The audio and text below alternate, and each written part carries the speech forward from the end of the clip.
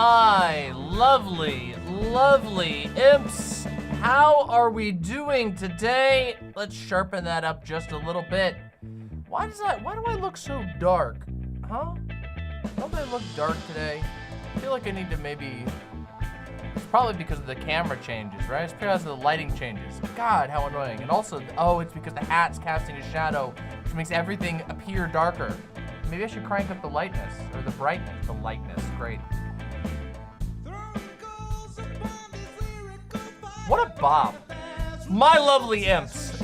Polymath, Uncle Gumball, Dank Catlord, Baphomet, Sentient Red Foe, Hammer, Gayfesh, the one and only Page, Punk Corpse, Bot Knight, Little Morphine Annie, Nerodia, Comrade, Girl 2018, Advark. Advark, the auto subsystem is having some glitches. I apologize that it's not working properly. There should be a fix very soon. Gay Aaron, Furcifer, Token, Brazilian, Glitch, Master, Page, Punk Corpse, Jessica Metal, Calliope, Mistress Lynn, Diamond King, Bill Portley, Forlorn Plushie, Palm Top Tiger. Hey, that's a cute anime. I saw some of that anime and it was very cute. Undead Collective, Levi Matthews, Pizza, Leth, Brittles, Eddie Spencer, Alba Hero Healer, Bulmer Flamingo, Cravey Can, Ryan Phoenix, Loda Bernacle, Chauncey Daft, Marina, Soyboy 69, Knights of Knee, Rioma, Voice Boxer, Scott K, Lorient, Girl with a Guitar, if I didn't say you already. Maybe I did.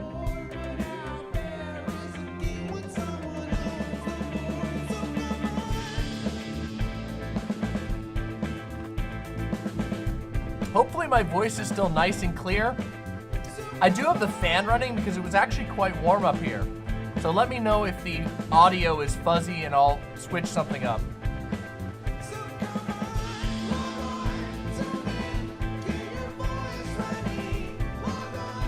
Oh, I learned a trick.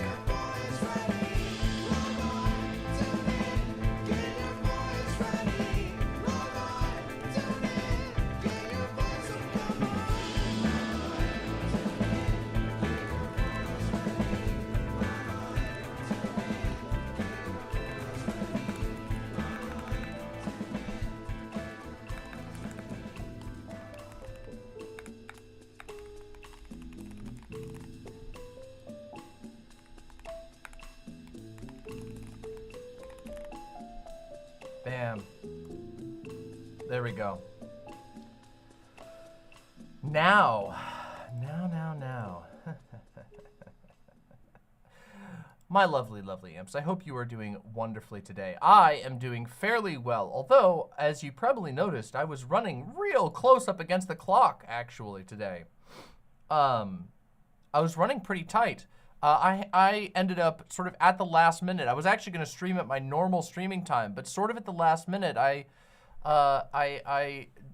ended up getting tapped in to take my dog to the to get her nails done, her nails filed down and whatever, because Doe fell and hurt itself.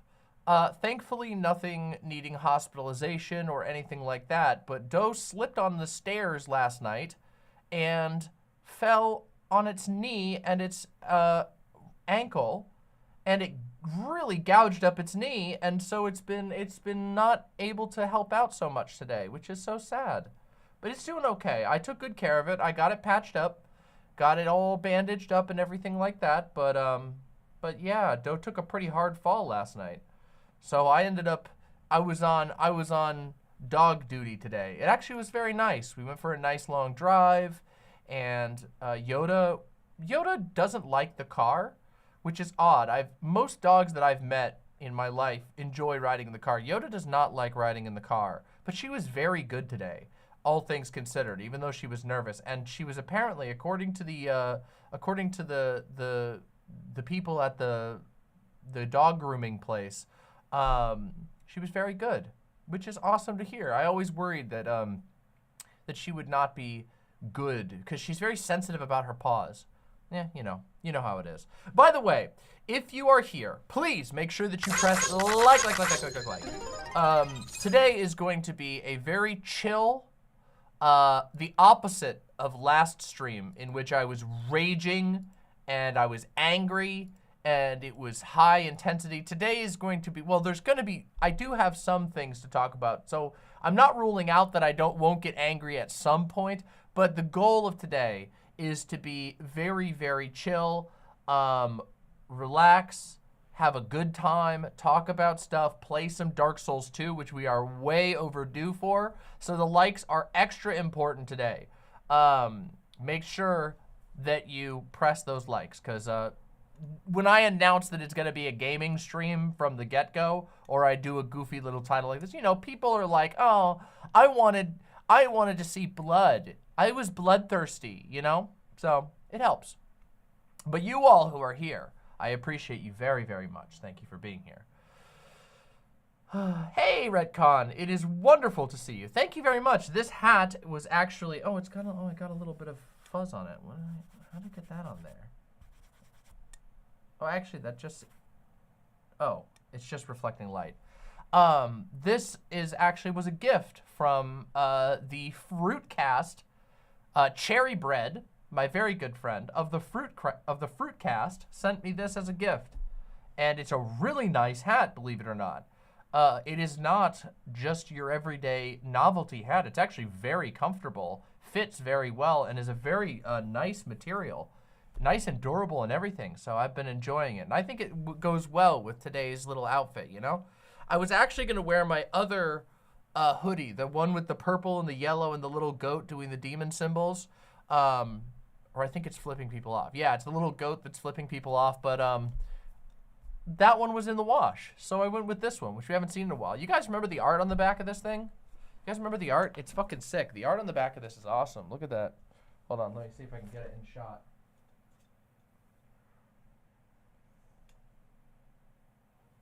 Pretty cool, right? Pretty cool, right?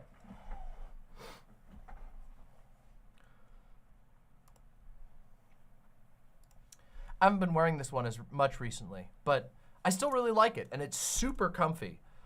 Yeah.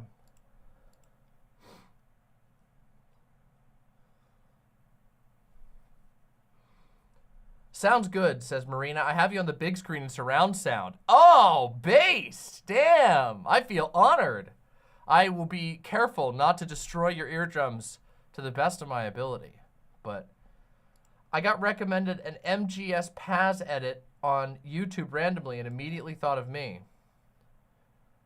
Oh, but this one is, but I haven't played that game yet. Well, okay. I haven't played Peace Walker, so I have to get there first. I'll put this one on my watch later for when I get to Peace Walker. I mean, I know who the character is. Obviously, I know basically everything about the lore, but with a few exceptions. But yeah, I might not. Oh my God, you're wearing awesome hats again. I've been adding a few hats to my awesome hat collection, but it doesn't always work. But I've been feeling hats again, so I think I'll be adding them to these outfits for the foreseeable future. Hopefully. This one's really good. This one's also very comfortable, which is a nice touch. This weekend, I'm going to be doing a whole bunch of work on the new studio setup. As I've mentioned a couple times now, we are actually going to be switching rooms, because this room is wonderful and I've loved making my show in here, but it has two major problems. One is that you guys can't see it, but back there in that corner are two gigantic, enormous, and beautiful windows, okay? I have them blacked out, which is a real shame. But this was the room that we had available for a studio, so we did what we could. We now have another room that is now open, and I am going to be moving my studio over to that room, which has windows, but they are also much smaller. And we're going to be changing things up a bit. So you should look forward to a new look for the studio in the very near future. ETA, approximately a month. It might be shorter. It might be a little longer, give or take. It's going to depend a lot on whether we can find the stuff that we need to dress up the new studio. I'm also going to be getting some new lighting options, so we should hopefully have a significantly more dynamic lighting situation. I'm also likely going to be making some changes to my camera situation in the new space. So we'll see how that goes. I'm looking forward to the new room. Am I going to keep my piano next to me? Of course. I want to be able to still play on stream, to be able to play for you all, so it will have to be here. Are we finally getting rid of the Elgato? I wish, but unfortunately, Elgato is the best option that we have.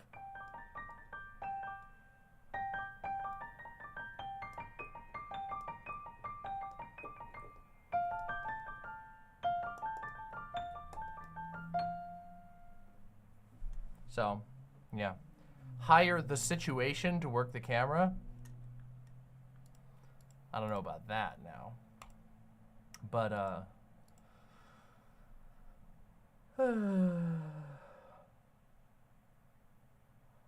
autism got my bitch. Well, if you read it like that, sure.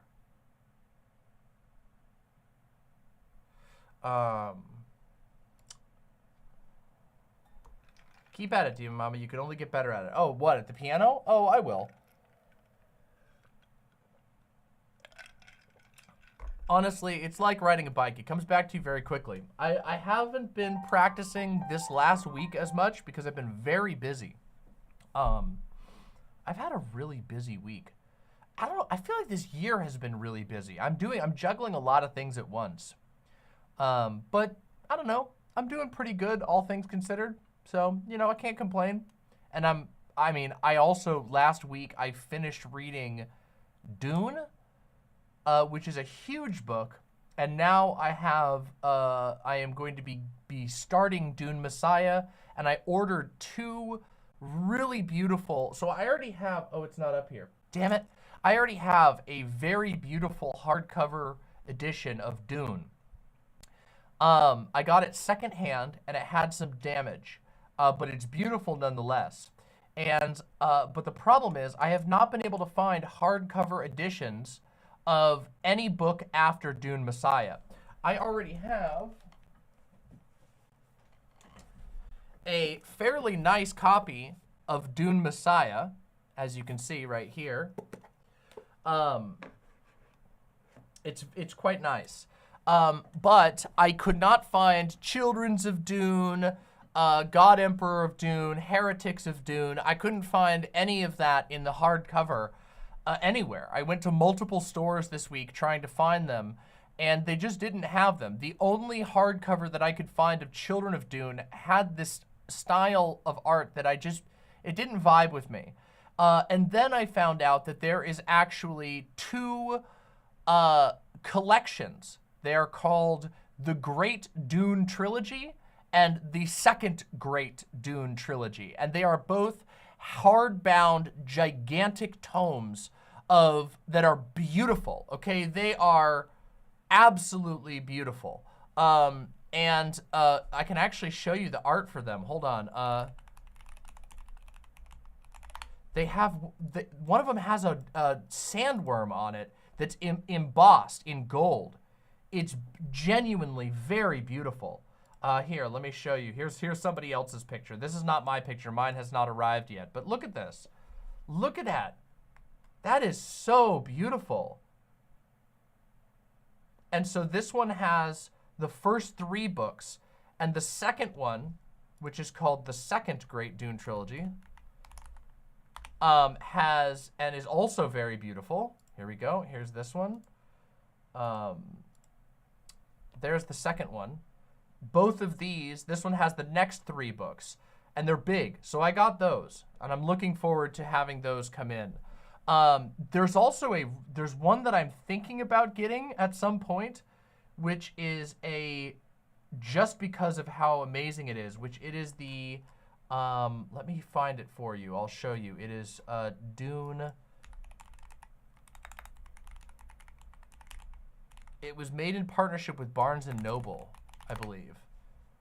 Yes. Oh my God. This one is so beautiful. I almost bought this, even though I already have 2 copies of Dune. Oh, that's a terrible picture. Why is that? Why is that the picture that they posted? Here it is. Take a look at this. This is the Barnes & Noble special edition. It has gold leaf pages like a Bible.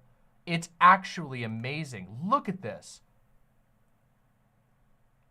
Oh my dear God. It's actually not it's not as expensive as you might think. It's so beautiful. And it's not as expensive as you might think. The versions that I saw were only $40, which is still pricey for a hardcover, but not for a hardcover of this level of beauty. I expected it to be $80 or more. But for $40, I'm thinking of going to go get one. Even though I already have 2 other copies of Dune. The one that I have right now is really cool, and it's unique. It's the Penguin Classic, or Penguin Masterworks. Hold on.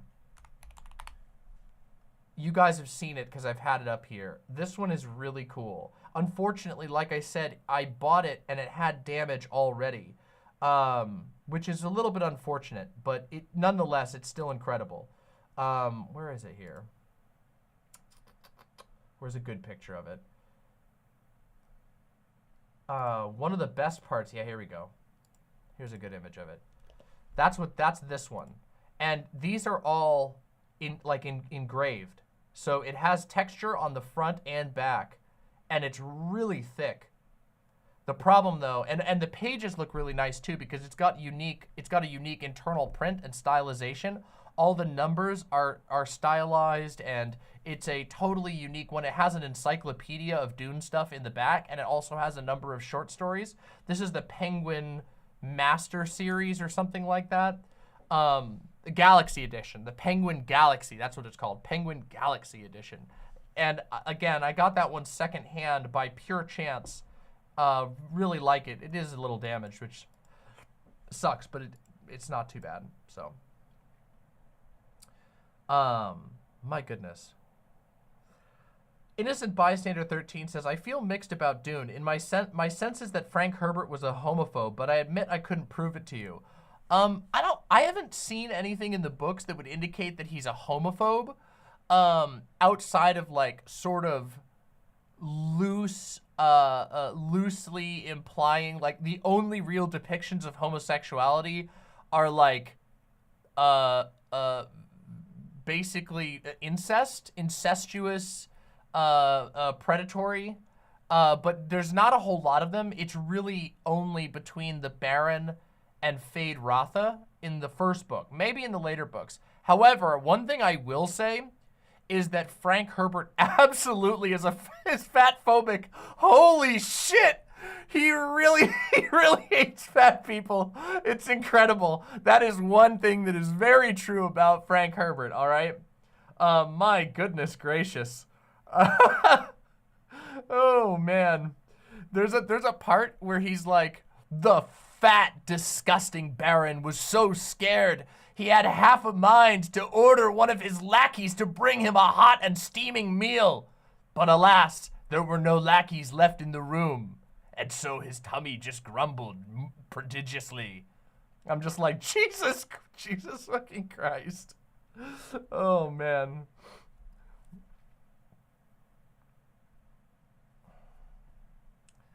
Yeah. Alexi says, by the way, terrible time to volunteer information about what you've been eating recently, but nonetheless, by the way, I tried the Wendy's fish sandwich, and you're right, it's good, Demon Mama. Thank you. I feel validated. I believe the Wendy's fish sandwich deserves more credit than I've seen it get. It's actually a very solid fish sandwich. Yeah. Striped Kidder says, Herbert may or may not be a homophobe, but if you want a homophobic sci-fi author, there's always Heinlein. Oh, there's Heinlein and there's Orson Scott Card. Orson Scott Card is not just a homophobe. He's like a super homophobe. Orson Scott Card went on the record saying that he believes that people should be able to abort gay fetuses. Yeah, he's like a super piece of shit. Yeah.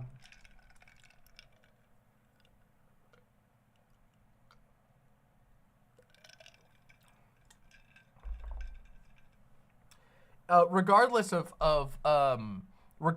Frank Herbert's personal politics, the politics of Dune is fascinating and so well portrayed. It feels like you can keep chewing on it forever, and you're always going to find something new. Oh, and my goodness, the political takes that reopening conversations around Dune have generated. I have seen political takes the likes of which you could not even imagine. Okay, it's been a wild ride, you know. It's incredible. It truly is incredible.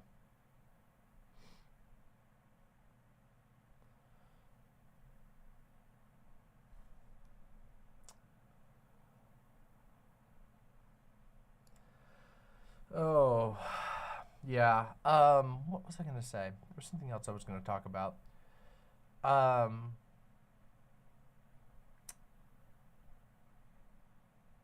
blanking now. Whatever. I bet Tim Pool found a way to say it's about communism being bad. That would be... I would love to see that, because that would require such a creative reading of Dune. It would be fascinating to see how you would justify that. It would be incredible.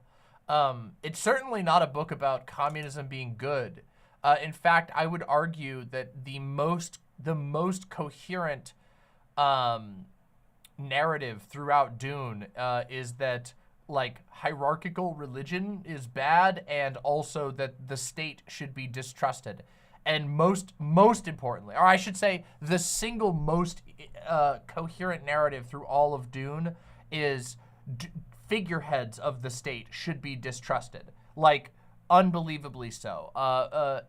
To the degree that, like, I mean, he's been very open about it, even in interviews, but of course it's extremely present in the text. This idea that basically, and it's not done in a ham-fisted way. There is a ham-fisted version of this. Probably the Harkonnen, the Baron Harkonnen, is the most obvious example. He's just a putrid, conniving, miserable, immoral autocrat who is just all the way through rotten to his core in basically every single way.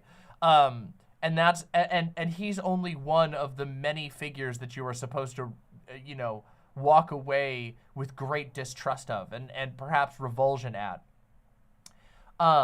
In fact, you know what? I wanted to talk about this. I made a tweet that actually did numbers, which is shocking because nothing does numbers on Twitter anymore. Okay, some things do, but it's always really the dumbest shit you can possibly imagine, except for apparently when I did this. So, this is a picture I took from my reading through Dune, and let me just read this to you. This is what, in my opinion, I would volunteer this as perhaps the most single emotionally devastating section of all of Dune. My mother's sick with longing for a planet she may never see, Paul said, where water falls from the sky and plants grow so thickly you cannot walk between them. Water from the sky, Stilgar whispered. In that instant, Paul saw how Stilgar had been transformed from the Fremen Naib to a creature of the Lisan al-Gaib, a receptacle for awe and obedience. It was a lessening of the man, and Paul felt the ghost wind of the jihad in it. I have seen a friend become a worshipper, he thought. Incredible, incredible passage. And is sort of a culmination of Paul's becoming a messiah, It is so sad. You spend most of the book with Paul and Stilgar going through all kinds of struggles together, being friends and equals. And in this moment, it is sort of revealed in one single moment. Finally, it snaps, and Stilgar is no longer not only is he not just an equal, he is no longer even seen as human anymore. He's completely become eclipsed by the legend and the myth and the religiosity and the fervor.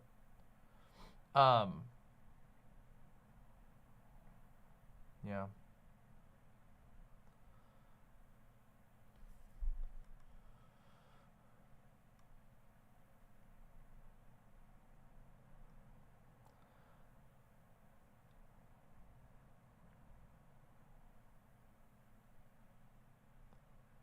Uncle Gumbald asks, "How humanist is that, Demon Mama? It sounds like replacing one hierarchy with another." I'm sorry. What do you mean? I don't entirely understand the question. Can you restate that? In the book, and this is something that I stand by and feel very validated by. I mentioned this in my last stream when I talked about the difference between the Dune 2 movie and this corollary part in the book, and I mentioned that in the movies we see a lot less of Paul's internal process of becoming the Lisan al-Gaib, of becoming a Messiah. In the book, that is basically Paul's entire character arc for the second half of the story, and it's very fascinating to me the way it's portrayed. Many stories have sort of, I mean, it's biblical, right? Like the struggle with the temptation of power. It is the 40 days in the desert, Jesus goes out into the wilderness and he's starving, and Satan says, "The power is at your fingertips to turn rocks into food. Why are you starving yourself?" And Jesus, of course, ignores him. It is a story type that has been told many times. The temptation of power and the restraint to not use power. But the way that it's portrayed in Dune is unique to me. At least I don't encounter it very often, where power is rarely even seen as what we would normally perceive as a temptation. Instead, at each junction, at each crossroads where Paul cannot immediately predict the future, he deliberates, and the option to sort of lean towards this fate that he supposedly wants to avoid, becoming the Messiah and leading a jihad across the galaxy, this nightmare he keeps seeing in all of his visions. At each juncture that he approaches at, he sort of logics himself directly into that path, where power in this case is not just like a temptation easy shortcut. It is the most logical, reasonable thing that you would ever do. Of course you would make that decision. Of course you would play your cards this way. And it almost gives the feeling that it almost gives the illusion that he has no choice at all. And some people have concluded that. I've read people say that he has no agency whatsoever, and that's kind of part of the point, but I disagree. His agency is pressured. There are pressures all around him, but he does actually have multiple points in which he could choose otherwise, and he doesn't, because to do so would be so illogical and seemingly destructive. And so it presents this particular call to power and domination, not as a demon going, can't you see the riches it will bring you? But rather as a sort of cold process of logically making decisions for yourself and others. And each step he becomes more and more of this person who is not himself, this person who sees himself as a representative of a whole that is, in the end, of course, nonetheless his. It's very interesting, and I struggle to put it into perfect words because obviously I'm trying to boil down something that is, communicated by, hundreds of pages of text, and in an incredibly well written book. But yeah, I find that handling and that interpretation of how someone could become that very interesting, and it is difficult. It is a difficult. It's difficult to tell, how much of this is that Paul's entire life has been controlled in so many ways that he can't see beyond it, and how much of it is some sort of moral fault within who he is, and are those even separate from one another? It's very interesting, and I don't know. I thought it was incredible. This moment here with the Stilgar becoming a receptacle for awe and obedience is just it's like a punch in the gut when you read it the first time. Horrifying. Yeah.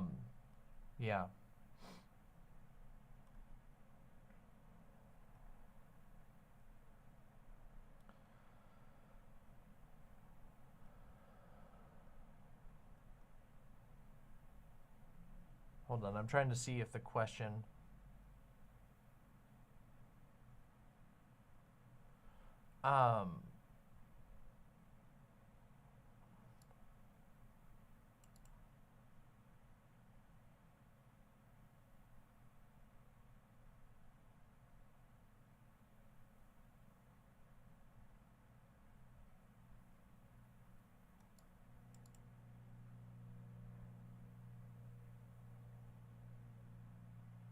So that sentence is more of an "oh shit, that's bad"? Yes, it's an undeniable "oh shit, that's bad."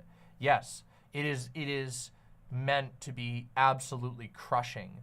Stilgar becoming a receptacle for awe and obedience is seen as an undeniable bad thing in the text. I mean, it's good for Paul and for Paul's goals, but it's terrible. For Stilgar. He's erased. He's gone. Who Stilgar was is gone, and he's become an automaton to religious zealotry. Yeah. So to Paul himself, it's good? No. Even in this, if you take a look at this, it was a lessening of the man, and Paul felt the ghost wind of the jihad in it. I've seen a friend become a worshiper, he thought. That is Paul grappling sort of... at this point in the story, he's almost inured to the negative aspects of his messiahness. But there are some that still break through, and this is one of them. This is one that brings him a pang of sadness and hesitation. There's an earlier scene where Jessica begs him to abandon everything.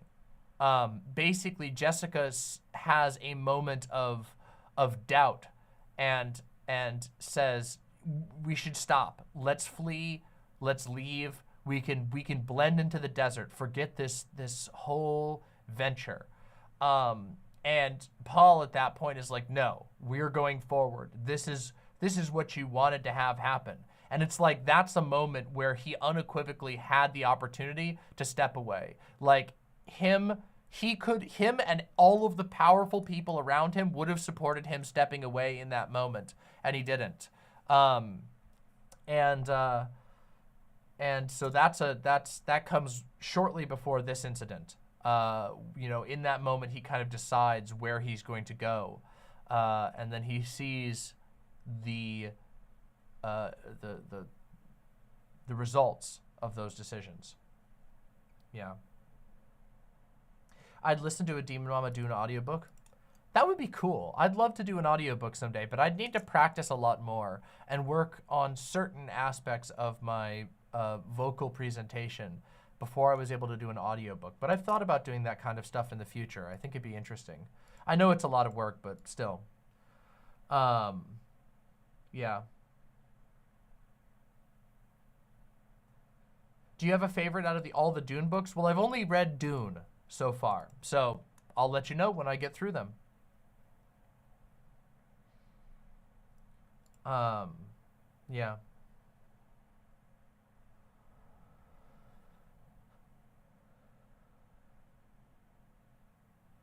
Yokai Gotha says, I watched part one and wasn't all that interested in part two, but with how much gassing it's getting, I might rewatch the first, then watch part two.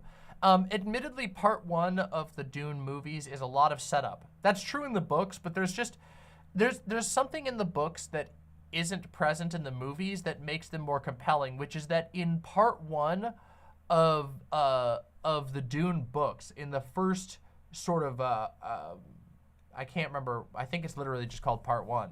But in part one of Dune, there is a lot more like royalty intrigue. So kind of like a Game of Thrones-esque situation. I should say Game of Thrones pulled from Dune a lot, actually, in some ways. Not just Dune, but many other similar things. But there's some like, there's a lot of intrigue, and a lot of that is not present in the movie just because there wasn't enough time or something. Like, there's a scene that a lot of people have brought up and talked about. I've seen actually multiple videos on YouTube about it now because I've been watching a ton of Dune stuff. I've been watching interviews with Frank Herbert. I've been really thinking about this a lot. And there's a scene, there's this dinner banquet that the Atreides hold when they first arrive on Arrakis, or shortly after.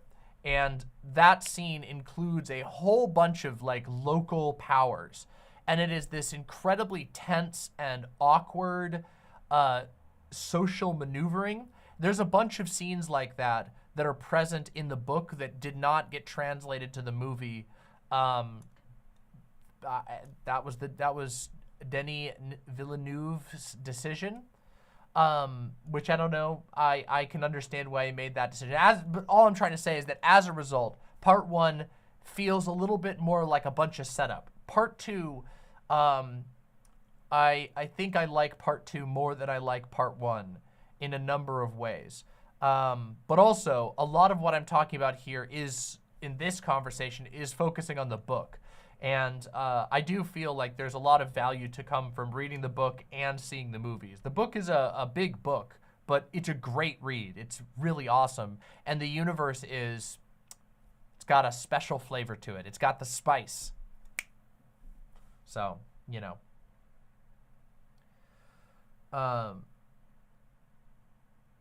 Gransom says, it's easy to get whisked up by the enthusiasm of Paul's jihad in the first book. It took a lot of people into Dune Messiah for people to get the point, and even then. Frank Herbert talks about that I watched this fantastic interview with Frank Herbert where he talks about how intentional that was.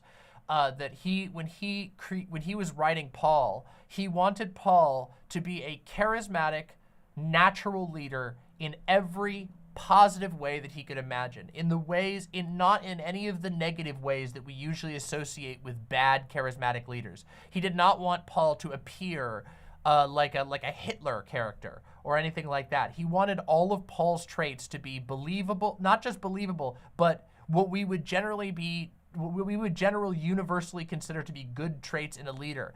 And as a result, that leads some people to just sort of automatically sympathizing with Paul. The point of Dune is to get you to think more deeply about that, to go, wait a second, why am I agreeing with this psionic, mentally deranged space child who wants to kill and builds a totally... The craziest thing about, this is one of the weirdest things about Dune 2, is that the way that it's written, you see him construct a false religion. Like, he knows that the Kvisat Haderach, this concept, the Lisan al-Gaib, is like, these are constructed. There is no real Messiah. He realizes, I can become the Messiah by intentionally fulfilling these things. And that's how he does it. And there's so much deception and manipulation present in that Um, yeah, the point being that you're supposed to sort of sit there and go, oh yeah, like here you are rooting for Paul, and you can easily see why he makes the decisions that he does, and then you're supposed to recognize this is bad. This amount of power in the hands of anyone, even somebody who we would see as the ideal perfect leader, somebody that we would see almost universally as a good person, when given that much power, when dominating other people, it is inherently flawed, it is inherently broken, it is damaging to its core. And also, of course, there's the fact that like so many of the other aspects of the universe are also dark, but they functionally mirror Paul. And so there's an instinct to just back Paul because he's your guy. He's your strongman, because you see from his eyes, and his position is fairly sympathetic. You know, the Harkonnens are cruel, but it's all bullshit.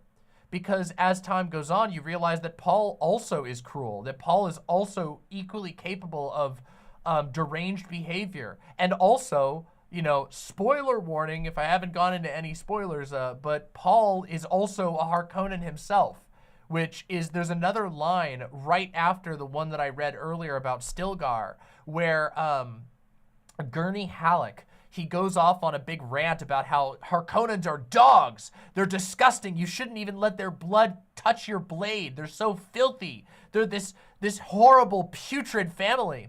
And Paul just intentionally doesn't tell him that he's half Harkonnen. You know? It's like, oh my God. Anyway. Yeah. He's just like, you know, he acknowledges it. He goes, oh, I almost told, he's like, for a moment, he considers telling Gurney that he's half Harkonnen, that he just decides against it. Because it's like, oh yeah, like these people that I've spent the entire book saying are like horrible, I learned that I'm half Harkonnen, and I'm just like, okay, that's convenient. That will work very well for my ploy for power. I can now represent two bloodlines perfectly. Yeah.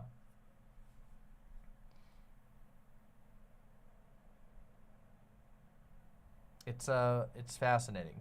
There's also a really interesting quote from Frank Herbert, where he says that his favorite U.S. president was Richard Nixon. And a lot of people go, oh man, he must be a super Republican. But if you actually read the full quote, he says, my favorite U.S. president was Richard Nixon because he taught people to be deeply distrustful of those who are in positions of power. And his least favorite president was JFK because JFK represented the best of America and this charismatic and seemingly good person, and what he got us was Vietnam. So yeah, it's pretty clear what he was trying to do with Paul, and also the fact that people sympathize with Paul, that it's incredibly easy to do so, that even critical readers will ultimately sympathize with Paul to some degree. You know, that's intentional, very intentional, and you are being called by Dune to look deeper and to go, is this really what it seems? There's a really great part that ties into what I was saying about the Harkonnen bloodlines. There's a part where he's, in his mind, he knows, he's seeing the future unroll before him, okay? So he can see timelines weaving out in like nobody else. His third eye is literally opened, and he can see the future, and he is making the decision that he knows will bring him to a galactic jihad that is going to kill and starve and maim millions of people. And while he is thinking about that, he is talking about how the Atreides way is not hate. The Atreides way is that they rule with love. And that is what he brings as the true heir to Dune. And he's sitting there going, yes, I witness that me doing this will bring death and maiming and misery to millions of people, but we rule with love. It's incredible. It's incredible.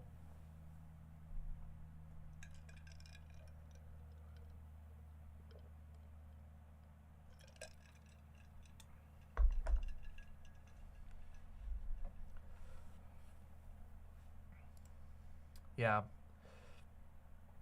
I really can't express enough how perfectly rated Dune is. You know how people say things are overrated or underrated? Dune deserves its legendary status as some of the best of sci-fi that's ever been written. I have loved my read through Dune.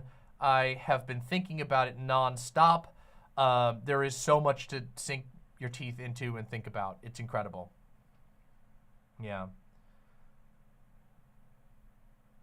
What the hell is with the worm guy? Oh, that's not till later. That is we'll talk about that when I get there. But the worm guy is, I believe, Paul's son, Leto 2. And he thinks that the way for him to properly rule is to basically become a god, literally, not just a messiah, but a god. And the way that he does that is, he believes, by becoming a worm. So, but we'll get to that in the future. Why no kiss and tell pertaining to the popcorn bucket? What do you mean by that? I didn't get the popcorn bucket, which was a real bummer. I hoped that I would be able to get the popcorn bucket, but I didn't get one. They were completely sold out. I couldn't even pre-order one. Yeah.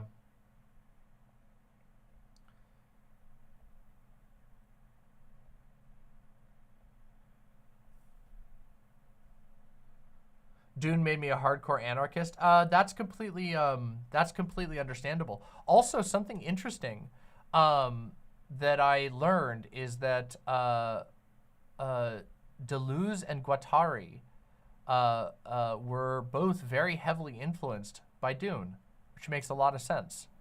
I'm going to be, hopefully in the near future, reading through a whole bunch of Deleuze and Guattari with my partner, Doe, in the future. So, yeah.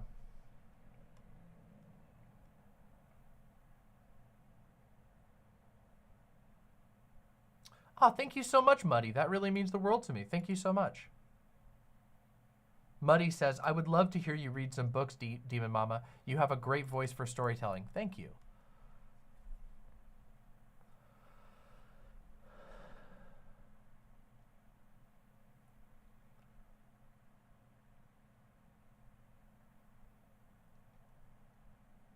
Leto 2, Naomi Chance says, Leto 2 is the type of guy to go, would you still love me if I was a worm, and then go the extra mile? Listen, I'm not going to say, I feel like my motivations would be different, but I feel like if I knew the process to become a sandworm, I might take it. I might do that just to see what it was like. I feel like it would be cool, right?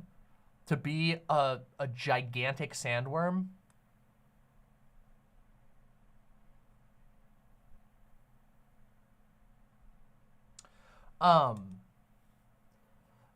I've seen, God, there's so many things that I could talk about with Dune.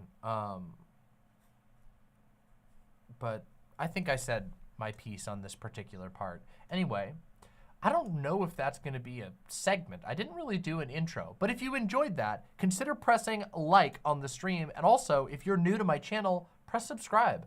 I would love to have you join my wonderful, wonderful horde of lovely imps. I promise I will not make you do a galactic jihad. Anyway. Striped Kidder says, reading is hard. It's like when I read, my thoughts will trail off so hard, not because I'm bored, because I want to think about what ifs, yell at the characters, and then when that's over, I get distracted. So reading is a skill. And I have struggled over my adult life, because I have ADHD, with reading. And I have started to get back into reading. And the more that if you can get yourself to read, even if you only read a little bit, the more you do it, the easier it will become. Another thing that can help with that sort of thing is to practice getting yourself back on track. I think it's a good thing to think about stuff while you're reading. For example, I have a notebook that I keep on hand, and when I encounter a word that I don't know, I write it down in the notebook, and then I either look it up right then and there if it's like a word that is really important to the understanding of the scene, or I'll look it up later. Usually I just look it up right there, and then I write down the definition, and then I move on. And that has trained me over time to get better and better at getting back into the story and being able to resume. And I think it's important. I think it's good and valuable, and you'll feel good about it too. Yeah.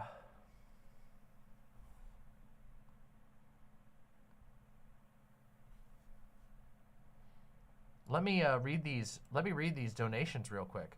Blaze Teague. Sorry. With the $2, Dune 2 was based. Thank you very, very much, Blaze. Really appreciate that. Al the Healer, thank you for joining the channel as a YouTube imp. Means the world to me. This show is 100% viewer supported. So, you donating and joining as an imp means the world to me. Thank you so much. And Taco Facefart with the $2. Incredible username as always. Demon Mama, better than Dune? Really? We'll see about that. We'll see. Give me some time. Did you know that this year I will be the same age that David Lynch was when he started working on Dune?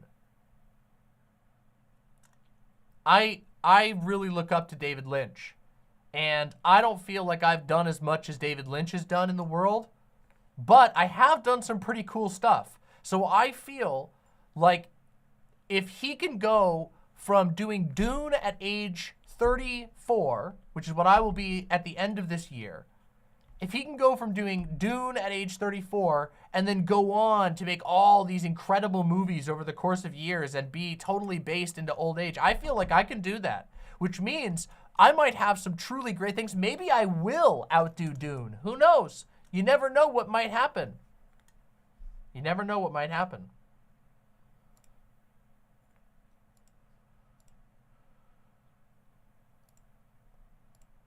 Marina with the $10. Thank you so much. The $10 super sticker. Thank you so very, very much. Really appreciate that.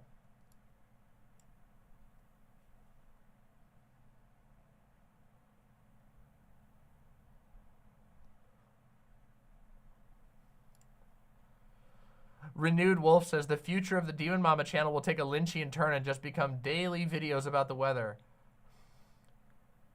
It's Friday once again. It's a sunny day outside, not a cloud in sight.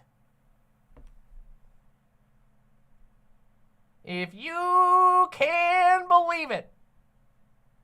I really like David Lynch, okay? I'm a big Lynch head, okay?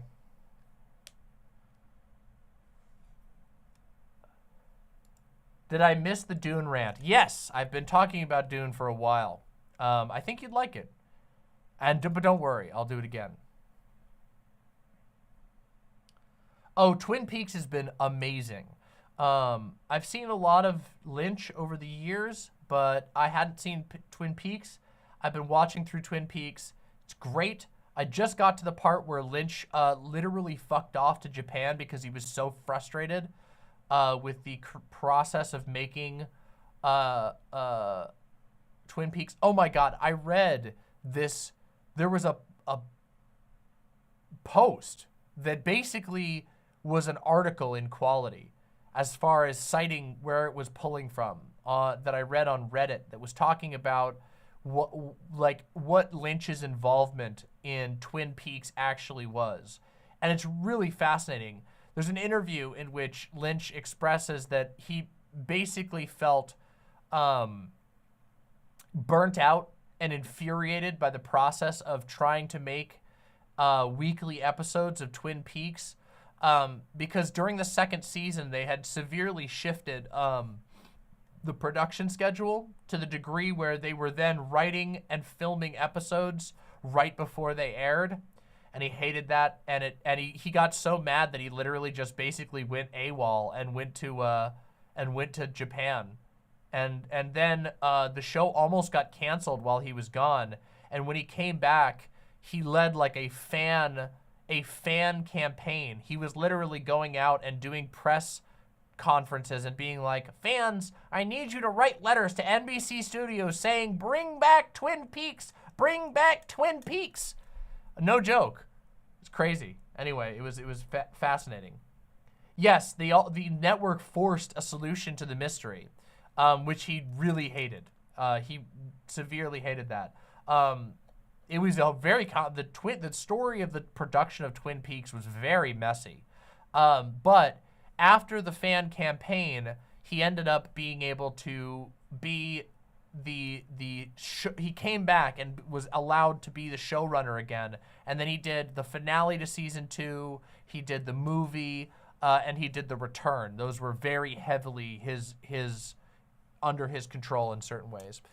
Lynch is a very interesting director to me, and he's always been fairly inspirational. And also, I find his movies to be intellectually challenging in a way that is useful to me, and yeah, I like it. So,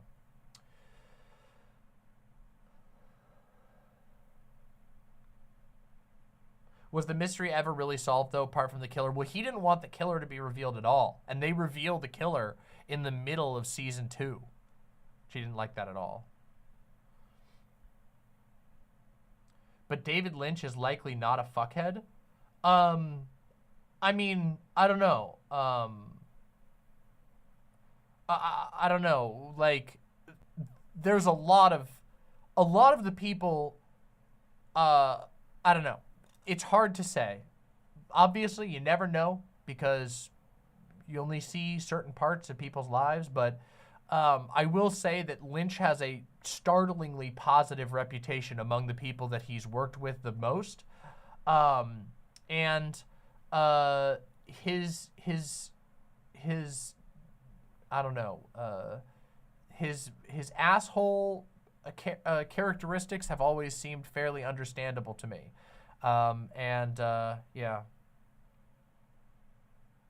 yeah, so it's possible, but I haven't Innocent Bystander. That's an interesting, I've never even heard of those actually. I wonder if they're good.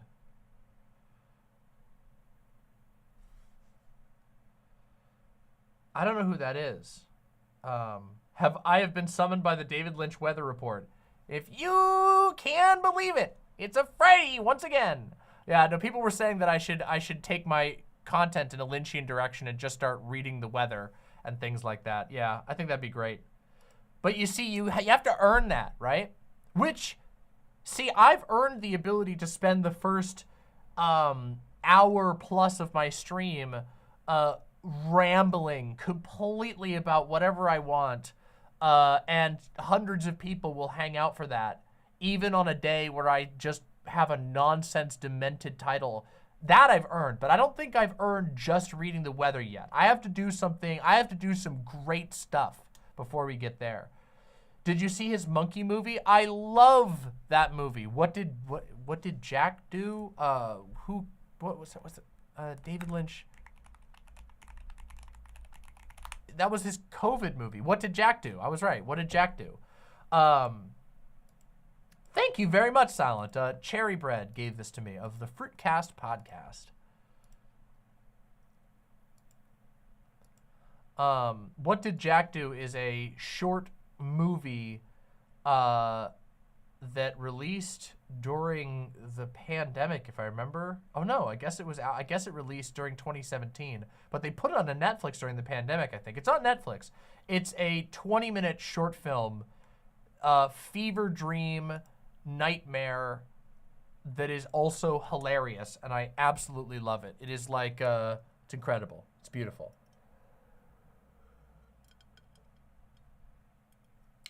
Yeah, I thought it was too, Gay Fish.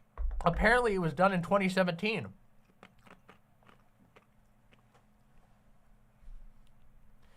Mulholland Drive, fantastic. Lost Highway, total brain fuck, amazing film.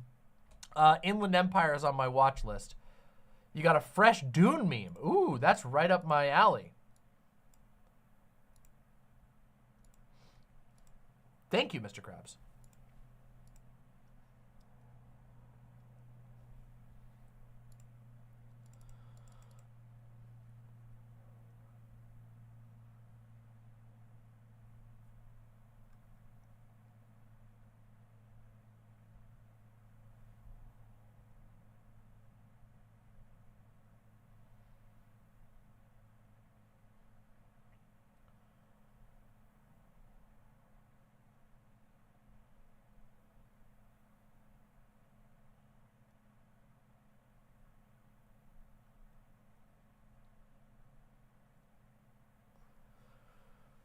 It's amazing how amazing this community is. Oh, thank you. I think this community is amazing indeed. Disco Elysium's Inland Empire was inspired by Lynch's Inland Empire. Yes. I gotta play Disco Elysium again. I've been thinking about Disco Elysium so much lately. Disco Elysium really is something else. That's a magical game. It's one of my favorite games of all time. But yeah. I definitely want to do a playthrough of Disco Elysium on stream someday. There's like 3 games that I want to do as on-stream playthroughs, but I need to do them. I'm dwelling on them and thinking about how I would be able to adapt them to stream in a way that would make them fully engaging and make the experience something unique and magical. I don't feel like, and this is just me having some real talk, but I don't feel like right now I don't feel like I have the ability, nor is my audience prepared. No hate to you all. Some of you who are here now, some of you are ready mentally, but the audience as a whole is not prepared for me to do a Disco Elysium, Death Stranding, pathologic playthrough on stream. These are heavy games that require a lot of thought. And also, I need to know how I want to handle them so that people's attention is brought into the game and what the unique magic of those games are. They're very hard games to just play passively on a stream. It's really difficult. But I would like to figure out how to do it. Gravel Queen says, don't sell yourself short. Your Dark Souls streams are some of my favorite. Thank you. I really appreciate that. That means a lot to me. Dark Souls, however, is significantly different, and I love it. Don't get me wrong. Dark Souls games are one of the most important pieces of art of this half of my life. To me, they have changed the way I look at so many different things. All of the FromSoft library. But they're different. They are very engaging to watch. Super, super engaging to watch. And they are their own unique touch to play. There is something, of course, magical about playing a Dark Souls game, but there's so much watchable about Dark Souls. And the lore is communicated in such a way that it's okay if you're not picking up even a majority of the lore stuff that's happening, because the games are meant to sort of, you get lost in them and you pick up tidbits here and there, and if you want to, you can assemble the puzzle of the world. But Disco Elysium, Death Stranding, and Pathologic are games that require you to be paying close attention to everything that's happening. And in Death Stranding, there are stretches of the game where you're just wandering the world and whatever, and that's great and that's perfect for watching and whatever, but there's also these moments that are just so rich with emotion and communication of important facets of the world that if you miss them, you're missing something that makes the experience magical. And I need to figure out what I can do to make up for that in a stream format. You know what I mean? And I think it's going to... Paige Punkcorp says it's a 500 IQ game. Well, that's going to require me to become a 500 IQ streamer. You know what I mean? I need to figure out what I can do. And I think a lot of that is going to be me sitting down and playing through the games and building a proper outline and not doing a off-the-cuff improvisational stream with them, but instead to do something constructed where I can make sure that attention is given to the parts that I find most important in my version of the... Do you see where I'm running into it's complicated, okay? It's difficult, okay? So I don't know.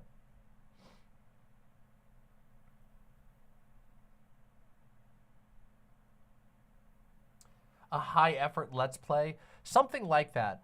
I have an idea cooking for Death Stranding, and I'm not going to tell you anything about it, okay?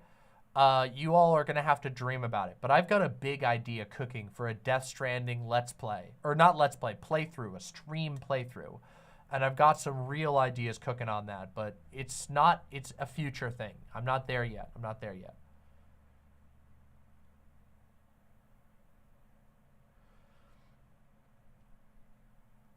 Naktalb says, Chad, I hope you're appreciative of me starting this Disco Elysium discussion. Yeah, you're welcome.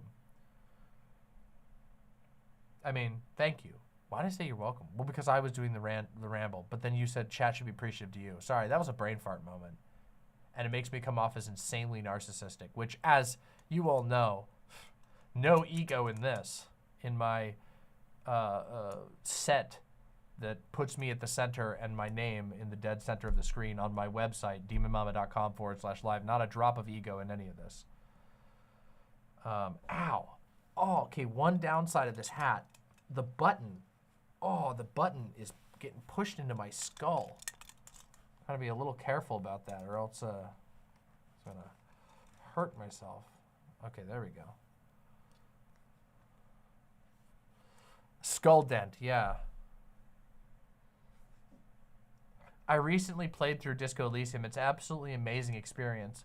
Yeah, I'm also open to the possibility that adapting these games to a streamed format might just not really be possible. It might just detract from it. Disco Elysium is so contemplative, and it is so introspective, and I don't know, it's a game that it's goofy and funny and all these things, but it makes you think about yourself. It makes you think about life and the world, and that's a hard thing to bring to a stream, you know? Okay, Electo, that's a good idea. I'll put that on my list. I had a great time with my Metal Gear Rising Let's Play, although I feel like my playthrough of Metal Gear Rising was fairly you know, straightforward. It was goofy. I was just doing voices. It was your classic playthrough.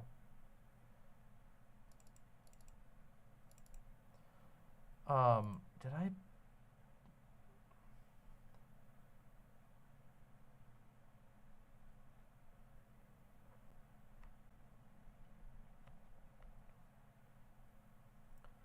Oh yeah, I forgot. Oh, those things are for next stream. I'll do that for next stream. Oh goodness. Oh, I've had so much work to do lately. You know, I've been working really hard lately. I'm proud of myself. You guys have got some treats incoming. New studio is going to be beautiful. I've been documenting all kinds of stuff I want to do. You guys got some real treats coming. Have you played Metal Gear Solid 3? Not yet. I am on my way to Metal Gear Solid 3. I'm some ways into Metal Gear Solid 2 now. And I got a little distracted playing Lies of P. And I'm probably going to get distracted again playing Dragon's Dogma 2, which I'm really looking forward to. Yeah. Thank you, Samurai. Thank you.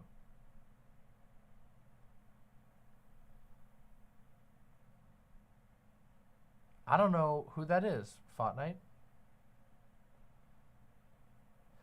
Mr. Krabs123 says, I got some new Kinnikuman info. When the creator of Dr. Slump and Dragon Ball first started Dr. Slump, he got advice from both of the Kinnikuman creators, but also helped both of the creators as well. That's awesome. I'm sorry, what is the... Of course I don't know. What is this? Oh, God. Is this some sort of viral... Are you viral marketing me right now? Are you viral marketing me?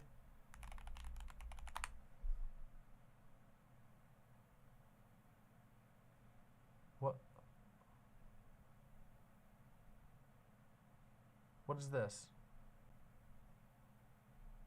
This person has a huge channel. What's going on? Whatever. I'm being troll-old. Okay. What was I gonna say?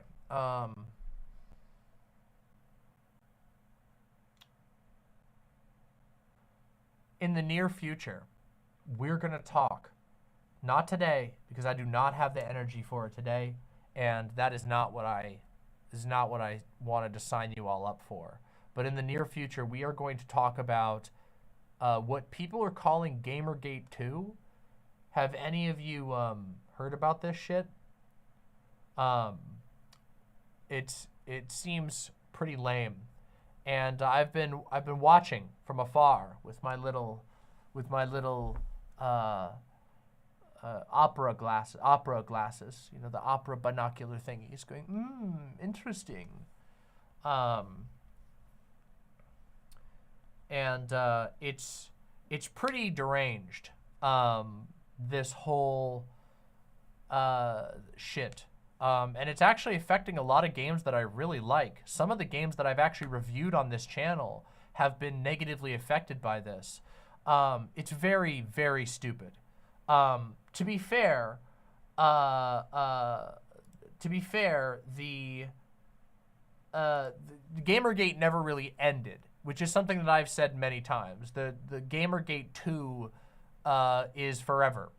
That is the fact that we live in the post GamerGate era of the internet, where deranged harassment campaigns can be whipped up based on basically nothing, and fact stops mattering. All that matters is a whirlwind of emotion that is harnessed by the worst people you can imagine, often in a direction that is explicitly a political, explicitly a political agenda for specific political candidates in many cases. In the case of Donald Trump is a perfect example. GamerGate started as a sort of just whirlwind of anger, just broad anger, and a handful of people sort of scooped up that anger, pandered to it massively, and then funneled them directly into supporting Donald Trump. And, you know, these sorts of things seem to be very common now. And the gamer thing has never stopped being a battleground for this type of person. I mean, we see little flare-ups of it all the time, of the pronouns, people freaking out and melting down. We saw this with Star Wars. I talked about this with Star Wars, where in eminently criticizable movies, you know, the Star Wars movies are totally easy to criticize. But of course, a certain group of people fixated on them going woke. You know, the go woke, go broke thing, all this type of stuff. But right now there's this whole thing. I want to talk about that in the future. But I don't really want to get super into it today. Yeah. You know how many times I heard who cares about those nasty 19-year-old gamer white dudes? Now they're writing up manifestos and shit. Oh yeah, it's crazy. There's this, there is basically I'm talking about it now, but there's a population within gaming of people who are, it's sad, really. They're stunted. They're like trapped in a vat, you know, and their bodies are growing up against the glass, and the glass is maintaining them in a fucked up and underdeveloped state forever. There's an entire ocean of these people in gaming. Now, gaming is bigger than it's ever been. So these people represent a minority in the world of gaming, but they are incredibly vocal. And not just that, they're incredibly, incredibly entitled. And they feel that because they spent $60 on games or whatever, that means that they get to dictate not just, you know, what products they buy or where their product decisions are going to be in the future, but that they also should have the right to control who gets hired where, when, and for what reason. That they get to decide whether or not, you know, game devs will get to sleep at night, or whether they should be harassed into the ground. Yeah, it's pretty bad. But anyway, there's a big wave of this happening again. I'll just give, now I've been talking about it for a whole 10 minutes now, so I may as well just give a quick summary, and then we'll talk about, I'll do a proper segment on it in the future. But basically, a bunch of the same people who whipped up GamerGate, the first wave, the original OG GamerGate wave, a bunch of those people are still around, still doing nothing with their lives, and are desperate for attention and for relevance again.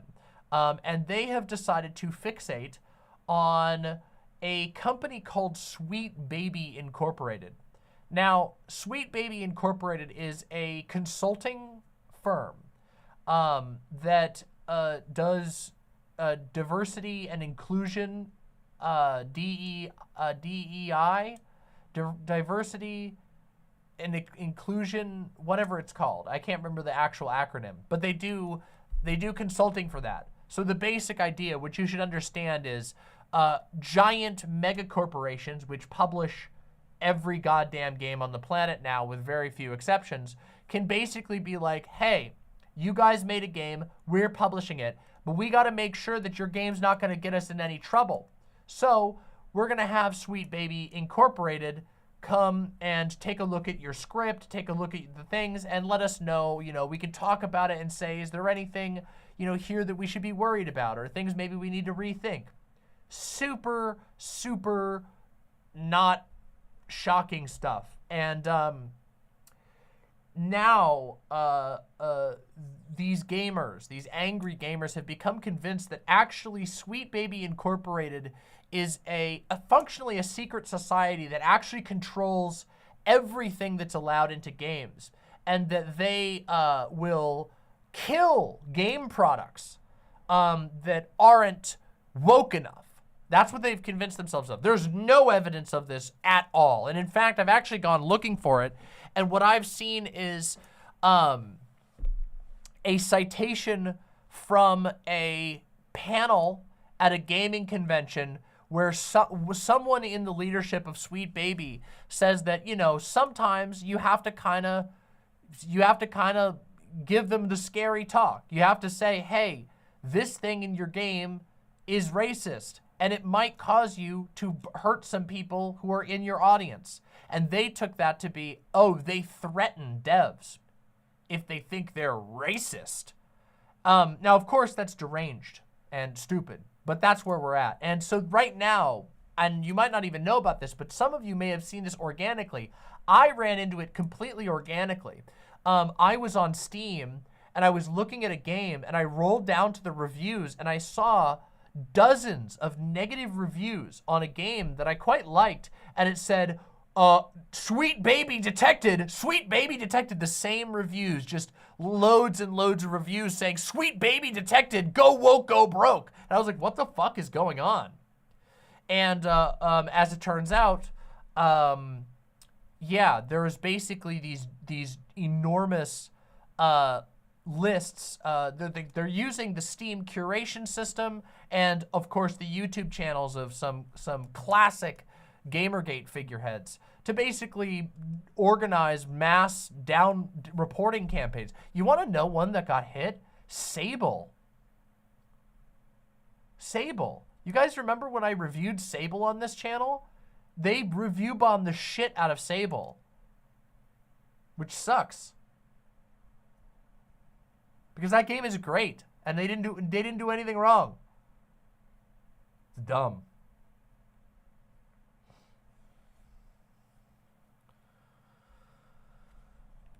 Samurai says, imagine caring about this company if you're a leftist. Well, I don't think the point isn't really that anybody cares about the company, except for the fact that there's a bunch of random people who work at that company who are being targeted now.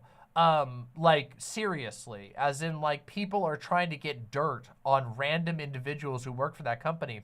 But what you do care about is a bunch of people going and ruining, for no reason, the review scores of games that don't deserve to have their review scores ruined.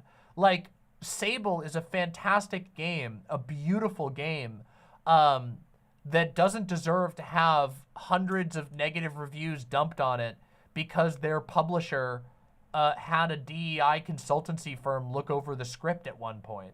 That's ridiculous.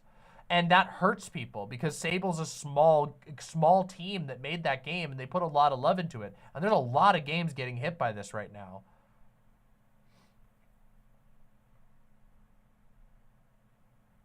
So, yeah.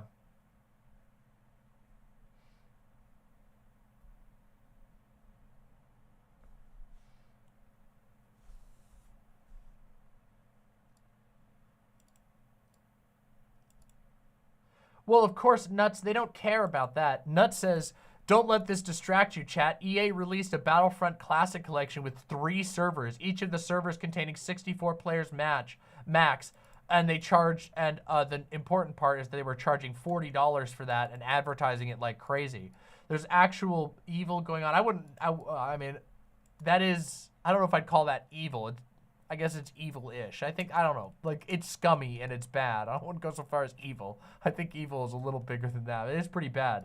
But, yes, it is true. But they don't care about that because it doesn't touch on their insecurities about race and gender.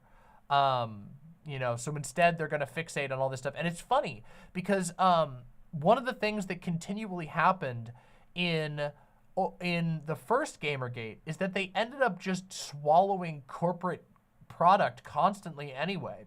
GamerGate was talking about, they always said they were about ethics and whatever, which they obviously weren't, but the vast majority of the harassment and hatred and stalking and abuse that was meted out was not directed at large corporations. It was directed at random small indie developers who have no defense, who have maybe not even any income, and who can be completely obliterated. Because at the end of the day, it is functionally a bullying movement. It is a movement that is inspired by racial and sexual and gender insecurities into horrific and abusive behaviors that they can take out on people that they perceive as easy targets.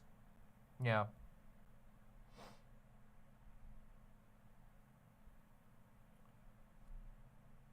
Yeah. That's fine, Samurai. I wasn't angry at you or anything like that. This is not a usable or sensical segment or anything like that, but I do think it's I want to talk about this in full in the near future, so you can expect that. Straw Hat Monty says, I'm here to enjoy Demon Mama content while playing Dragon's Dogma Dark Arisen. Hello, hello. Hope you enjoy Dragon's Dogma. You know, I didn't really get into the first Dragon's Dogma. I have watched my former roommate, my really, really good friend, and my partner all play Dragon's Dogma, and I found it pretty cool. But I never really played the first one, but I am looking forward to the second one. I really am. I really, really am.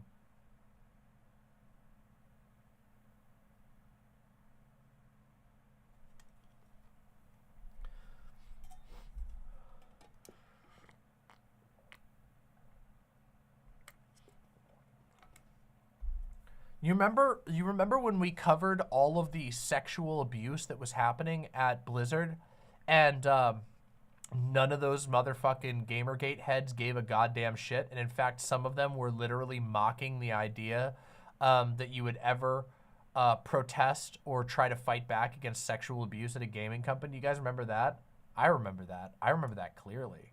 It's almost like they don't give a fucking shit at all about any sort of real ethical issues in the gaming industry. That at the end of the day, it really is just a extreme mental gymnastics to try and justify their insecurity about sex, gender, race, and general political, and people having different political opinions than them.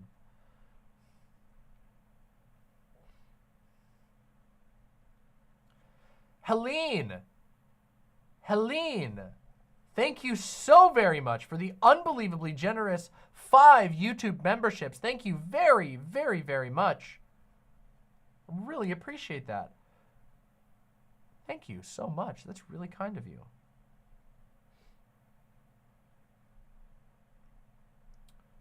And another bored person with the $2. Thank you very much. Appreciate that.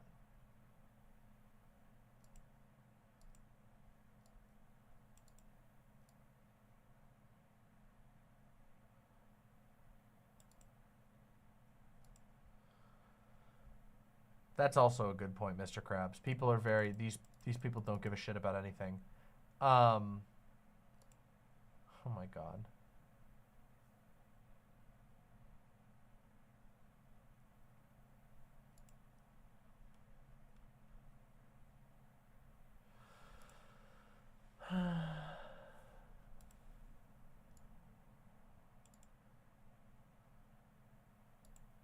That was really kind, Polymath. That was really cool. I heard you guys got roasted. My community comments got roasted in my video about Paul's ego. Some people in my community were being pretty goddamn deranged about my apology to Paul, and Deep Fat Fried was making fun of some of the comments over there. Made me laugh. To be fair, most of you who got roasted deserved it. There's been a lot of deranged posting in my comments recently. It's been very interesting. It's been a curious experience.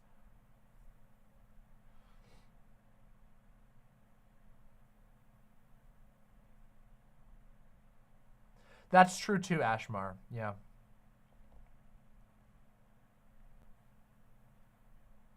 Oh, yours was probably measured. You're in the process of curating your audience. Oh yes, for sure. We are making some big growth and changes, and it's good.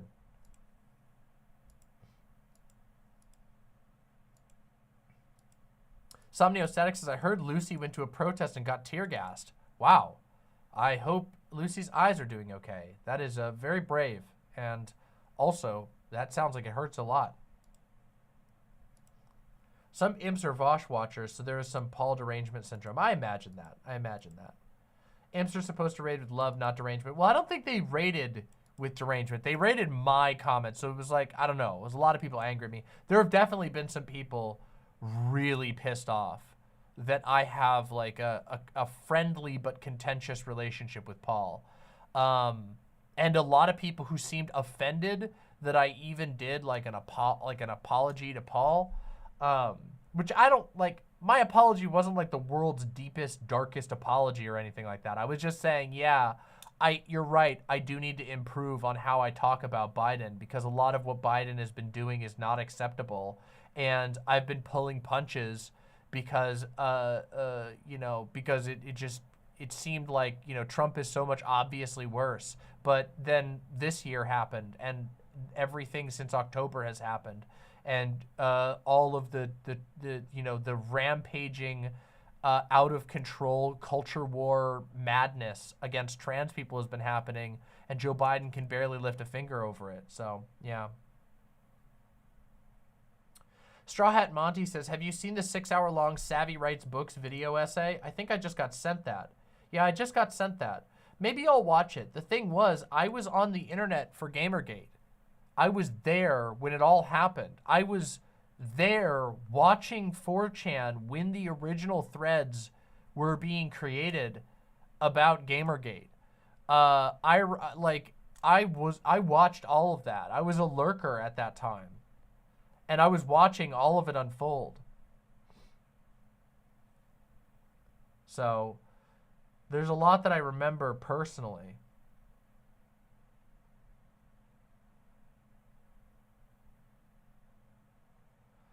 Demon Mama, may I ask, what is your drip this time? The hat is giving McDonald's, but I like it.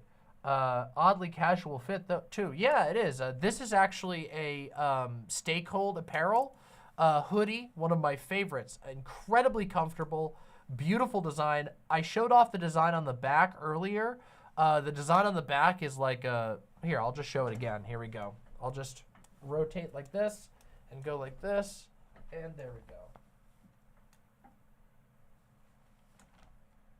Pretty cool, right? Pretty cool, right? So, yeah, this is Stay Cold apparel. This hat was a gift, and that's about it. I've got some nice LL Bean, little leggings. They're very comfortable. I am very comfortable, and it is fairly casual. I don't know. I didn't want to do anything super crazy tonight, but I thought this was a good fit, so I'm glad you appreciate it. Yeah, maybe I'll check out the Savvy vid in the future, just to go follow everything. But also, I don't know, it's weird. Okay, it's weird having, I don't know, pissed off multiple people who were involved in GamerGate. I don't know.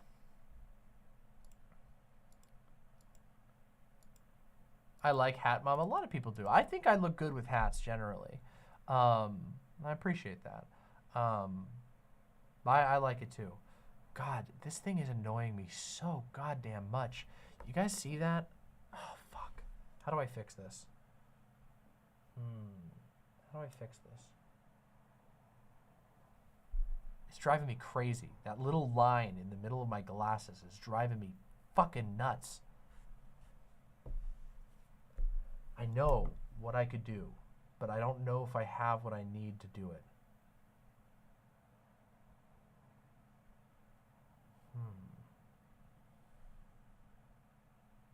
Wait. No, that would not be the right one.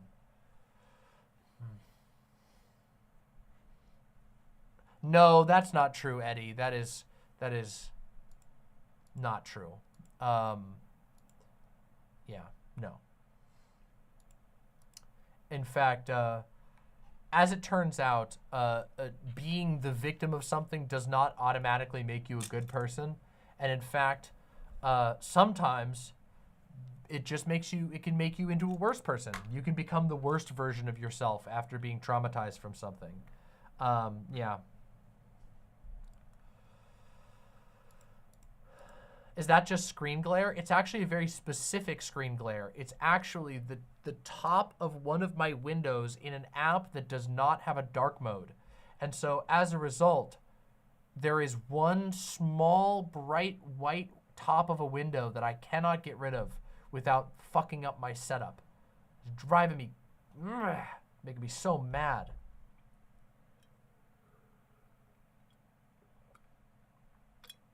I was saying it's bad. It's a bad thing. She's been off her rocker. Yeah. Oh, there's so much I could say. Genuinely bad person, in my opinion. Time to custom Windows theme. Well, I've tried that, but I don't know how to fix this. This one. This app doesn't seem to play well. Cringe app. It should be mandatory to have a dark mode on all apps. I agree 100%. I don't know why, especially in the era of streaming, especially an app that tons of streamers use, would not have that. Yeah. It's a remote desktop control app that doesn't have one, and but it's just the top bar that I can't get to change. I've tried a bunch of stuff.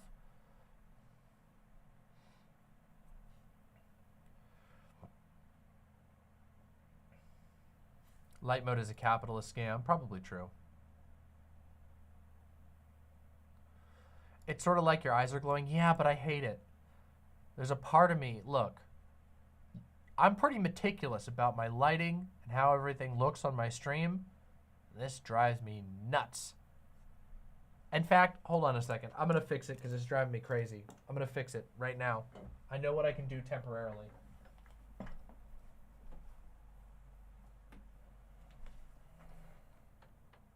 Shit.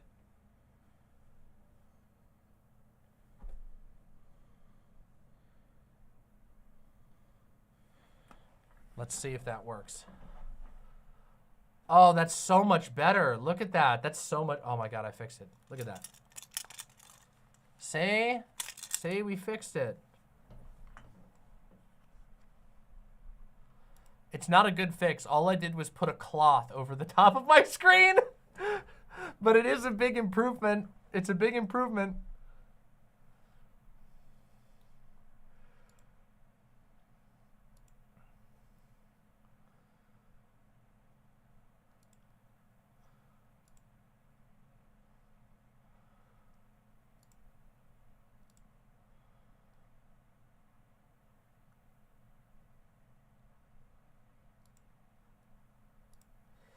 Da, da, da, da, da, da, da. Da, da, da, da, da, da, da, da. Listen, the old tape slash cloth over something is a trick as old as time. There was a really great Red Letter Media video that was put out recently about it's a nitpicking video about all the mistakes in Star Wars The Next Generation, or Star Trek. Why did I say Star Wars? Star Trek The Next Generation. I'm gonna get killed for that one. It's a great video. And one of the ones that he hits on constantly is that it's really easy to see. They put up black construction paper to block out glares all the time in that show because there's so many shiny surfaces and it reflects the studio lights all the time. And there's some shots where it's so obvious, you know?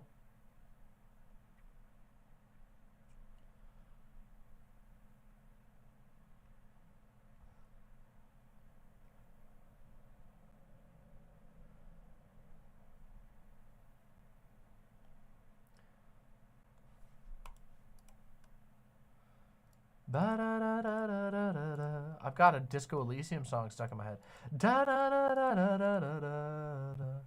What do those flags do? Oh, are you talking about like... Oh, you're talking about flags. Okay, so flags. It's a film term for... it looks kind of like a flag. It's a square of cloth that's mounted on a frame, and you can use them to more firmly control light. If you have a big bright studio light and you don't want that light to be hitting a part of the scene that you're lighting, you can put a flag up to block out chunks of it. Now, and that's especially important when you're using like direct lights or spotlights because it's not going to be distributed at all. So if you're trying to create an effect, you know, like light pouring in from like a crack, you might put flags, you know, like this, so you have like a V-shaped pattern of light that's shining in, and then it gives the illusion that the light is shining through a crack in a roof that isn't really there. So flags are used to create edges and block out light from hitting certain portions of the screen. They're really useful. It diffuses light. Well, in this case, it actually blocks light. If you wanted to diffuse light, you have a couple of different options.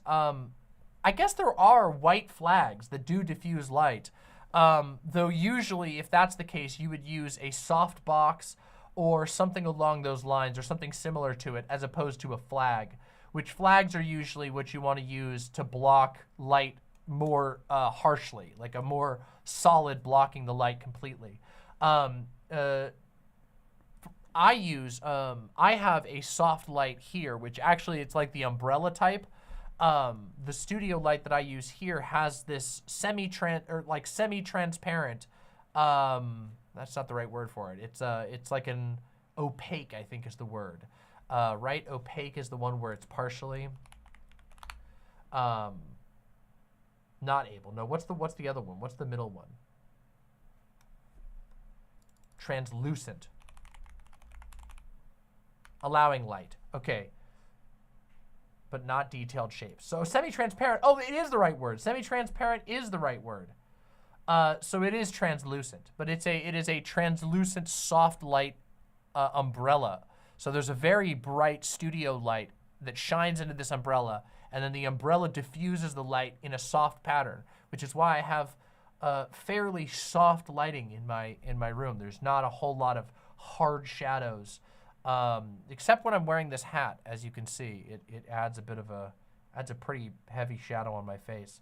And I find the soft light very useful because I already have a very high contrast environment, and you wouldn't want to have I wouldn't want to have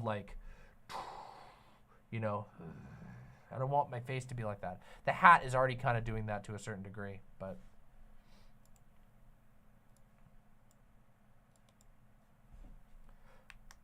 True! True, Emu Anon. Crunch culture, workplace abuse, microtransactions, games being made incomplete, live services that don't last long. POC LGBT women. True! Accurate.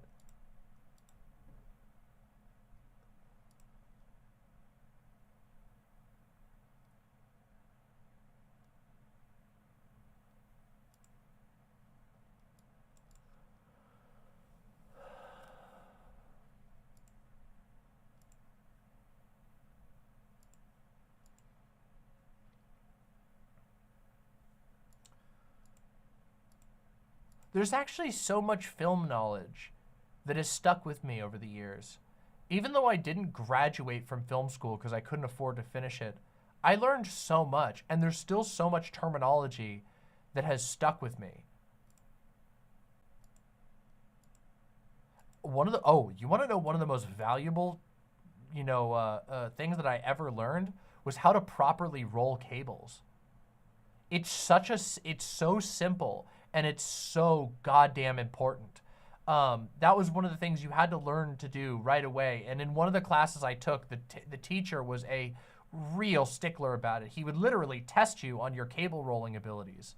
But it was so good. It was so helpful. And now I know how to roll cables properly, which is amazing.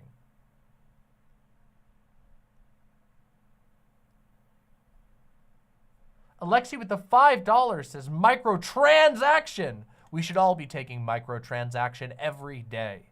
Thank you very, very much, Alexi. Thank you very, very much. Really appreciate that.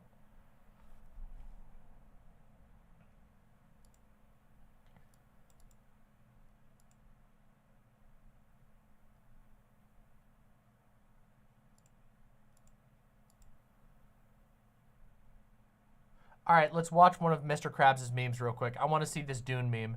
Mr. Krabs Dune meme. Wait, here. This is easier. We can do this if we just do watch. This is easier. Here we go. Let's do it. Let's watch it.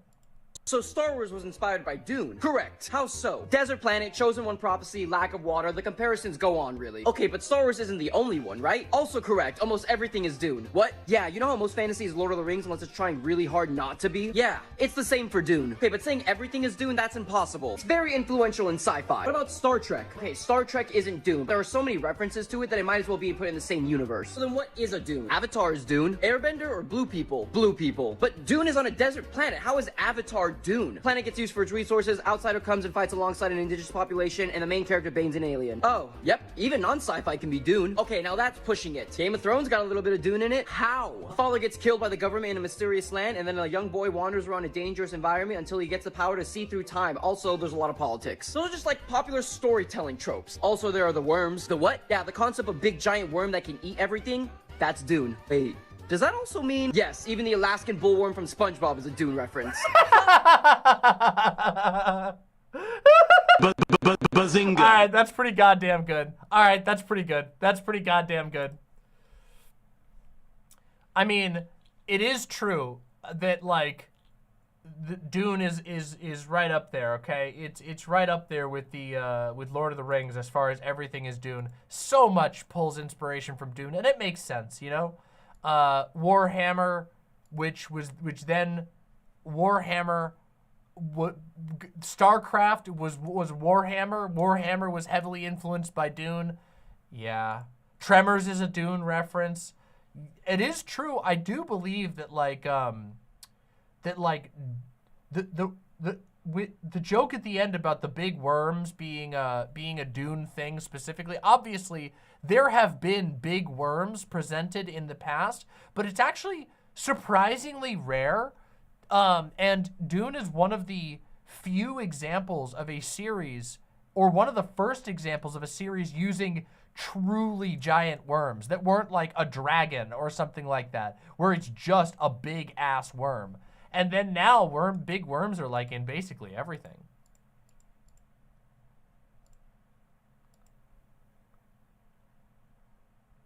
Good meme. Excellent meme, Mr. Krabs. You win today. You win the bazinga of approval. Bazinga.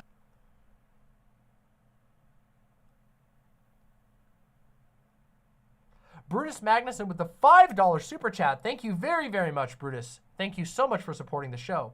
I'm trying to think of good ways to actually criticize Biden while still convincing people of the importance of voting for him. Dead Domain seems closest to figuring out the balance. I mean, I think there's many ways to do it. I think the easiest answer, you know, if you want people to vote against Trump, you can talk to them about that. But also, you don't have to do a lot of work for Biden personally, okay? Biden is the president of the United States currently. His party is the ruling party. They are loaded beyond belief. You can't even believe it, okay? You don't have to spend your personal time making yourself uncomfortable in order to defend Biden.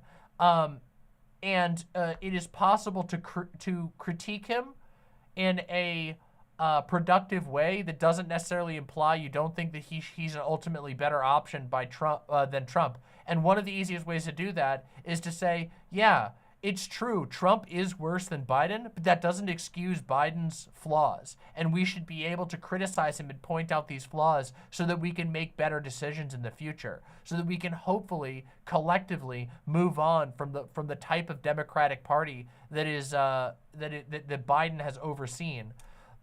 That said, the Democratic Party has some pretty major problems, and it's very resistant to change. So we have some, I don't have a whole lot of hope for changing the Democratic Party. I think that the Democratic Party tends to change you and not the other way around. I think lots of people dream of being able to change the Democratic Party and then end up simply being changed by it instead.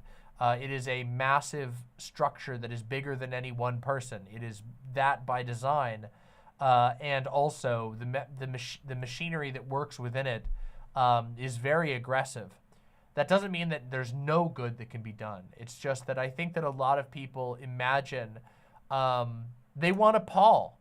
They want a Paul Atreides to come and appear and fix the Democratic Party. And that's just not how it works. Yeah.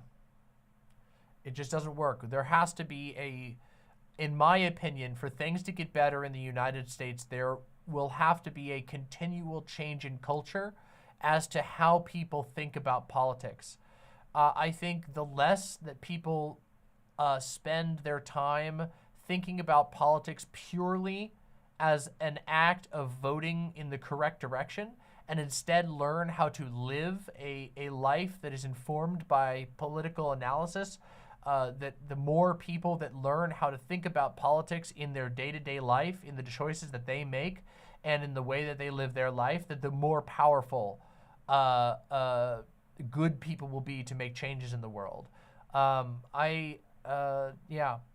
that was a bit rambly, but the reality is Joe Biden and his Democratic Party have more money than you can ever dream of. They have more power than you could ever even imagine.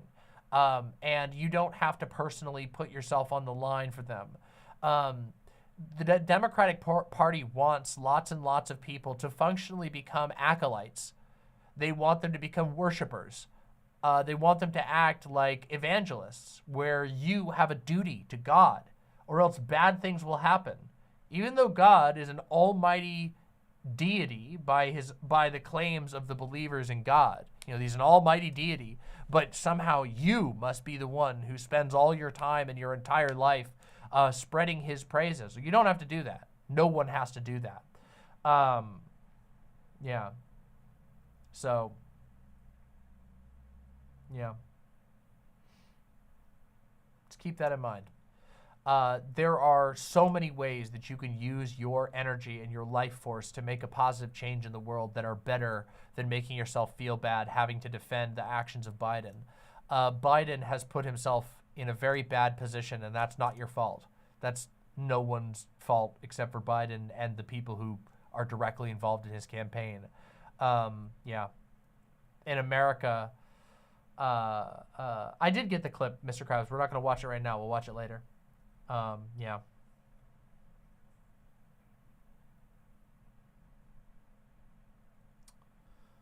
Anyway, I hope that makes sense.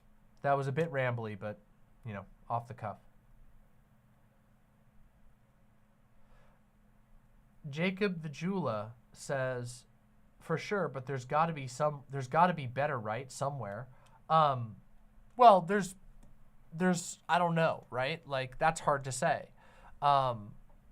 It's one of those things where I think some people's, their first instinct is to flee, or at least that's what they think about. A lot of people don't actually flee, or don't actually move anywhere else because it's actually a very difficult process. But for a lot of people, it's just not in the cards, right, at all. And even for those who do, they often find themselves moving to a place that is struggling with similar problems to the place that they left. In reality, there are places that are better. For example, where I live right now is significantly better than basically anywhere I've lived in the past. I'm very happy with where I live right now. And even still, it has many, many, many flaws. There is no single answer. You know what I mean? There isn't a simple answer to whether or not it's the right decision to move somewhere else. There is absolutely a time where that is the only option. You know, if you fled Germany, you know, as the Nazi Party was rising to power, that was probably an incredibly smart and life-saving decision. You know what I mean? And there is a time and a place to do that, but also there's a lot of people who simply can't do that. Fleeing can be very difficult. It can be impossible depending on your financial situation, depending on your documentation situation, depending on your marital situation or your familial situation. There's a lot that can prevent you from being able to flee to another place. And as it turns out, the current paradigm of the world is fairly hostile to immigrants, no matter where you are. There is still a right-wing, you know, nationalistic, naturalistic bias that plagues a lot of the world, and it's very, very unfortunate. But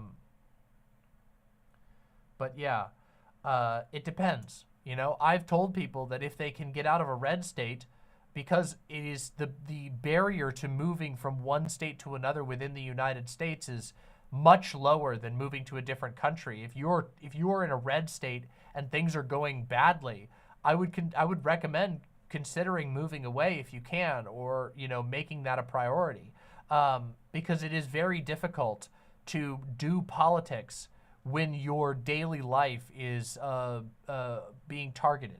It is very difficult. It is just how it is. But a lot of people don't have that option. And if that's the case, then there's a different conversation about how do you live, how do you survive, and how do you make changes. And that's the type of politics I prefer people to think about over this sort of, well, you know, what do I need to give to the structure that will save me? Because the reality is the Democratic Party will not save you. They will not. They have not, and they won't. They might be able to occasionally get a win that is in a favorable direction. You know, I've talked about Obamacare before and how using Obamacare as a way to get rid of pre-existing conditions was an incredibly good, like, it's a great direction that saved a lot of people's lives. That's great. But do you think anybody really saw that coming? You know, in advance? It's pretty hard to say. You know, there were people working on it, and those people did a good thing. But that's not a predictable thing, and it also didn't save everyone. There's a lot of people who might have even been helped by the ban against, you know, considering pre-existing conditions, who still can't afford health care in the end. So, you know.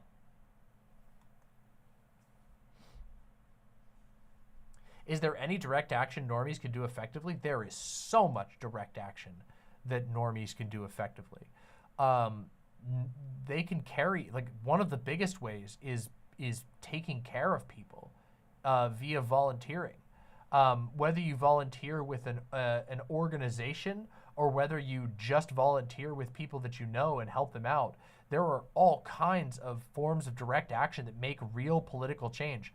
I always give an example of the local anarcho groups up here in the Pacific Northwest during the beginning of COVID immediately got together and started coordinating grocery delivery, cost-free, like no additional overhead cost, volunteer basis food delivery, which saved people's lives. And in fact, a lot of that was if you were in a position of need, they had a fund that you could donate to, that people who were in the know could throw money that way, and they would use that fund to buy people groceries, families of people for the week, for, you know, groceries that would feed them for a month. That saved someone's life. Those types of actions saved people's lives in a very direct way. People who would then go on to be able to fight another day. People who would be able to make decisions and take care of other people in turn. That's one way. You know, I tend to focus on this channel on things like that, but of course, participation in protests, demonstrations, these are all things that you can absolutely partake in and participate in.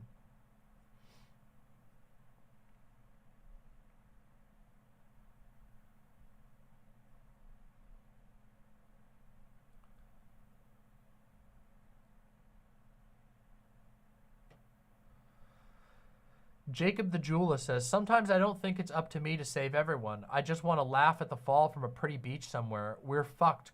It's cowardly and selfish, but what am I to do with my life? Well, I mean, that's up to you to decide. You have the, I mean, presumably if you have the ability, you could go laugh at the fall from a pretty beach somewhere. But a lot of people can't do that. And, you know, I don't really believe that people have a strict obligation to like save the world or anything like that. In fact, I don't think anybody can. I think that'll drive you crazy. But I think it's always worth at least thinking about what you might be able to do to make the world a better place in a meaningful way.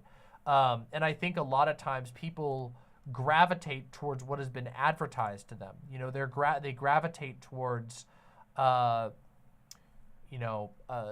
structures that are saying, with us, if you give your energy and time to us, we'll save the world with your energy. Churches or political parties or whatever. And I think a lot of times those people are looking for control. They're looking for power. They're looking for you to give to their power bid. And I actually think that because people look for that, they sometimes miss what's right in front of them, what you can actually do on a day-to-day basis to help the people around you, to help the world around you. And I always want to encourage people to analyze their surroundings. Think about the world that they're in and whether there are people around them that might need help, that could live another day because of your actions. Sometimes small actions that seem small in the big picture, and they're nothing to like you can plaster on a wall or write home about, can change somebody's life. I have been the recipient of that, and I have also in turn given that, you know? Long before I was a streamer, I was stuck. We were in a horrible financial situation, and I put together a really tiny GoFundMe, and that GoFundMe got shared by some of my closest friends to their families shared it to their families and their friends and whatever, and we ended up raising just enough to be able to move safely. That kept us going. Sure, things were hard after that. It didn't solve all our problems in one go, but it meant that we weren't homeless. We weren't living on the street. We were able to get to somewhere safe and stay there until we could figure out another option. That was before I became a streamer. We were really close to the line. Without that help, we wouldn't have been able to make it. We just simply wouldn't have had the money. Those people who gave little donations helped us get just enough that we stayed off the street and were able to have shelter and stay safe and warm and fairly healthy for the winter. Meant a lot.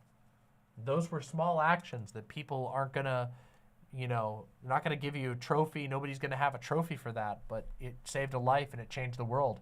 And I didn't know at that point that I was ever gonna go on to have a show where 300 to 500 people will tune in to listen to me talk about my, frankly, very based opinions about politics, but not even just that, about anything, Nobody who helped me in that moment could know what I went on to do, and it was only because of that that I was able to proceed and eventually do something incredible. So, something to think about.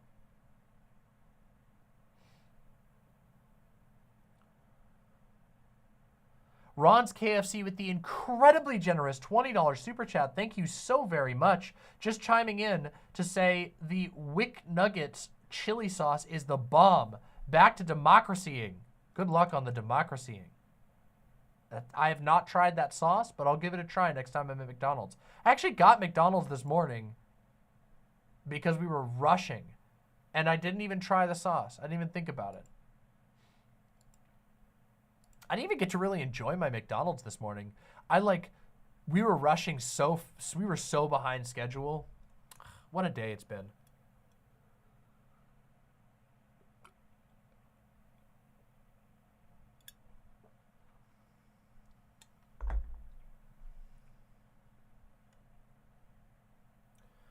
But in the end, it isn't up to any single person to save everyone. There are no messiahs, okay? Learn that from Dune. There are no messiahs. That's not how it works. However, we might be able to save someone, and that's pretty amazing. Did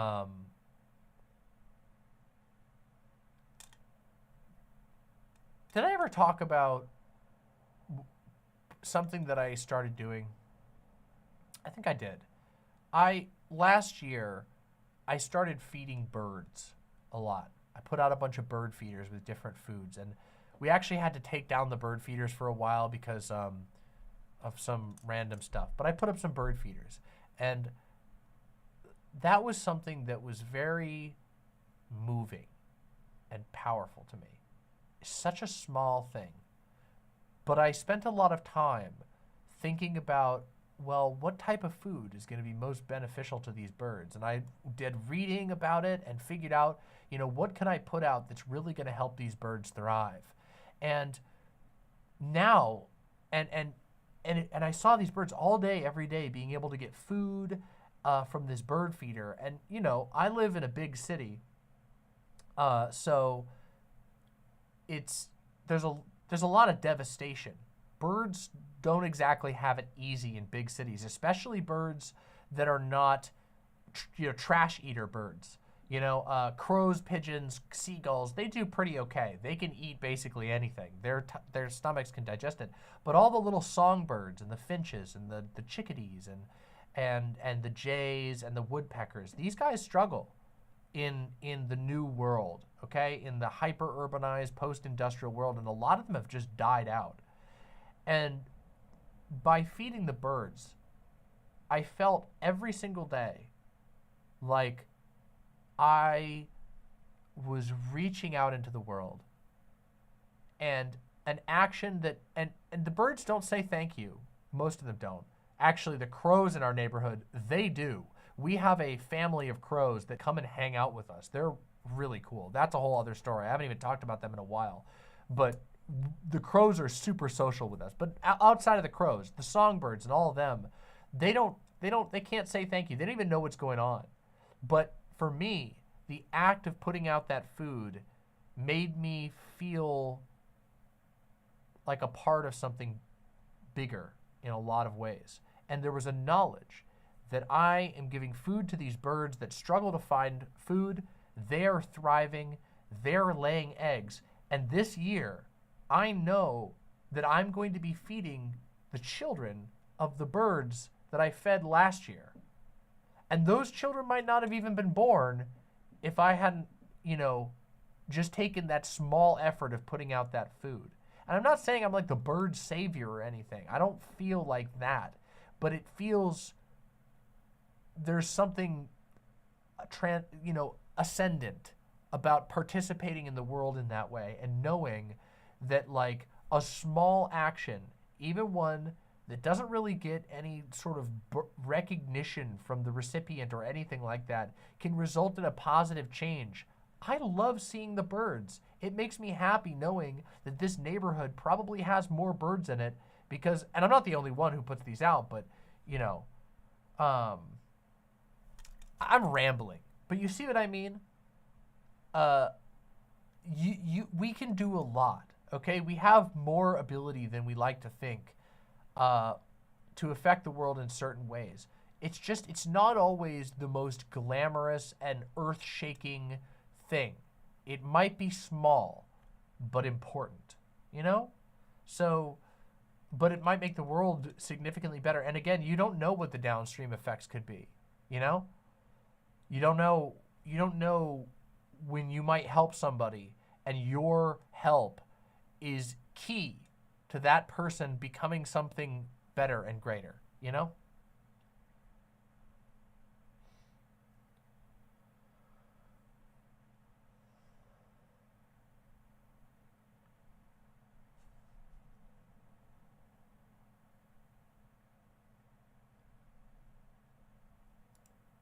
even just caring changes the world. Well, it's not just the care. You know, the care was watching the birds, I think. For me, it was sitting outside and seeing all these birds, in my yard and appreciating them, and I cared about them. And the next step was saying, well, I would like to help these birds. It would be nice. You know, they delight me with their songs and with their beautiful plumage and their presence. And they don't even know I'm there, but I appreciate them. And then I said, well, why don't I get them some food? And then I said, well, why don't I get them some food that like we know is nutritious for them, so they're not just eating something that's, you know, junk, but it's something that will make them stronger, that will make them able to better survive in this, you know, rough, miserable, tar-filled, pollutant-filled environment that kills so many of them, you know, and that was, I think, you know, a change where it was like, okay, I don't just appreciate these birds, I want to do something. And yeah.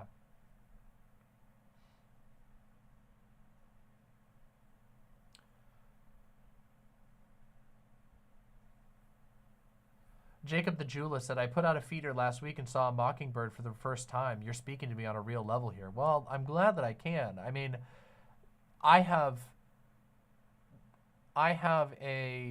there were so many birds I saw last year. And you want to know what's crazy? I mentioned this bird, that we had a unique bird, a completely unique bird. We had a bird that had some kind of, it was a red-winged blackbird or some kind of a blackbird, and it had a totally unique pattern, some kind of albinism or something like that, where it had and we called it speckle because it looked like a speckled egg, even into adulthood. And we watched that bird grow up, and it kept its weird colored plumage. I think it was actually a cowbird, which are blackbirds, if I remember correctly. And yeah. And it was, no, I'm familiar with the red-winged blackbird as a type. This bird did not have the colors of that. It had, I think it was a cowbird actually, but it hung out with, cowbirds tend to hang out with other blackbirds. And there was a red-winged blackbird, and there was this other smaller one that always came around, and it did not have the cowbird pattern. It had a speckled, it looked like a speckled egg. It had white and spots, and it was not, but it had the same face shape as other birds that were there that did not match its color whatsoever. And I looked it up, and I could not find anything about birds with that pattern. So I think it had some kind of mutation that caused it to be a different color. And that bird, that was wild, right? Like having a completely unique bird come to your bird feeder and eat the food that you put out. There's a connection there that's magical, and the bird could not have known what it gave me, and I'm lucky enough to know what I was able to give to the birds, and that's just, that's just feeding birds, That applies to so many other things, and I don't know. I think a lot of people, there's this constant. One of the reasons why I've grown so frustrated, God, I am really rambling here, but one of the reasons I've grown so frustrated with conversations around politics is that people tend to dichotomize into individualism versus collective action. And I think that the flows between individual and collective action is much more complicated than people like to think. I think that in the world that we live in now, in the political climate that most Americans live in, there is a constant devaluing of our personal actions, unless they're like consumerist actions. Nothing that we do matters unless you're buying the right product or a part of the right fandom or whatever. And the only, or and then, of course, politically, the only thing that matters is our participation in a greater machine. You need to be a part of the Democratic Party. You need to do what the Democratic Party wants you to do, or whatever, or the Republican Party, or whatever. And I think that the sort of dichotomizing of individual versus collective action obfuscates our ability to properly think about, like, what can we do? What are the things in our lives? What can I reach out and touch? Are there things that I can reach out and touch that I am not seeing? Is it a perception thing? Am I missing something that's close to me that I could touch and move in a positive direction? I see this so frequently online where, and this is really, really common in politics heads, in nerdy, wonky politics brain people. They always, and you guys have heard me talk about this before, I know you guys have. You've heard me talk about the people who are constantly playing Civilization 6 in their head, or 5 in their head. They're playing Victoria 3 or whatever, Crusader Kings, name your strategy game, where they are always thinking about the policy and what they would do if they were president, and they reflect. They take the president and they go, well, what would I do in his place? Is that good enough? And then they argue about that forever. And it's purely a mental exercise that isn't completely without value. There is value in that, but it's limiting, right? It's a type of simulation, of getting caught in a particular frame of simulation that means that your eyes are always looking not only far away from yourself, but far away and into a simulated false version of the world. And I think it actually has the downside of making some people break into doomerism. That they, especially people who really, really, really do care about the world actually changing positively, that they sit here and they feel continually dissatisfied because they're looking into this vision of a world that doesn't exist, and they're not feeling anything that they feel they should feel if they're making the world better. I'm doing all the arguments. I'm gathering the correct takes. I'm piling up my take book, and my take book is so full of great takes. And they still feel this horrible feeling. And I think a lot of that comes from just constantly being pushed and pressured and directed away from actually thinking about what we can do. We are asked to engage as individuals in a marketplace of ideas, in real marketplaces. And then at the same time, we're told that actually outside of where you spend your money, your actions and your presence doesn't actually matter, but it does. Every one of you listening and hearing my voice right now, you have your own context. You think you just fell out of a coconut tree? No, you exist in the context of everything that came before. And also in one right now.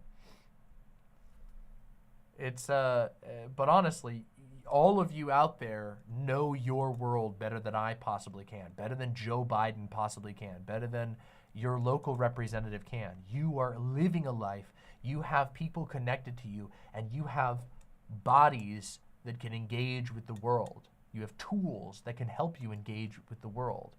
And I always want to encourage people to think about how they can use those, how there might be ways in which they haven't thought about that, and ways in which they can use that in the right direction. And I think that's going to become increasingly important. And I'm hoping that I can help, stimulate thought and give good ideas. But, I only have my perspective. I have a limited perspective, I have my talents. I got my filmy stuff and my writing stuff and my little bit of music. I can play around on there, and I can make people laugh and perform for the camera in my own special way. And I'm not devaluing what I have, I think that I can do good things, and I feel like I have done some pretty goddamn good things. And I want to do more, but part of the value of what I can do is that I can connect to other people. And I always want to encourage people to think about what they can do and have a politics of living your life, have a politics of existing in a real world, not just a never-ending analysis of a machine that we have no say in. And I do think that, and people can tell me this if I'm wrong, but I actually don't hear people talk like this about politics basically ever. It was one of the things that hell, I'm even guilty of this in the past. When I was much newer to streaming, and the way that I thought about things was different. But these spaces have a lot of tendency into just pure speculation and analysis. And that's even true about people who say that, we got to get out there and do real politics. A lot of what they are saying is real politics is ultimately a deferment to existing powers that already aren't doing the job. I want to be a different voice. I want to bring something different to the table,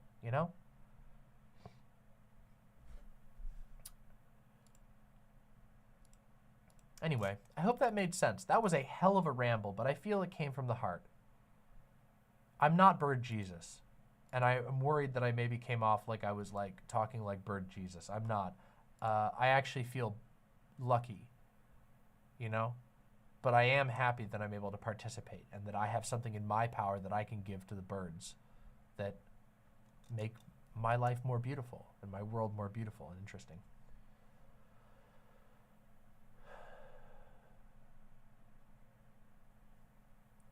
Al the Healer says, 100%, you're the only streamer I ever hear talk like this, and it's one of the reasons why I love you and this channel so much. Thank you so much. That really means the world to me. I appreciate that a lot.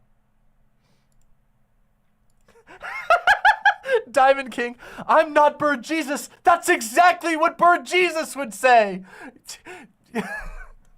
All right. Now, that was actually I didn't even talk about that. They put the joke from Life of Brian into Dune 2.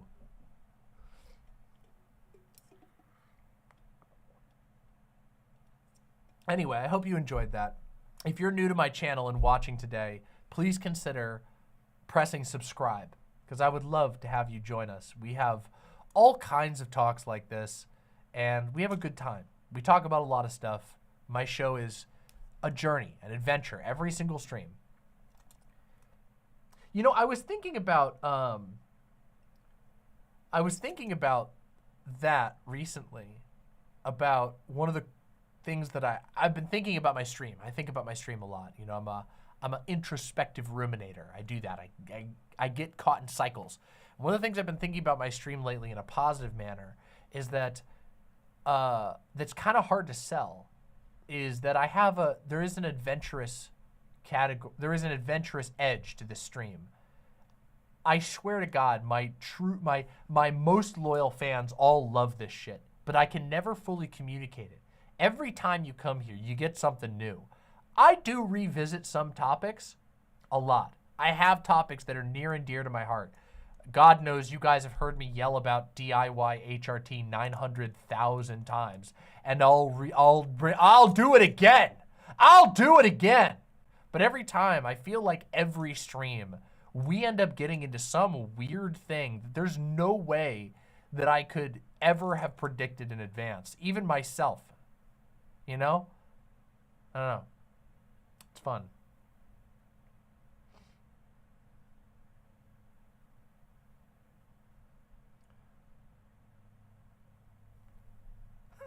Thank you, another board person. You should read Dune. I was singing the praises of Dune earlier.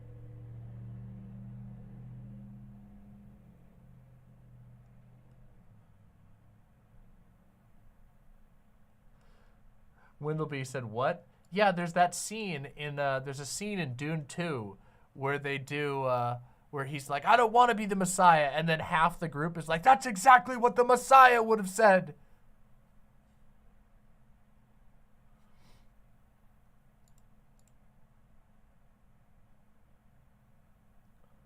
Ooh, this video sounds really interesting.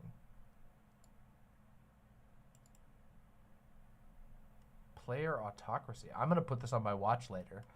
Whoever sent me this this video about paradox strategy and player autocracy, I'm gonna watch that later. That sounds fascinating.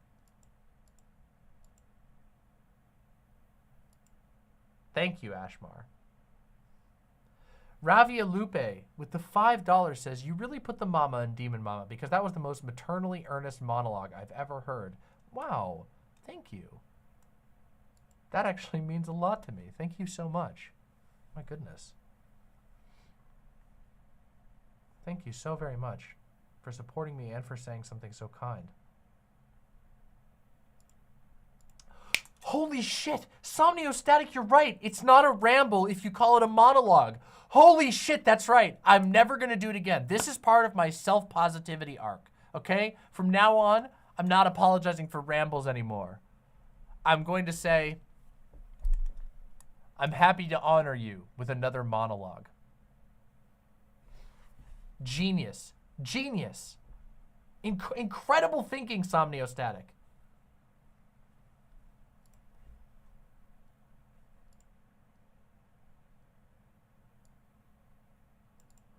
Vine says, hey, Demon Mama, have you seen that one song someone recommended in content recommendation? It's called Children of the Moon, and it's really good, and it's about child liberation, childish autonomy in the form of a cool bard's tale. The person who posted also checked with the musician to see if it could be reacted to on this stream, and the musician was chill with it. I haven't seen that yet. I'll have to take a look at that. Thank you.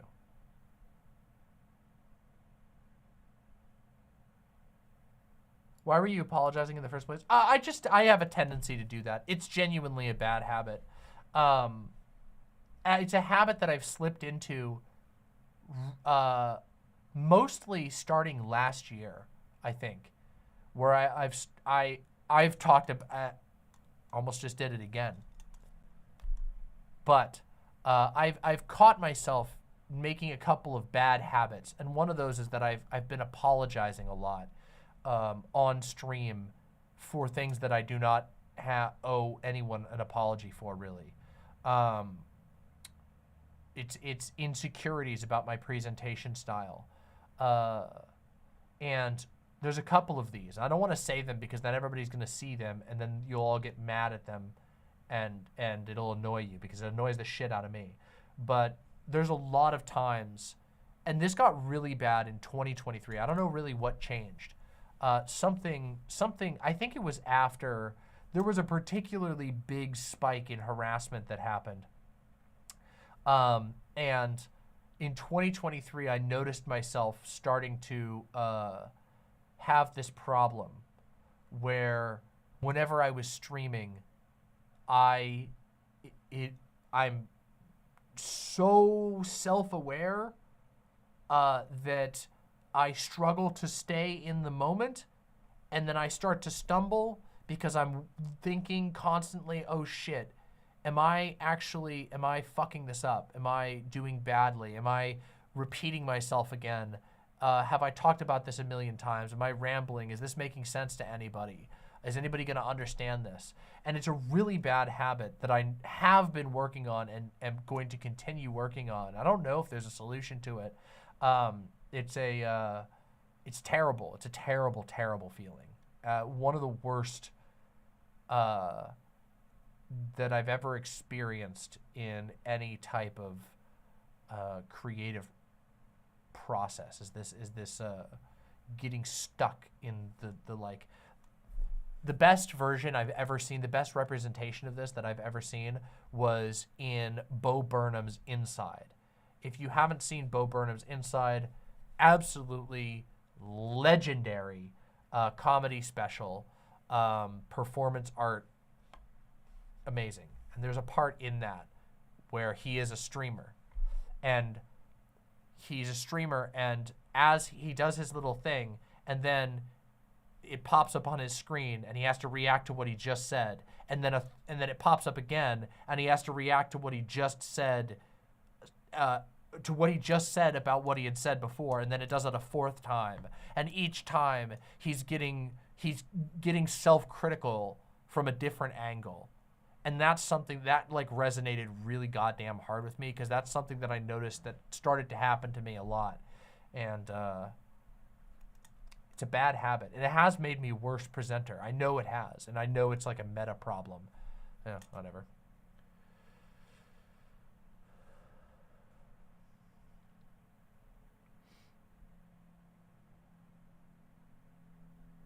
It's weird. Yeah.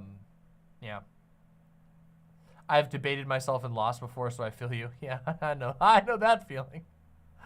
Oh, yes. So you might argue that debating yourself is always losing. Because, yeah. That's really great, Vines. I'll take a look at it. Maybe we'll watch it on next stream. I wanted this to be a very free-form stream. We've been going for 2.5 hours, and I feel it's actually been really fun. We have 270 people. We've only got more and more people watching. How are we doing on likes? Wow, we have almost 300 likes. Damn. Based. That's really good. Good job, everybody, and thank you.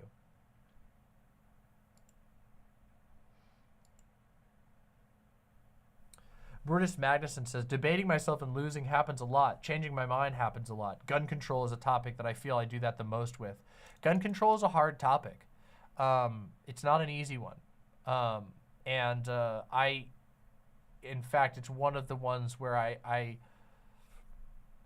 think it's one of the hardest topics to debate generally. And I've gone back and forth over the years on that particular topic. Because on one hand, I'm fairly knowledgeable and practiced with firearms. Grew up around them, own them, use them, practice with them, etc.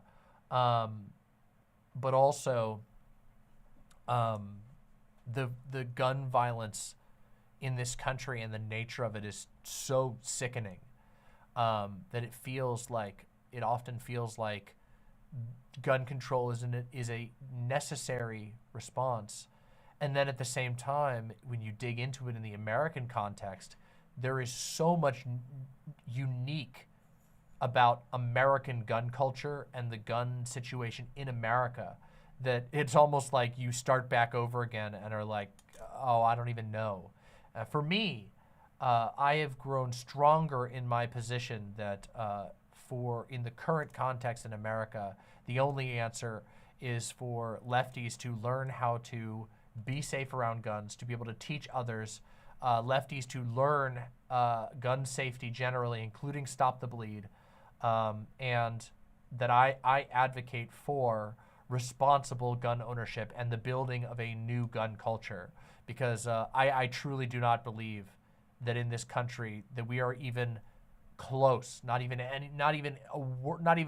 within the same galaxy as being able to pass any sort of gun control that would meaningfully make anybody actually safer.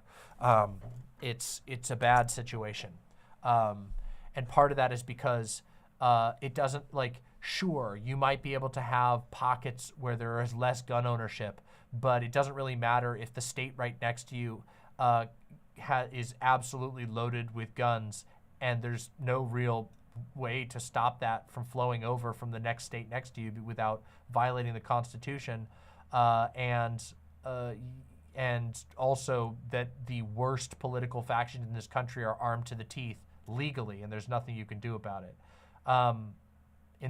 When all that adds up, my conclusion is we have no real choice except to learn how to be safe around these things, to acknowledge that they're going to be a part of our lives in terrible ways, and that we must do the most that we can to keep ourselves safe until some major changes in the world happens. I think that the Republican conservative gun culture needs to die out, and I think that for that to happen, some other changes are going to have to happen first.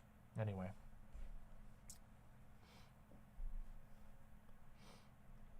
Mithril with the 5 gifted subs. Thank you so very much, Mithril. That's incredibly generous of you. Thank you so much for supporting the show. damn, YouTube chat is being so generous today. YouTube chat, my goodness. YouTube chat, let's see, are you guys, have I missed donos on the website, or are you guys just showing up and completely flexing on the site? No, actually, there's only been one donation on the website tonight. One, just one. Oh my God, we've only had one site donation. Well, a lot of you do have active subs, so, you know, I can't really hate on you too much. I can't get mad. But YouTube chat, really, you guys are gifting subs. You guys are giving donations. Nerodia! There we go. Damn, Nerodia, look at that. Stepping up. The chatter who stepped up, the step chatter. Nerodia with the 5 gifted tier 1 subs. Can't let YouTube chat get away with that. Thank you very, very much, Nerodia. Means the world to me. Again, I only get paid if you all think I'm entertaining enough to throw a donation my way. And every donation helps, big or small. It really does. It's like, just consider me the band at your local bar that you throw a few bucks into the bucket up front. You'll pay my bills. It means a lot to me. Yeah, that is something that will happen, Gravel Monarch. Gravel Monarch says, I watched a few gun-related shorts, and now my YouTube recommended channel is just filled with far-right gun channels. Yeah, the far-right dominates the conversation on guns, and that is about the worst thing that could possibly happen, because far-right gun culture is rotten. It is rotten to its goddamn core. And that is not necessarily the way that it has to be. The culture around gun, there are varying cultures around guns all over the world. The gun culture in Canada is different than the gun culture in America. The gun culture in the UK is different than the gun culture in America. There are varied gun cultures all over the world. Far-right American gun culture is fucking deranged. Holy shit! Oh my God! Snack Freak! By the way, wonderful to see you, Snack Freak. I hope you've been doing amazingly. Snack Freak with the 25 gifted tier 1 subs. Oh my God, thank you so very much. That is I think that puts you unequivocally in the MVP category for the night. My goodness, Snack Freak, thank you so very much. Really means the world to me. My God.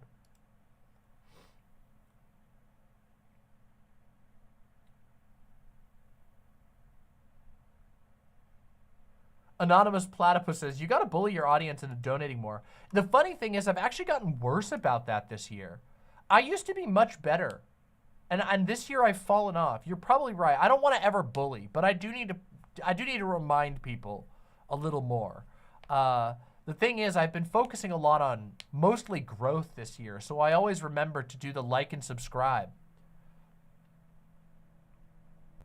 Thank you so much, Snack Freak. Seriously. That is something I wanted to ask, and I think this is a good enough point to do it before we go and talk about something else. But I wanted to say, if you're a regular viewer of me, it would mean a lot to me if you would tell somebody or talk to somebody you know in your social group about the show. I have realized that this show is very unique. And also, that because it's such a small operation, that marketing is a little bit difficult. But word of mouth is really goddamn powerful. And I realize I don't really ask people to share or talk to other people about it, but actually it means a lot. If people even check out a little bit of my videos, that watch history is actually one of the most important things on YouTube. Getting into people's watch history is like YouTube straight up, the developer of the algorithms at YouTube straight up said that like one of the most important things at all is getting any of your content in even a small amount into somebody's watch history, because you will permanently become, unless they actively remove you, you'll permanently become a part of the algorithm's consideration of what to serve them. And so I have to remember that. I have to remember to ask my wonderful fans more to just consider talking about my stream. If there's something that made you laugh, show that clip to somebody. We have a whole clip channel on the Discord too. If there's a clip that made you laugh, show that clip to a friend or send it to a friend. Have them check it out. I know that that's like, I don't want to pressure anybody or anything, but it would actually help this channel a lot. I would love to have more people come in who would like what I have to say. And I imagine a lot of people know people and can tell somebody about it. Even just a small mention helps a lot. Obviously, it's super cool when people like post links to my stuff on Reddit or whatever, but that doesn't happen all that often. At least not in my experience. I haven't found, I don't know why.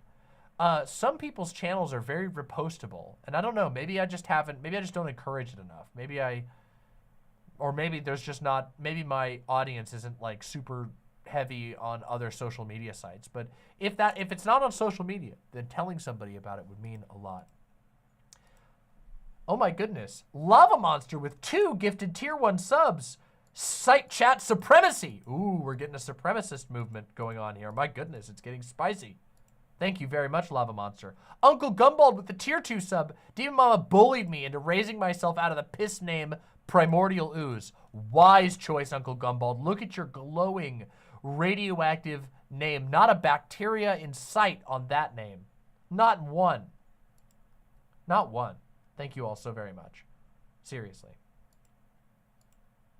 We do have a lot of, the chat is like, we have so many people. Well, okay, also we got that, the Snack Freak donation did basically change everyone's name to yellow, so we don't have to think about that for a while.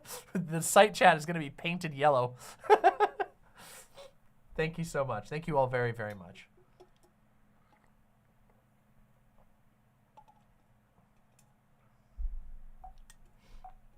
Oh, that's awesome, Grady HD.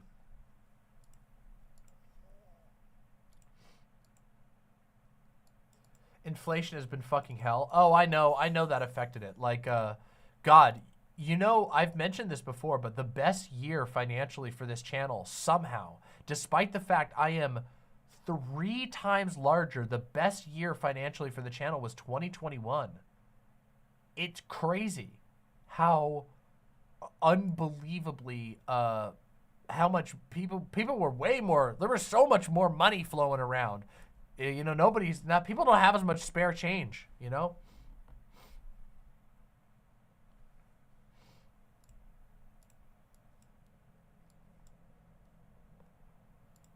Also, something really funny, my short today, my Chairman Joe Biden short did incredibly well, but holy shit, are people angry about it.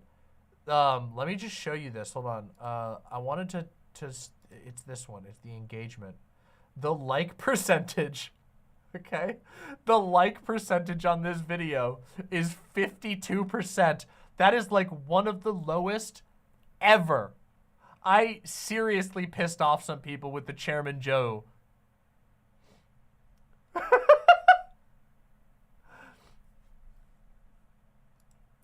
Comrade Girl 2018 with the $10 says, "Hey Demon Mama, serious question. Is it okay to play games that don't have NBs, especially RPG games?" Yeah, of course it is. I think it's totally fine to play problematic games. In fact, I play lots of problematic games, and I think you can learn a lot from them. While obviously there are some games that are so distasteful that you're not going to be able to enjoy them, I think it's fine to enjoy games that are not perfect, and unfortunately there's a lot of them. So I wouldn't worry too much about it. Thank you for supporting the show, and enjoy your games. I know that it can suck sometimes to not feel represented in a game. God knows there have been so many character creators in which I've wanted to be able to do more than just select from 2 pre-made characters. I mean, God, there's so many games you can't even play. You can't even have 2 gender options. They only let you play as a guy. But you know, I think it's fine to play games that are not politically perfect. In fact, I think most games are not politically perfect, and they should be enjoyed and analyzed nonetheless. And it's also okay to critique those games, and a good thing to critique them generally. Excuse me.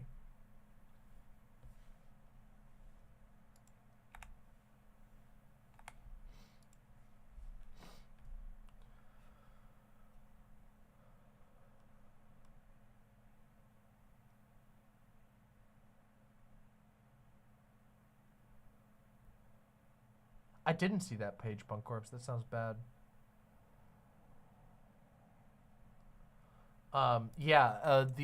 Anyway, before that dono came in, I was talking about the YouTube short, this Joe Biden, Chairman Joe one, and boy, oh boy, are they mad. They are so mad. Oh, wait a second. Oh, I gotta select this video. Hold on, here we go. Oh, damn it, I should have done that before. I didn't know that. I gotta remember to do that in the future. Is have the associated video so people can go watch the whole thing. But yeah, the Chairman Joe one really pissed some people off. I think it pissed off both conservatives who interpreted me as like explicitly supporting Joe Biden, and also liberals who interpreted me as purely as critiquing Joe Biden, which is actually closer to the truth.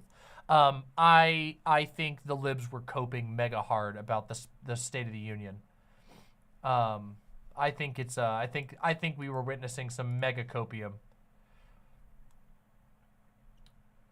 The copium is coming bad off the libs right now. Boy, the goddamn.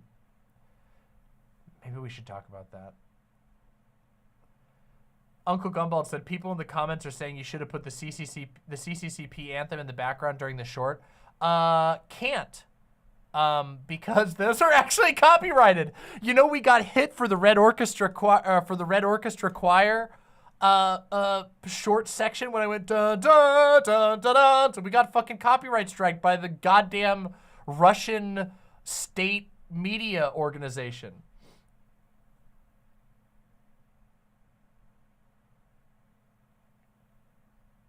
So you got to be careful with some of those.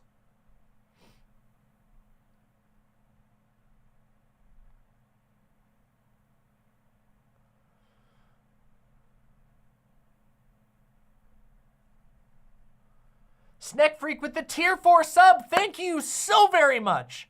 Wow, your generosity, genuinely unbelievable. Thank you so very much. I cannot thank you enough. I really try to put my heart and soul into every stream that I do, and your support not only it makes it possible, but also makes it fun. Thank you so much. Really means the world to me. Thank you.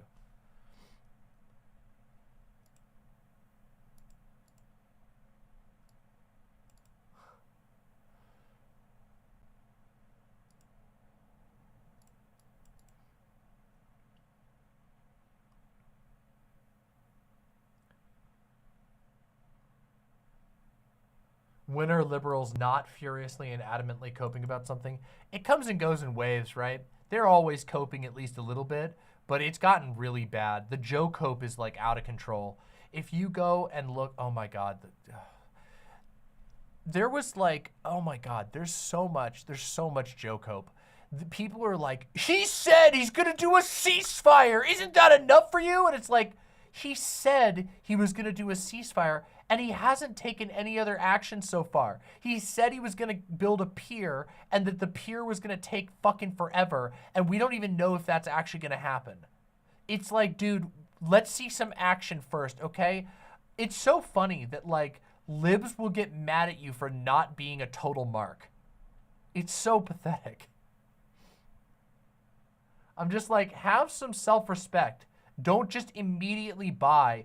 Oh my God, you know what it reminds me of? Do you guys remember when people were arguing before Joe Biden got elected that he was the most progressive candidate that had ever run for president? And the only citations that they actually had were his proposals on his website.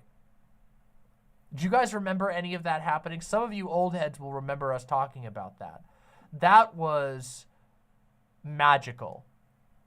It's like if you listen to Alex Jones and he's like, listen, if you want to fight off the goblins, you need to buy Brain Force Plus today. I'm telling you, this shit, it lets you tune out the 5G. It will grow your mind to a massive size. You will be able to see the plains, the dunes of Arrakis with your mind alone if you buy Brain Force Plus today. And then they're just like, he said that it will grow your mind and open your third eye and that you'll be able to see long distances through time and space. He said it.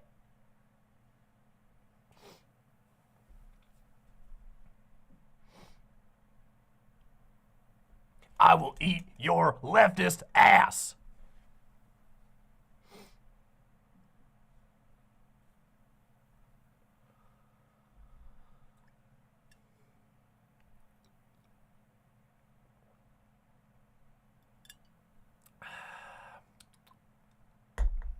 Oh my goodness.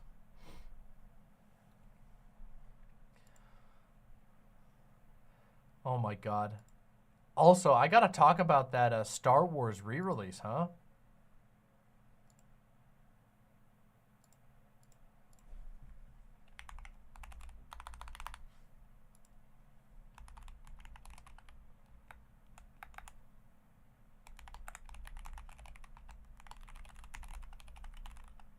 Oh, I gotta. Somebody just said they subscribed to my channel because they enjoyed watching one of my drama mamas. So I gotta thank them for that. That's always nice. Oh yeah, that's another thing. Mr. Krabs says, Demon Mama, did you hear that Adin Ross accidentally screwed over Andrew Tate and got him in trouble with the Romanian government? Yes, and it's hilarious. Apparently, Adin Ross leaked messages from Andrew Tate that he was planning on fleeing Romania. That is so fucking funny. It is so fucking funny to me that like a DM leak on a fucking live stream could lead to somebody getting arrested. That is one of the fucking funniest things that is just, it's peak internet. It's peak 2024 and it's amazing and beautiful.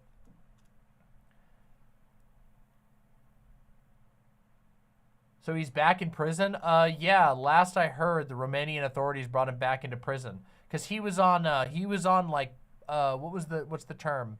Probation or whatever, where he was allowed to go, or he's in house arrest. That's what it was. They moved him to house arrest, where they were like, all right, you paid the bail or whatever, and your lawyer successfully worked out a deal so that you don't have to stay in prison. You can just be arrested in your home.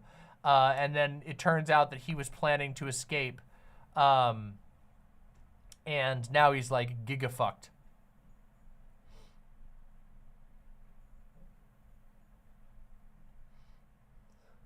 Andrew Tate was like, I forgive you. You should come to Romania and do content with me.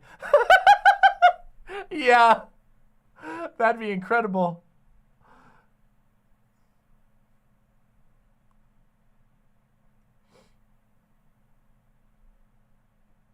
Yeah, the Matrix attacked.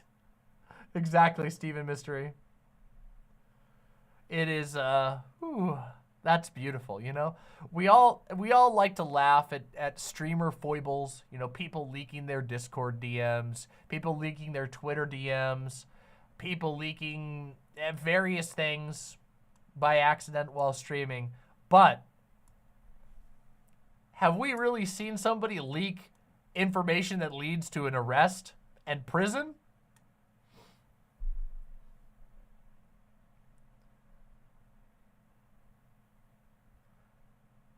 Yeah, Demon Mama. Apparently the UK is extraditing him, and so he's going back to or Romania's extraditing him, so he's going back to the UK to face the charges that he fled to Romania for in the first place.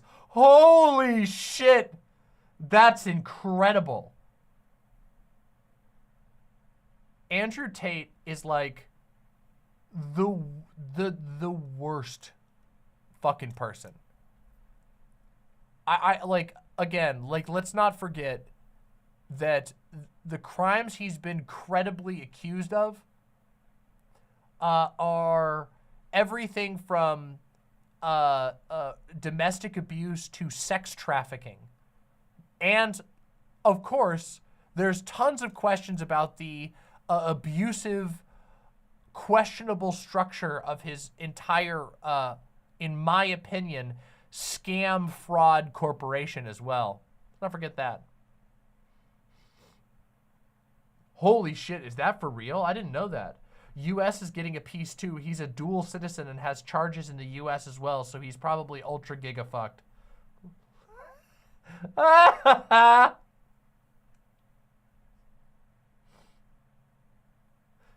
That's amazing. Oh. You couldn't happen to a nicer guy. You know, I don't like him. Andrew Tate, he always gave me bad vibes, but what can I say? It's a real shame. Real shame he got ratted out and he'll have to do prison time.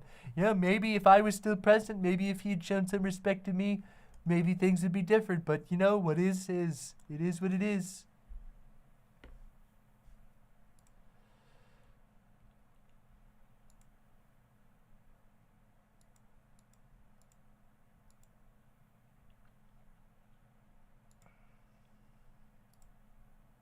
Beautiful, honestly.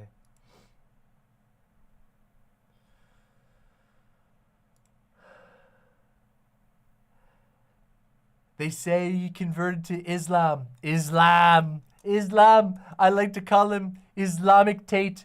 Well, no hate. I got no problem with Muslims. As you know, I famously love those Islamic people, But all I'm going to say, maybe he picked the wrong God. Maybe he should have stayed with Yahweh, Jesus. I like those guys. They're my personal favorites.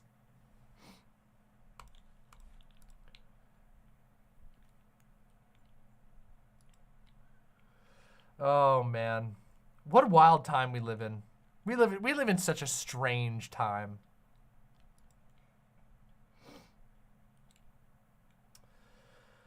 Well, you know what time it is? I think it's finally time. So, okay, we have two options. Let's see, what time is it? It's 9. Yeah, you know what? Let's do Souls. It's time for Souls. It's time. It's time to play. It's been too long. It's time. It's been too long. It's time for us to play together. I want to relax, and I want to play Dark Souls 2 and talk about all kinds of random stuff, kind of like I have been, but with Dark Souls 2 going on in the background. And you should stick around for it. If you've never watched my gaming content, you should catch it tonight because it's really fun. It's a similar vibe to this, just with me also getting killed every once in a while, making hilarious mistakes, sometimes getting scared out of my mind. It's really cool. My gaming streams are awesome. People love them. People say they're the best gaming streams they've ever seen, which is, I love that. I love to hear that. But I'm serious. I actually put a lot of love into my gaming streams. You should consider sticking around. Dark Souls 2, the only FromSoft game I've never beaten and never will. You should! Dark Souls 2 is actually good. It's actually so good. Jaden says, first time here. Everybody, show some imp love to Jaden. Show some imp love to Jaden. I just don't find it fun. Well, perhaps. Youch. That was loud. The start menus are always really loud. But a lot of people, I think, play Dark Souls 2 the wrong way, which I totally get because it's different than the other ones. But if you play it the way, if you engage with it on its own terms, it's actually really, really, really fun. And also, the fashion in this game is out of control. It's just amazing.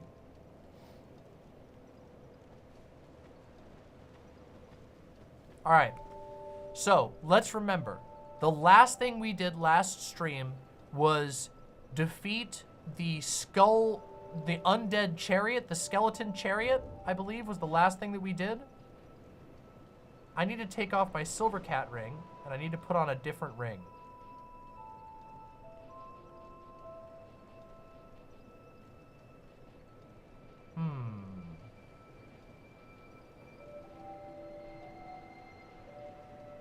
Well, probably this one then, because we want more souls. So where are we at right now? Let's take a look. Let's reanalyze. It's been a couple days since the last time we played. We got 40 dex, 32 ADP, 27 vigor. Our endurance is fine. We could probably bump up our strength if we wanted to do some other weapons. But I've been having a lot of fun with this weapon. I want to check out the boss weapons because they'd be pretty cool, and we do need to get a different bow. We probably want to switch to the longbow because that's pretty good.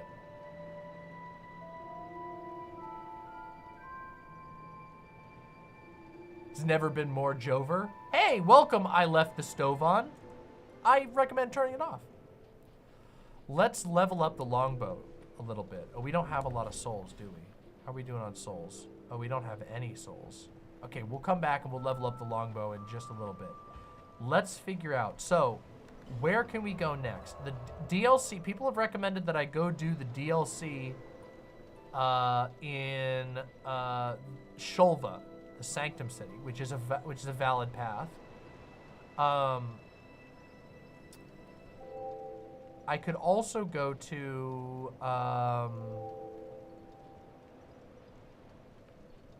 where's the next place? This one, Harvest Valley. We did Undead Purgatory just now. We could also go to, we did Lost Sinner already.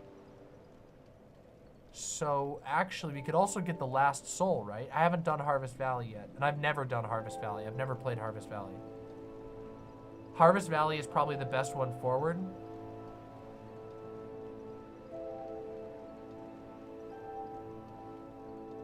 It unlocks Drangleic.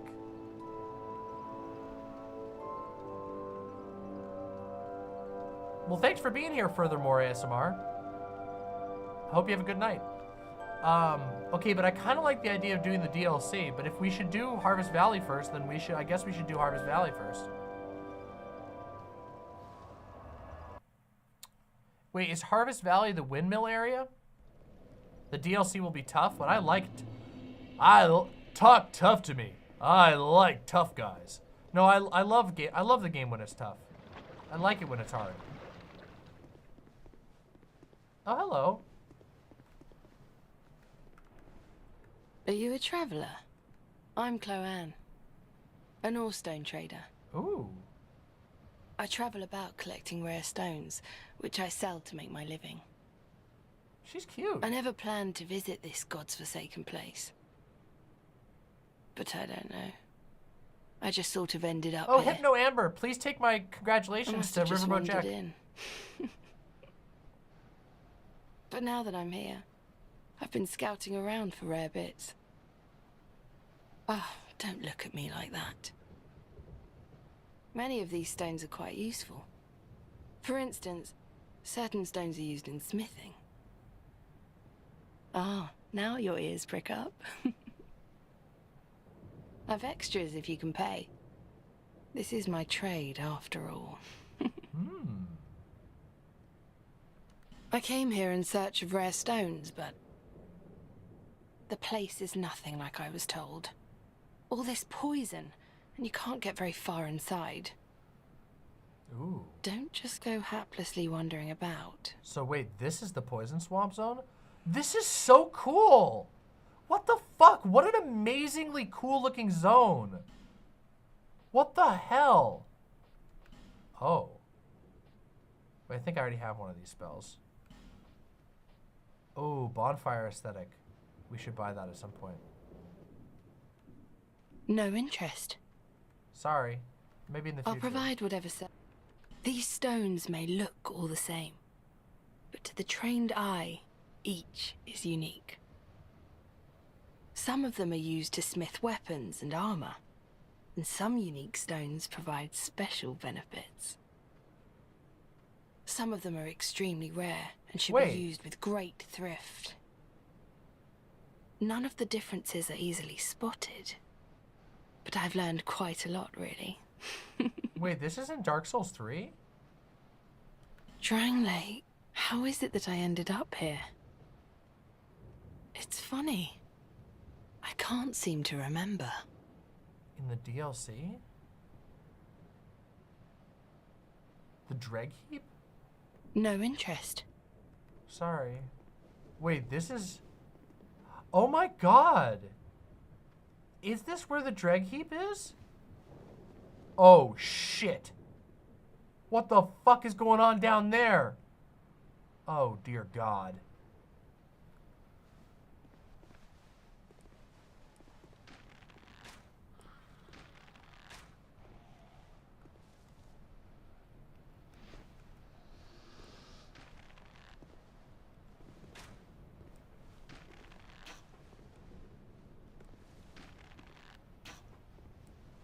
Oh my god, that guy's riding on a giant.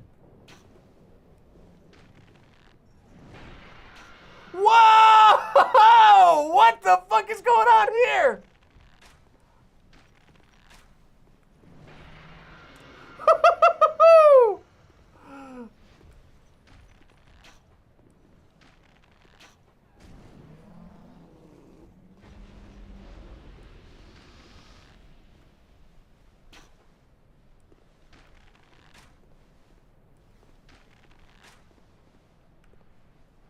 All right, so we cleared out those guys. That'll make our life easier in a little bit.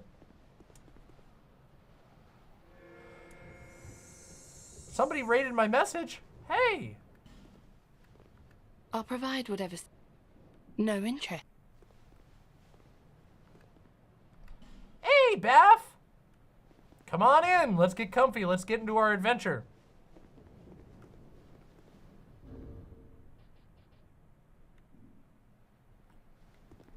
Let me find out which message it was. Written history. Oh, I've gotten a lot of upvotes. I got a 9 on Don't Give Up Skeleton. I got 9 on Dark Required Ahead in Short Try Hexes. And I got 1 on the Don't Give Up Skeletons. I'm gonna put a Don't Give Up Skeleton right here, because this is always a great spot to put it.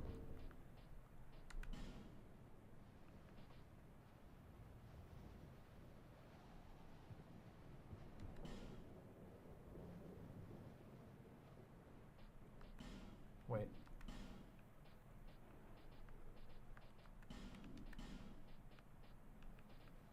Don't give up, comma, skeleton.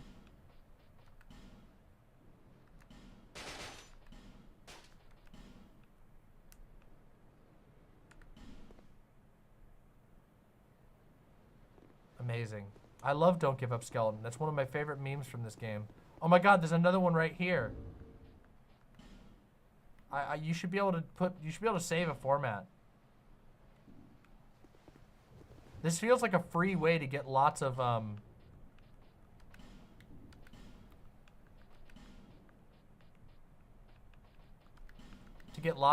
because you get free Estus, right?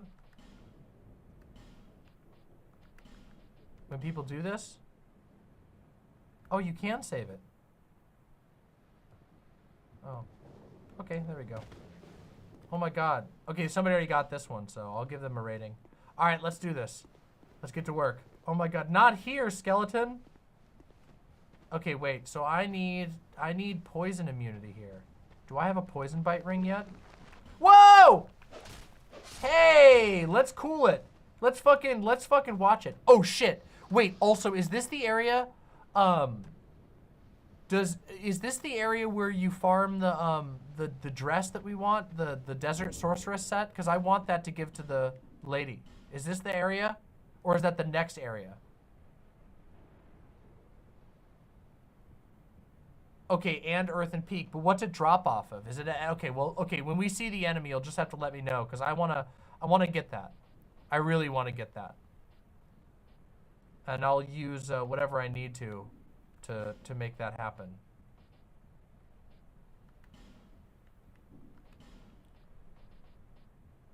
Where's the... I don't have a poison bite ring. Shit, I should have gotten a poison bite ring. Do I have anything that gives me... Whoa, what's this?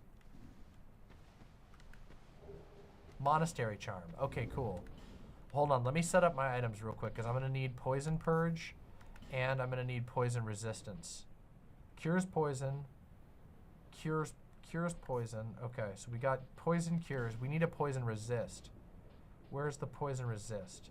Temporarily boosts poison resist. Do we have any other ones? Okay. Increases strength. That's so crazy.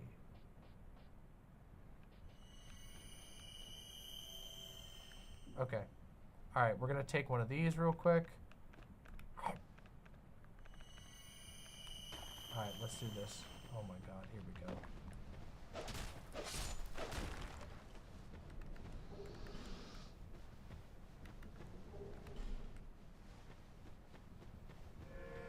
I do not want the poison on me.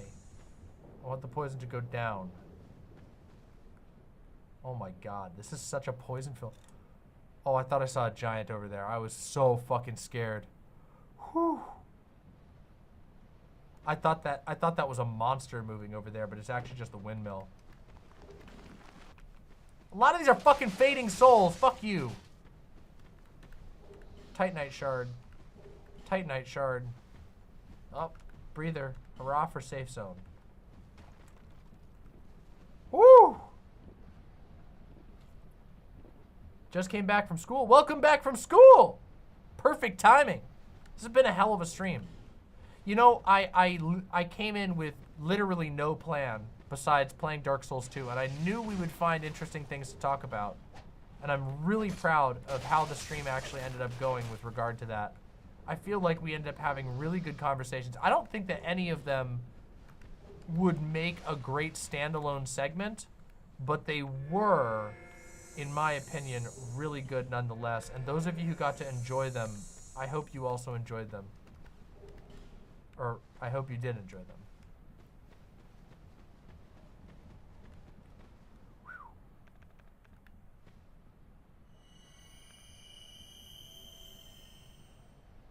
I'm telling you, Demon Mom, you seem to have a better time with no plan. I know you wouldn't want to do it all the time, but maybe doing them more frequently would be good. That's my goal. And I appreciate that. That is my goal. My goal is to hopefully do less planned streams more frequently so we can do these more chill Dark Souls streams. The thing is, I do want to keep the posting up on the actual channel itself. Whoa, whoa, whoa, whoa, whoa, whoa, whoa, whoa. Hey, hey, hey, watch it. Shit. Friend ahead, stay calm. Yo! It's our boy! I gotta open this treasure chest first. Raw stone. My man. Gavlan know you. Gavlan will, Gavlan deal. Gavlan wants soul. Many, many soul.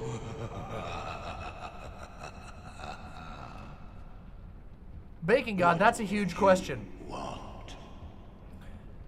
Bacon With God. Gavlan, you will, you deal. I'll talk about that in a minute.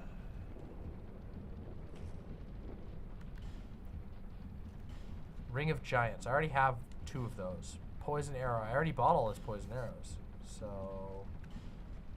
Ooh. Ooh, he's squeezing you for the poison moss. Poison throwing knives are actually really good. How many do I have? I only have 10. I'll get those 8. Yeah, you know what? Fine. That's great. I gotta use the throwing knives more. I forget how good they are with Dex. All right, so now, hold on. I gotta eat another one of these common fruits. And then it's down here we go. Shit. Treasure chest. Fire seed and divine blessing. All right. Hey, did get poisoned. All right, this was not too bad. Those common fruits really help.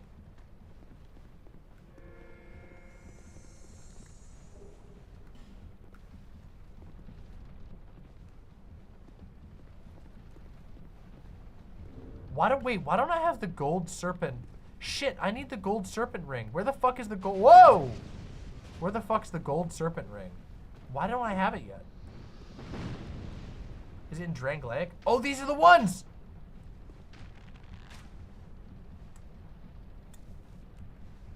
Oh, they dropped items. Oh, they dropped items. Oh, baby, they dropped items.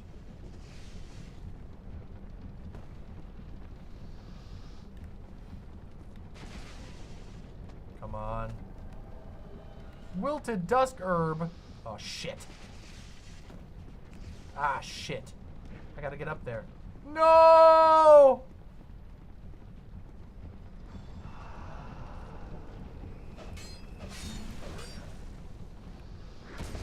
Whoa, bro! Chill!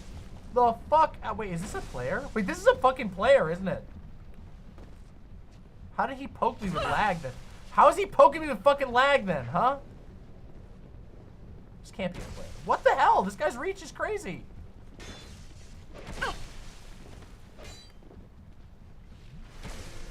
Holy shit. This dude.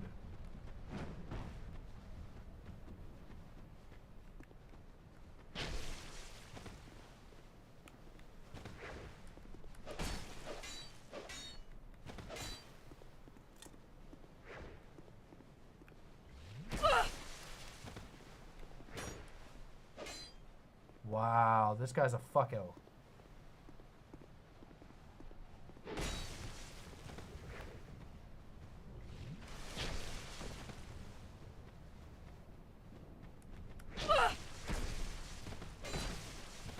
Holy shit, he's getting me.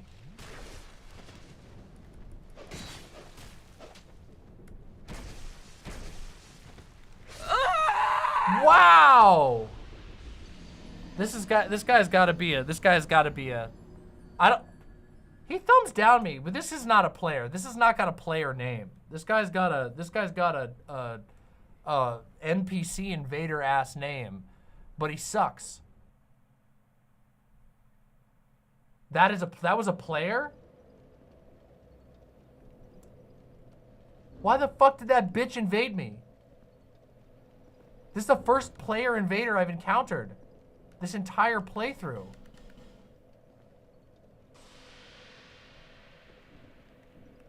Wow, that was some bullshit. He played like a player. Oh, if you're doing co-op, good. I hope he re-invades and we'll kick his fucking ass. Little bitch. God damn. Hey, look, somebody upvoted this already. I'm getting updoots. Updoots, I love them. Yay, oh shit, I forgot to kill these guys before we came over here this time.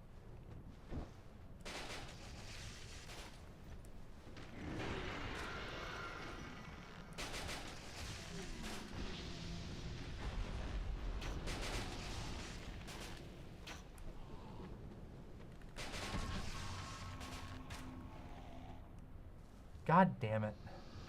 Can't believe that asshole got me.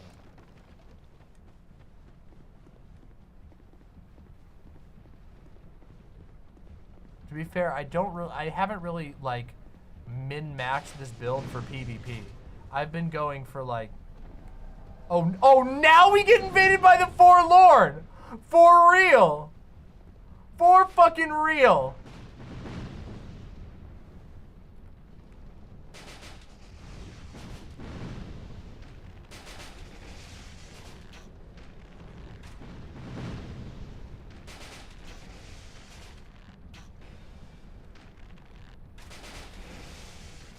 LOL.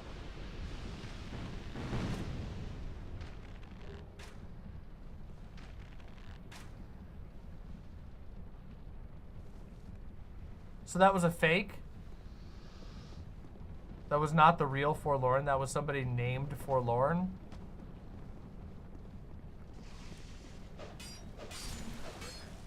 No, it had to be the Forlorn. That doesn't make any sense. We've been trolled by the Forlorn so many times, and by that I mean we've trolled him. I've only gotten beat by the Forlorn once. In this playthrough. On my Hexer playthrough, he's a lot harder, honestly. He's pretty easy to beat on the Dex build. Woman ahead in short try Quagmire. Okay. Wait, that's a Peter Griffin joke, isn't it? Wait, what's this over here? We missed this. Hold on a second, hold on a second, hold on a second. Wait a minute, we missed this.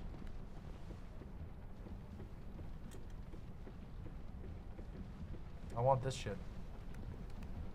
Sadness ahead, therefore try woman. Hexing urn. Okay. Bunch of hexing urns. So that maybe there's something weak to magic in here?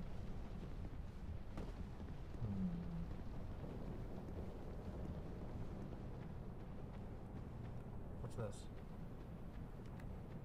Poison ahead. Rolling required ahead. I don't think so!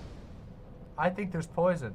I think these are poison. Oh, those are, look at that! Look at those poison urns. You wanted me to roll through that, you little bitch. Thanks for this one. I'm gonna give a rating to you. I know who's got my back. Oh, crystal lizards!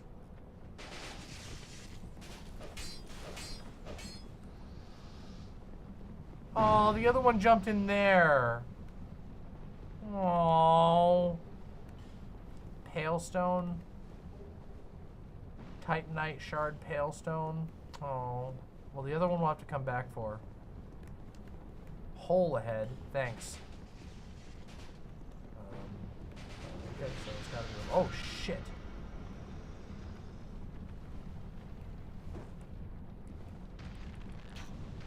Oh, I love these guys' helmets! Why do these guys have such cool helmets? That's sick as shit!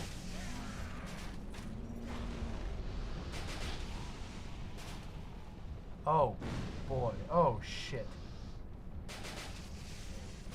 Where the fuck is that lady throwing from?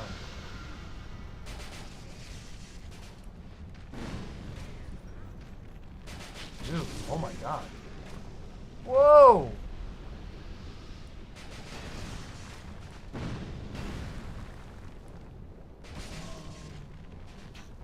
Holy shit. Where's that lady throwing fire from? Oh shit, right up there. I can't even see her. It's messed up. Oh, Jesus Christ. Wait, there's an area over here. Oh, shit. Oh, my God. Oh, fuck. Oh, wow. This zone's fucking wild. The Dark Souls 2 zone design is really good.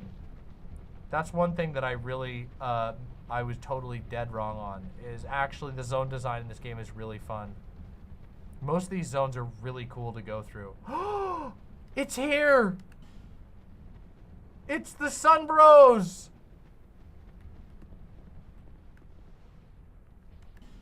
Yes!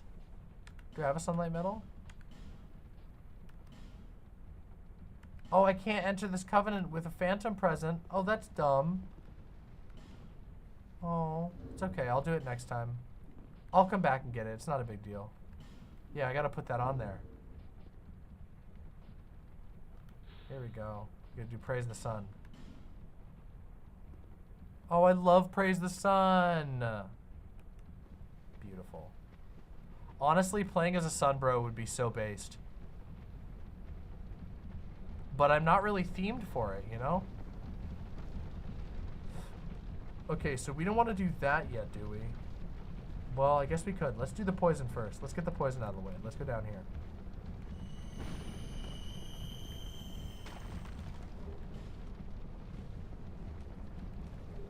Titanite slabs. Titanite shards. Oh, shit. Shit. Fuck.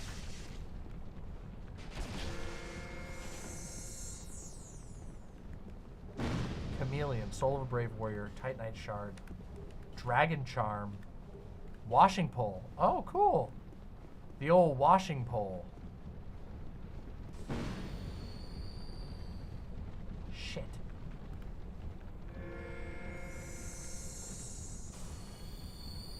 Come down here. Oh, we gotta go around. I see.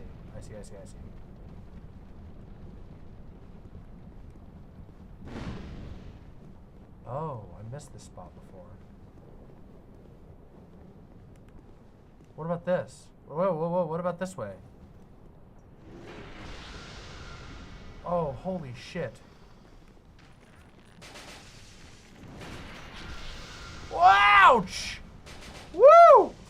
That spell hurts.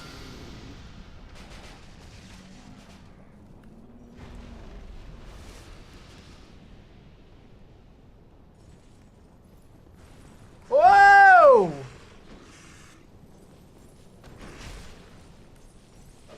Excuse me? I'm so sorry. What?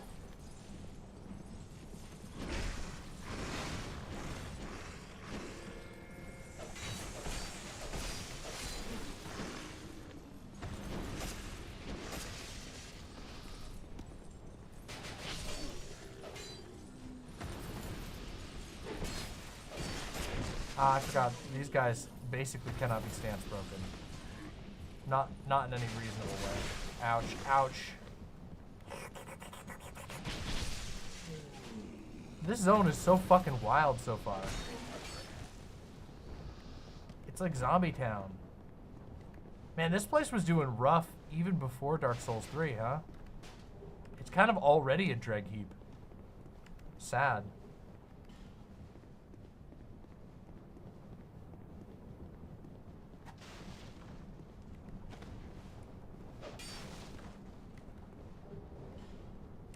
Why does that look like a fake wall? Doesn't that? Tighten that. Oh, this is a fucking path. Ah! Wait, hold on a second. I gotta check the other ones first. Hold on. Skeptic Spice? I think it's awesome. I think it's awesome that we're getting so many Skeptic Spices. Because that means I can make myself... I might be able to make a spell dumb enough for me to be able to use it.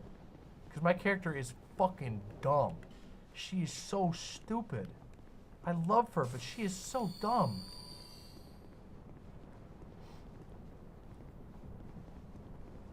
Alright, now which way am I going here? Oh, this is the item. Petrified something. Oh, based. Oh, Skeptic Spices for faith. That's even better. We do need that. We could actually use some really cool stuff if we use the Skeptic Spice. Death ahead. Oh, yeah. Yeah. I wonder what's going to happen here.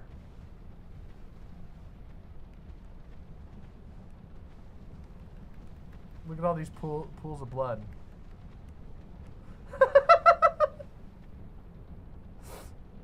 Oh, this is incredible. Oh, beautiful. Good night, Ashmar. Rest well.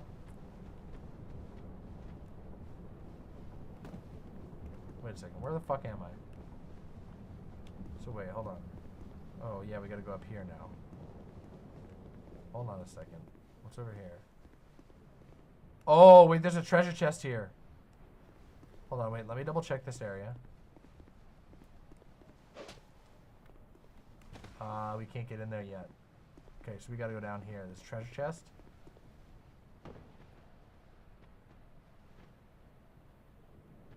Okay, it's clear.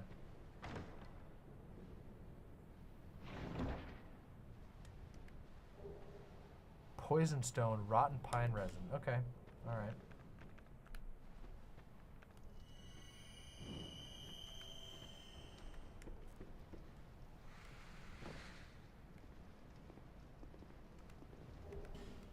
Getting a lot of souls here. This is great.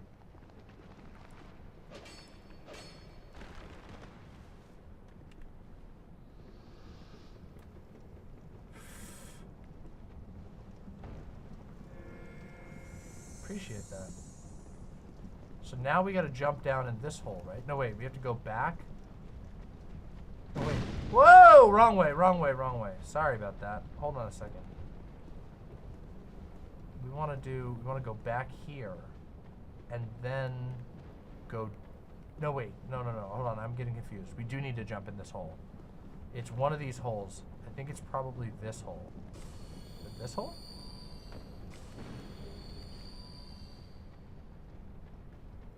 No. Shit. Simpleton Spice. Okay, oh yeah, here we are, alright.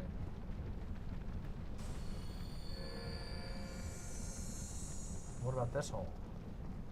The same hole?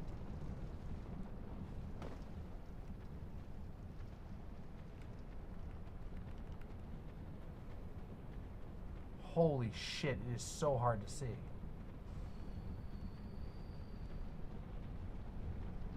Okay, so it was basically the same hole. Holy shit, that was so hard to see in there. Jesus fucking Christ. Alright, so now... What about over here? What about... Wait. What we got over here?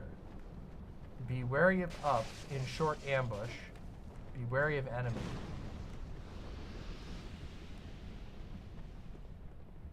Whoa, boy. Yeah, that's right, asshole.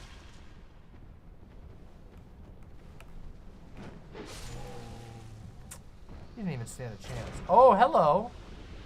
Oh, hello up there. He didn't even ambush me. That's kind of funny. So there's a ladder over there. And what's in here? Earthen Peak. Oh, okay. So wait. So this is Earthen Peak. Well, don't get ahead of yourself. We gotta still explore here. Hold on a second. Oh, Jesus.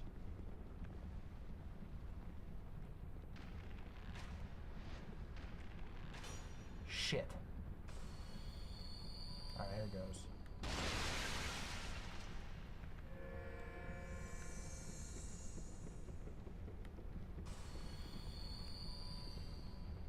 Oh. So this is the area that... This just loops. So this is a little... Ah, this is some loopy-doopy. I see. Be wary of fatty, then try fleeing. Okay. So then we want to go over here and check this spot right over here. Why is the poison still building up on me? Okay, there it goes. That was weird. Oh wait, we did this area. That's right. Oh, sorry, we did this. I got a little turned around. Hold on a second. Give me 1 second. Oh. Oh. Oh. Oh. Okay, stretch, big stretch, and sippy time. Gotta stay hydrated. I got a lot to do tomorrow. Shit, I got a lot to do the next 2 days. On Saturday, I'm going shopping for some stuff for the studio, which should be pretty exciting. Maybe I'll post some pictures. What the hell's this guy? He's a headless dude's cheeked up. Holy shit, I like his outfit. I want this guy's outfit. That's cool. I do like my skull outfit, but I kind of think that one would be cooler. But yeah, I'm going to go get some stuff for the studio, which should be pretty goddamn cool. Oh, that's deadly over there. That's like a drop down area, isn't it?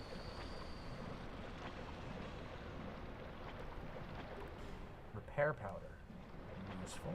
Okay.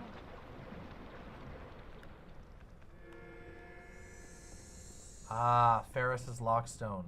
Happiness ahead, therefore try rolling. I don't think so. Lucatiel! Lucatiel! Still on the road, are you? Yes. Sorry to have burdened you so. This is for you, by way of an apology. Ring of Steel protection. Oh, hell yeah! I found my thoughts growing hazy. No. My memories are fading, oldest first. The curse is doing its work upon me. No, Lucatiel. I am frightened. Terribly so. If everything should fade, what will be left of me? We'll have memories of you, Lucatiel, don't worry. We'll always remember you. I had an older brother. We learned to fence together. He became the most decorated swordsman in all of Mirror. I never even compared to him. In fact, I never beat him. Not once. But then, one day, he was gone. Lost without a trace. Now I'm certain that he was taken by the curse. If only someone would hear my tale. I'm hearing your tale. My brother must have come here, too. Soon I may forget even about him. If only someone would hear. My brother must have come. Soon I may...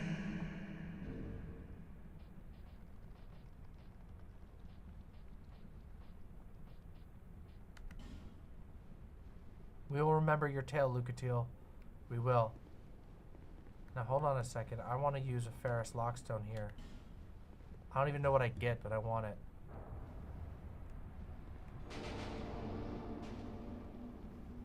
Let's open it. We have a lot of Ferris Lockstone still. Poison Bite Ring! Yes. Soul of a Proud Knight. And a Poison Bite Ring. Based. That is so helpful. We will put that on instead of Chloranthe. Wait, that's not the right one. Where's the Poison Bite Ring? Poison Bite Ring. There we go. That is super helpful. I feel like maybe they're right. Maybe there is something through here.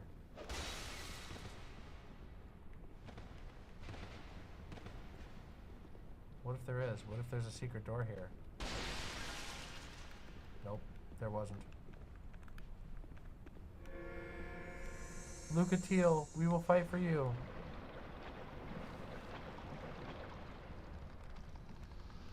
What the heck? What the hecky? Oh, it's up here. Oh, I didn't even realize this. Good catch. Good catch. I didn't even see this. This zone is so cool. This place sucks. I love it.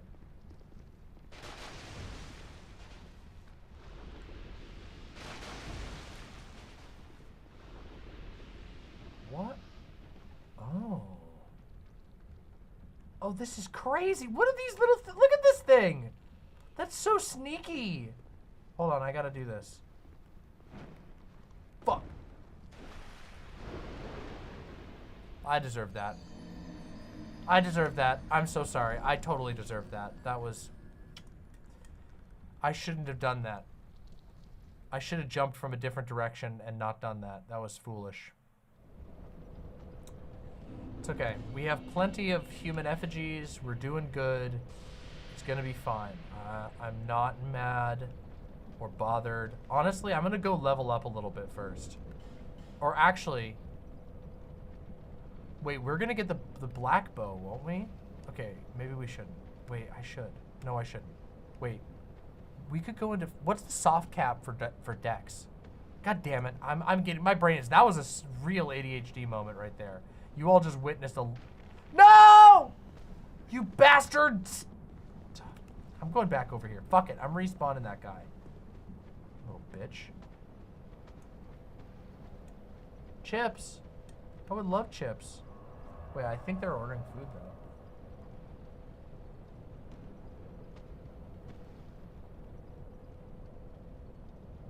though.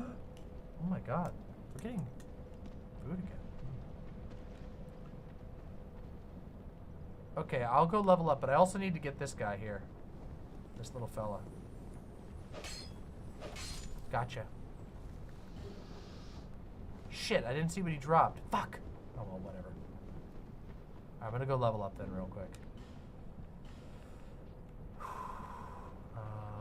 Okay. Oh shit, I need to get my souls and then I need to go level up. We'll do a homeward boner. Homeward boner. More like blomward blomer, am I right? Bazinga! Almost just killed myself doing a Bazinga joke. Whoa!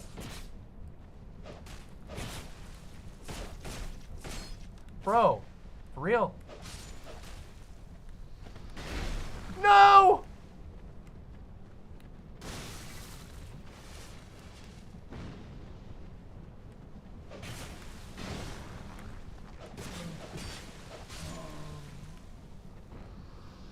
Whoa! Hey, bro! I didn't think this guy was on his way yet.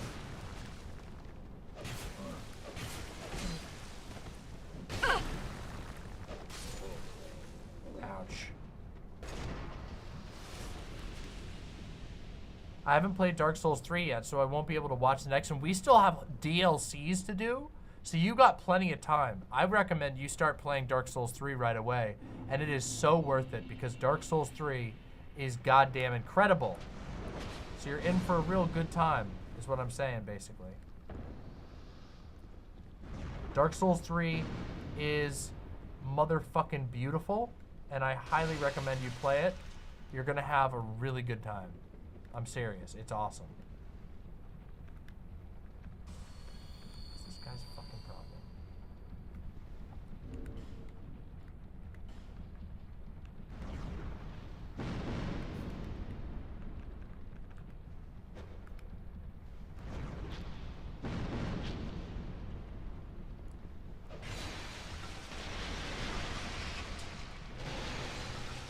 God damn it.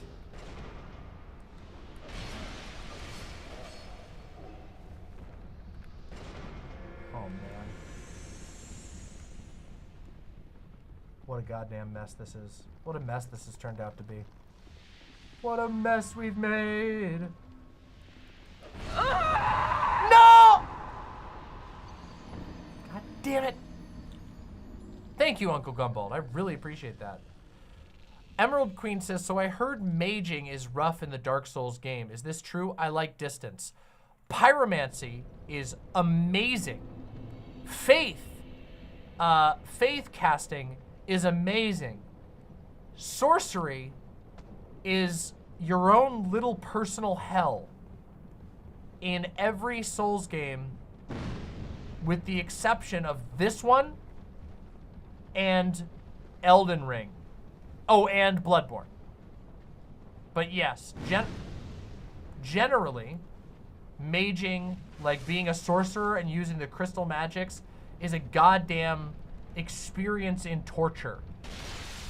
And there is some really cool stuff about it, but it is very difficult, and people who say that magic is easy mode are usually referring to pyromancy or faith casting, which is, in my opinion, faith casting is the ultimate easy mode. It is the quote unquote, and nothing is still very easy, but it's comparatively fairly easy, in my opinion. But sorcery is very difficult. And even though the magic is pretty good in Dark Souls 3, it's still also just really, really hard generally in Dark Souls 3.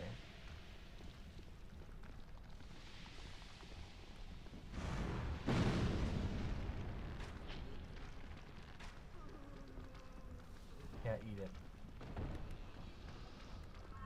Okay, got all those souls back now. Now I can go rest. God damn it. Give me my homeward bone already.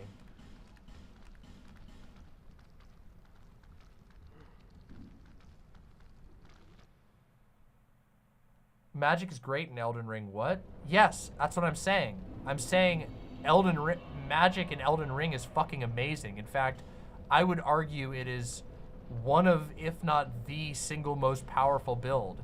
The end game int build in Elden Ring is busted. It is incredible how powerful that shit is. In the other games, in Dark Souls 1, there's just not enough to make sorcery fully compelling. Sorcery is pretty cool in this game, but it's a little clunky and it's not quite as strong as like hexing from my experience so far. But then in Dark Souls 3, magic is really cool and there's lots of really awesome spells, but there was a million enemies in Dark Souls 3 who just punish you for trying to cast and also who are immune to magic. It makes it so difficult.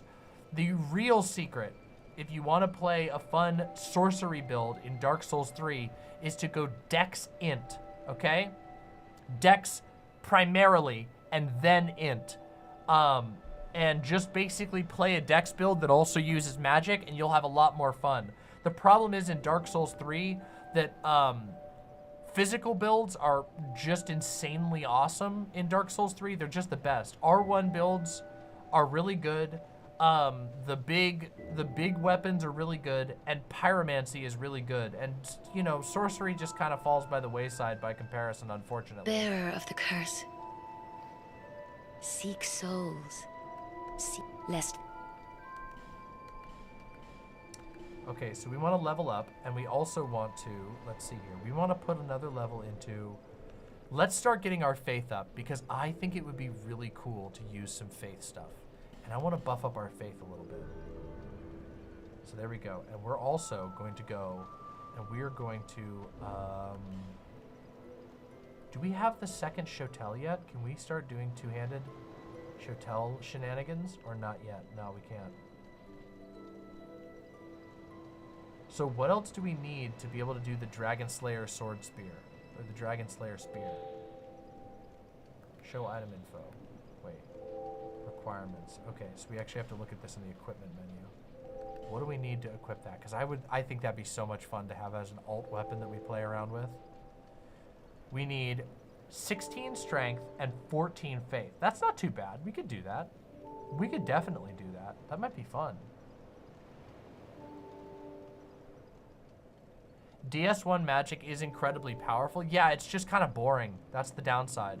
the magic in Dark Souls 1 is plenty strong. It's just there's not that many spells and they're pretty samey.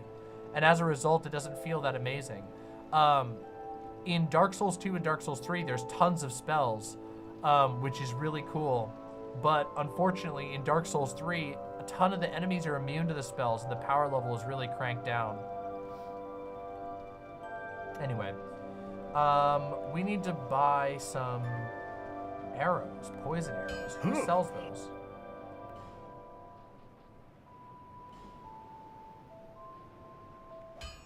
Who sells the good arrows? Somebody, I remember us finding somebody sells good arrows.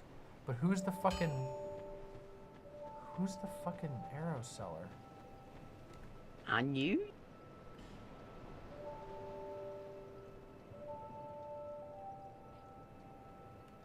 Lowly town. I swear we found an arrow seller. Oh, it's the other blacksmith. Oh yeah, I gotta go talk to him. Okay, I'm gonna spend the rest of my souls buying new arrows, because that's right. Thank you. That is so good. I couldn't remember. McDuff.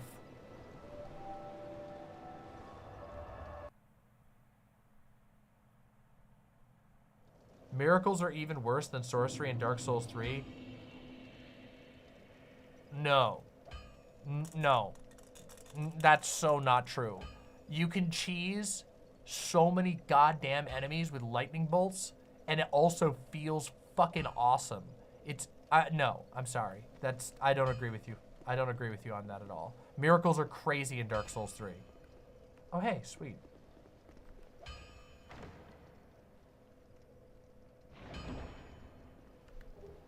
Craftsman's Hammer and Twinkling Titanite. I ought to fetch a new ember. Flame, dear flame. It's too good. The miracle, oh my god. So I've mentioned this a couple times. I've mentioned a few times that I feel like, oh yeah, we gotta buy all these. I feel like it would be awesome to do a Dark Souls 3 run where I do my last victory, the same one that I won with before, which was a Faith Dex build built around the Dragon Slayer Sword Spear and Lightning Miracles, and that was my victory. That was my victory through the last playthrough. It was so incredible, and I've been so tempted to play it, but at the same time, I also really want to play a Pyromancer for you all, because that would be really fun. There's tons of Pyromancy options, and I have a really good character concept for our Dark Souls 3 playthrough that I think would be really awesome. And so, I don't know. I already know what we're doing for Elden Ring for sure. I've already told you guys what the Elden Ring playthrough is going to be. Which is, when we do Elden Ring, we are going to be doing an arcane fist bow build that we're going to supplement with dragon magic. So we're going to be building around the snake fist weapons, the snake bow, and we're going to use dragon magic to supplement our damage. We're going to be able to stack bleed like crazy, poison like crazy, severe poison like crazy, and rot. And our goal is going to be to poison and bleed and rot the fuck out of every single goddamn enemy in the build.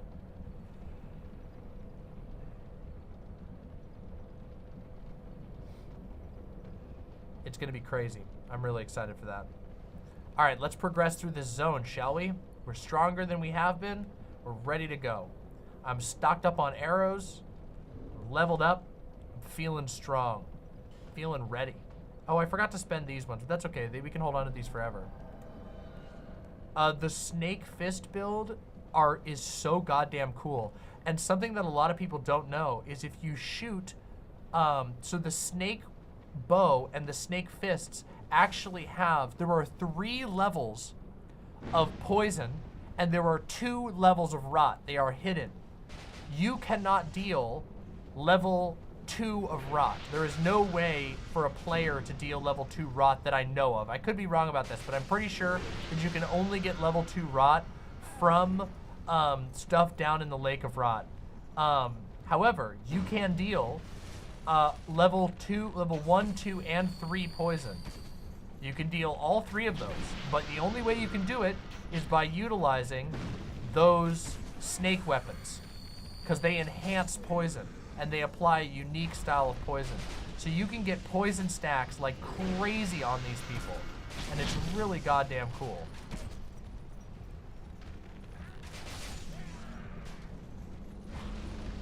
And I want to do that because that would be really fun.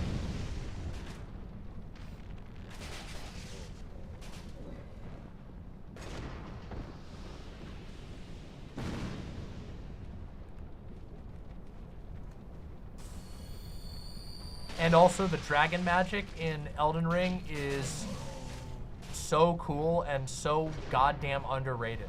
People severely underestimate how cool the dragon spells are and how much swag you can have with it, because you have to understand that there is still a large portion of the Dark Souls community that is critically stupid and does not understand that actually no, magic isn't and has never been easy mode. Not truly. And also, you're just intentionally missing out on something amazing in the game by not playing with the full magic available. And also, there's a bunch of people who underestimate the power of breath spells generally because of the previous games, but Jesus Christ, are those breath spells incredible if you know how to use them properly. I built the first build I ever played in Elden Ring was a dragon-based build, and it was so incredible. I had so much fun! Didn't take any damage, that was good. It's incredible. Hello! Oh my god! Oh wow. Damn. 2 sandwiches in one day. Amazing. Thank you so much. I love you. I love you too. Would you be willing to refill my soda for me? Thank you so much. It's lunchtime. Hold on a second. I gotta eat. Actually, it's din time. I have a delicious torta. Amazing. Where is the? Hold on. I gotta get to somewhere safe real quick. Hold on. Actually, I'm just gonna stand here.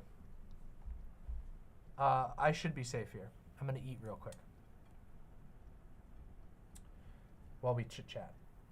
I have a delicious sandwich to eat. Oh my god. Oh my god, it's so fucking good. Delicious torta al pastor with jalapenos, lettuce, onions, a little bit of tomato, spicy as fuck.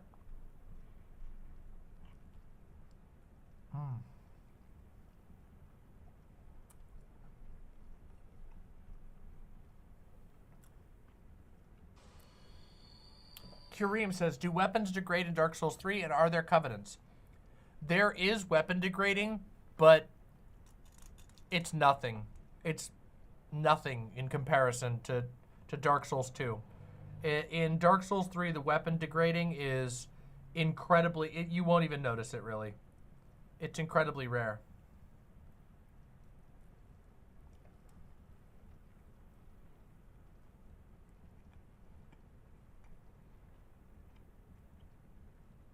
And are there covenants? Yes. There are lots of covenants, and they are still very active. The multiplayer in Dark Souls 3 is very active. You will get invaded. The defenders are all active. All the PvP factions are active. It's still really active. I played it last year. I played it last year, and I was doing tons of PvP.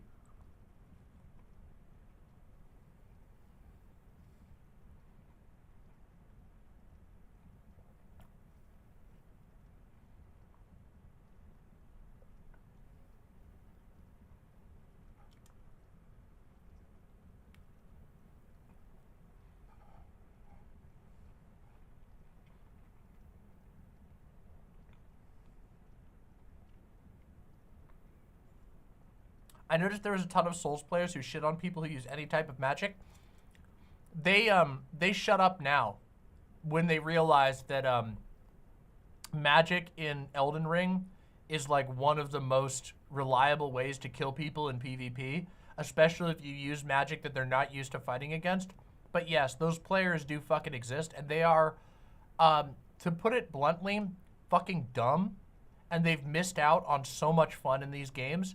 Dark Souls, plenty of people have a lot of fun just running sword and board, or, you know, broadsword, or whatever, or an ultra greatsword. That's fine, and it's great if you have a good time with that. No hate, whatever. But there is so much cool shit in these games, and it is fun. It is really fun to play through the games with a build that you're not familiar with. One time, I played half of Dark Souls 3 using only the Dark Hand and Pyromancies, and it was awesome. It was great.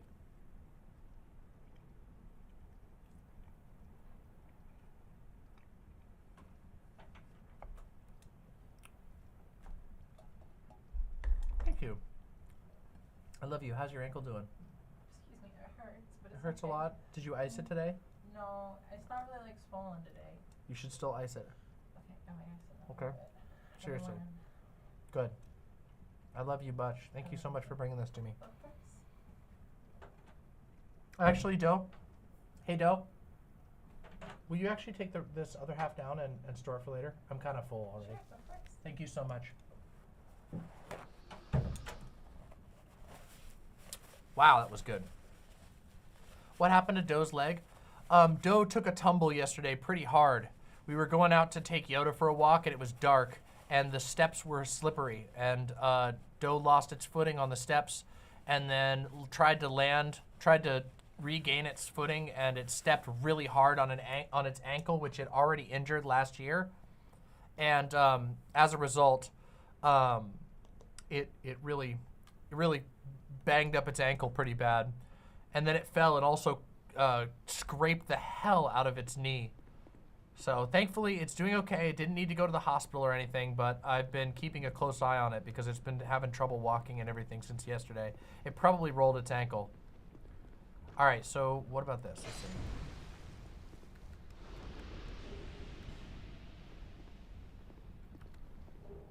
Skeptic Spice. Okay, so now how do I get over to, oh shit, how do I do this?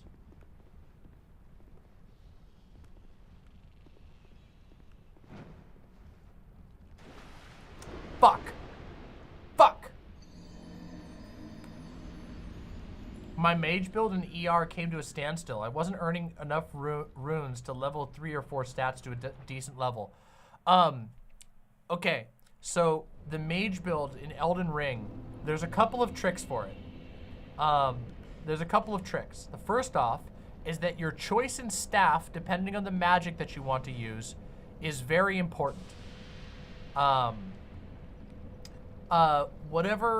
So apparently I think I'm doing that jump wrong. I've got to be doing that one wrong. But whatever. In Elden Ring, if you are using, okay, so up until you get to the like 7, I think it's 70 int, you want to be using the, oh god damn it, now I'm gonna blank out on which one. I think it's called the Academy Glintstone Staff, or if you're using Primeval Current magic, you know, the big comet or the lucent beam that's the Primeval Current beam. If you're using one of those, if you're using the Primeval Current ones, then you want to be using Lusat's staff, the blue gemstone staff. Once you hit 70 int, you want to switch to using the Carrion Royal Staff. The Carrion Royal Staff has the best int scaling in the game. You want to be wearing every single int boosting item that you can get. So you want to make sure you've got int boosting helmet, you want to make sure you've got int boosting charms, or amulets, or whatever they're called in that game. And yeah, so you want to be doing all of that. And then, yes, and then you're gonna, and then once you start getting to the later levels, you do have to, you know, level multiple stats, but you basically want to put your, your dex and strength to the lowest necessary, to be able to wield whatever your weapon of choice is, which, if you want to have a really good time, I highly recommend using the Dark Moon Greatsword. Dark Moon Greatsword is amazing and really, really fun to play with. And just get the minimum and then dump everything else that you have into your int and your mind so that you have enough mana. And mind is really important.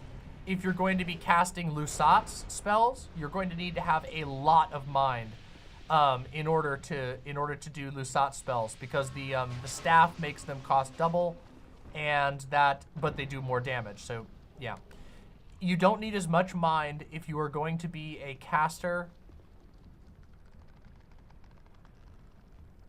Oops, I think it's this one.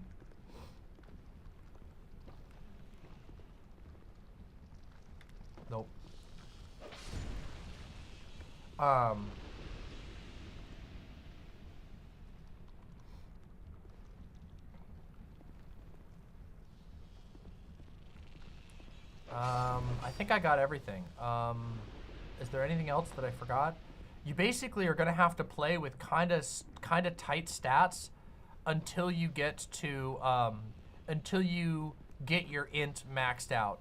But it's doable because the magic damage is crazy. Yeah. Always level your staffs. Yeah. Can I actually do this?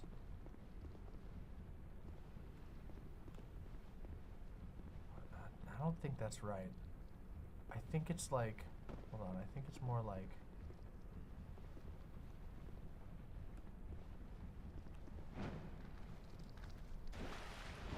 shit. A lot of people say Moonveil, and Moonveil is pretty cool. Not gonna lie, I think Moonveil's fun, but I also think it's a little bit overrated, and I think it's more fun to play with Moonlight Greatsword. But the Moonlight Greatsword does require you to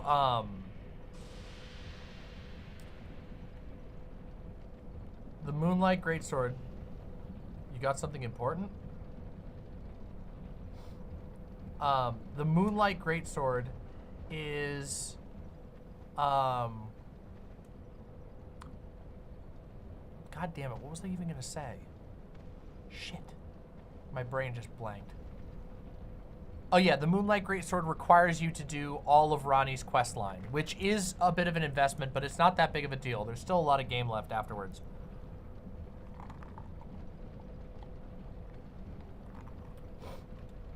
I had awful decks and my casting speed was what was causing me to die. I don't think cast speed is affected by decks in that game, is it? Is it?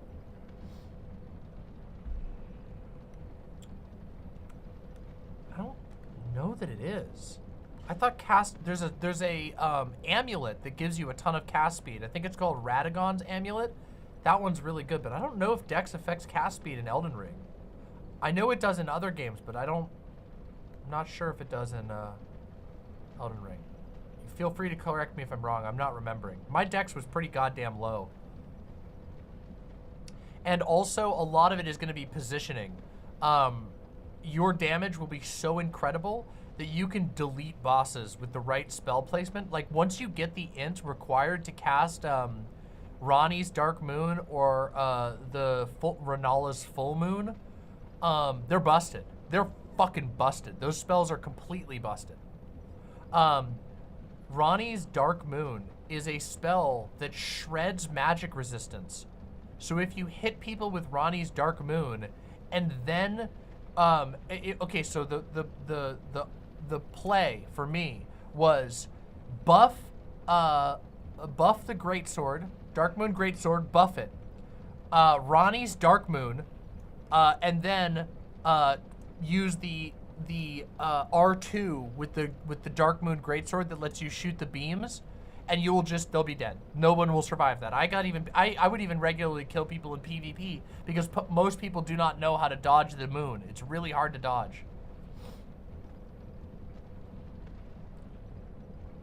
Dex does affect your casting speed. Radagon's Icon Talisman gives you 30 virtual dex for the purpose of casting. Oh, that's interesting. I didn't know that. Okay, that's interesting. So yeah, just use Radagons. If you're having trouble managing cast speed, just slap that Radagon Talisman on there.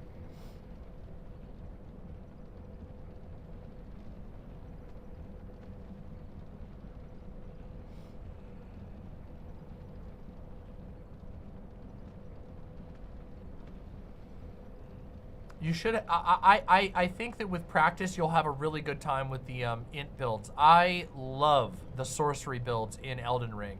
My current playthrough, the one that I'm literally standing at the end of the game and haven't just gone back and done it, that one's an int build, and it is ridiculous. It's laughable how much I've been shredding. Yeah, I don't know why I can't summon you. I don't know what's going on here. Maybe we're having connection issues or something? My internet connection's fine.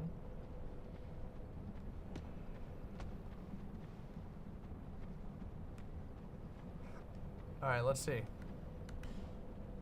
I cannot summon at this time. Why? Oh.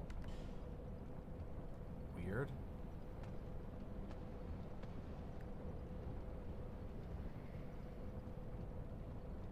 Fucking weird. Hello.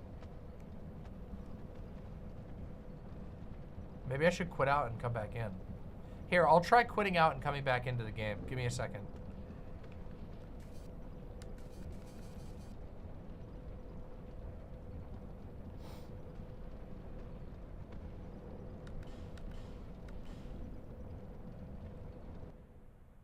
Hey, Goofer, welcome back.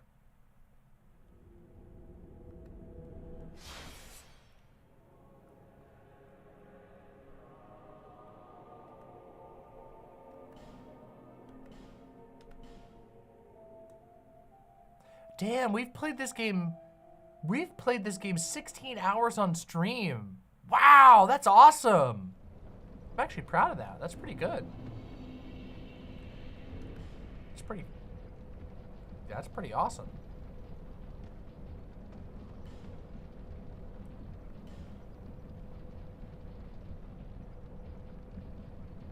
Cool. Cool.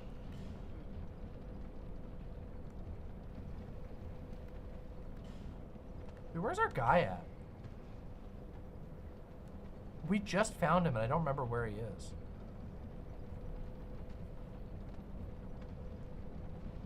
Maybe the servers are fucked.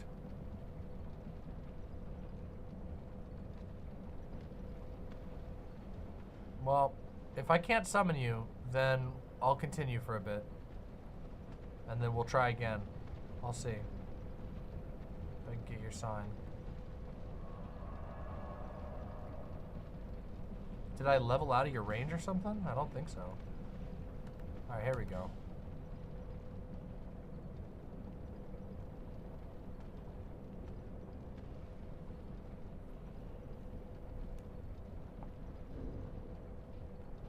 Yes, there we go.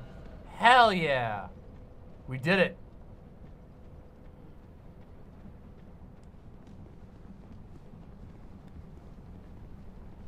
Now we can continue uninterrupted in our cool ass playthrough.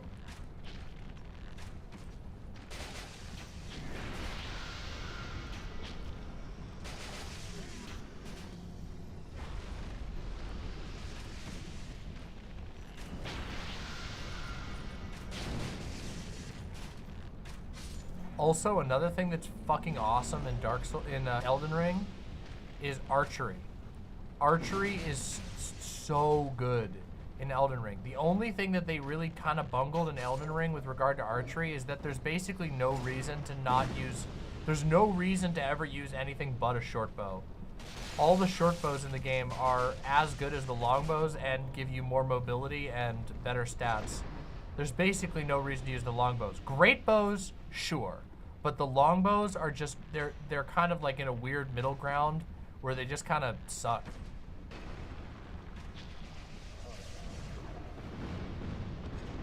Too bad. It's a real shame.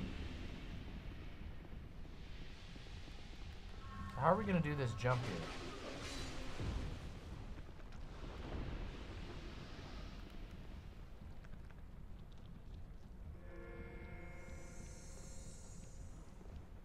Okay, how's the jump go?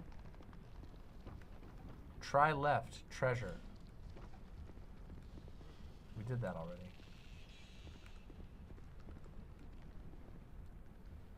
Oh. You got the top! Oh, cool! Thank you!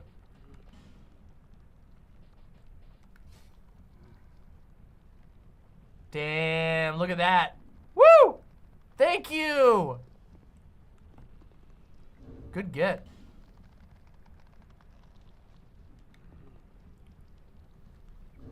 It doesn't fully fit my character though. It's not the right fit for her. We gotta go. Oh, that's kind of cool. Oh, that looks so good on her. We gotta stick with our skeleton for now. Bone King. Wait a minute. Oh yeah, okay. So how the hell do we get over there? Oh, okay. I see. So we gotta jump earlier than we were. Whoa. God damn it! God fucking damn it! I swear I jumped early enough. That is so fucking annoying. What an obnoxious jump. Shit.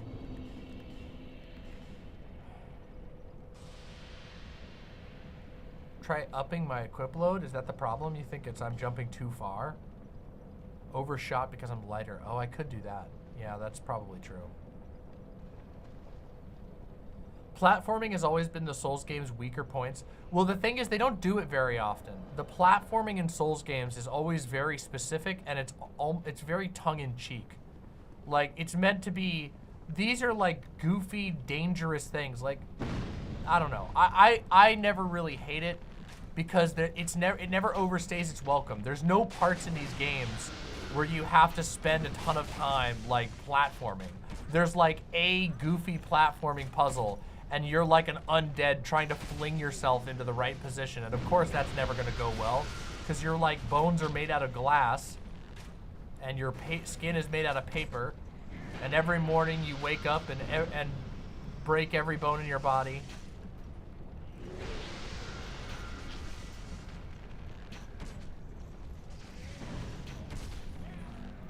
Clicking L3 while running is actually deranged. No, it isn't. That is the best decision they've ever made. Do you remember what it was like before?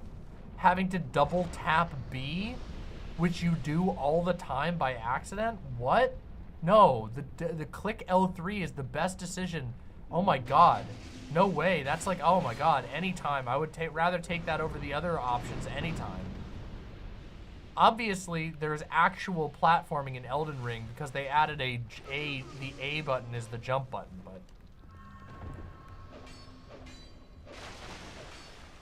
Okay, so, yeah, if I up my equip load here real quick.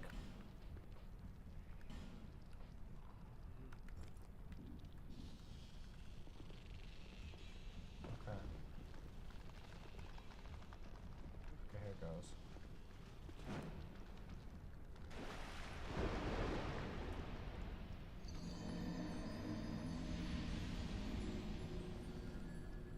No, you're just trolling, Celestial Heart. Souls games on keyboard and mouse are genuinely unplayable. Like unironically unplayable. What's the problem? What's the problem, Baphomet? In fact, Dark Souls 1 is quite literally unplayable unless you install a keyboard mod. The crab is breaking your fall. Oh. Oh. Wow. Good catch. Also, this outfit looks sick. So it actually isn't a weight problem. I need to go first so I can go get that treasure over there. Oh, wow, that looks so cool. What the fuck? My character looks amazing like this. Oh, but she's heavy. No, she's not. She's fine, actually. Isn't she? No, she's not. She's gonna medium roll. Oh, no, she's still light rolling. Wait, what? No, she's not. Is she light rolling? No, we have to get this leveled up. This is so cool. Look at how sick she looks. We're doing this. This is gonna be our outfit soon. Look at how cool she looks with the Hide Knight armor.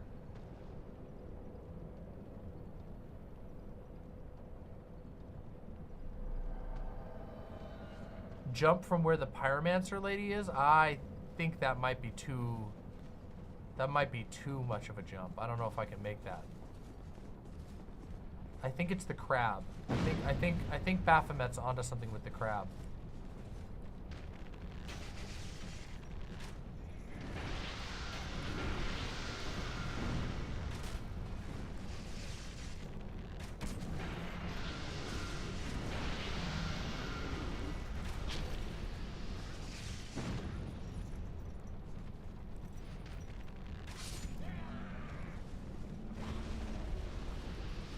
God, this character looks so cool with this. Ow.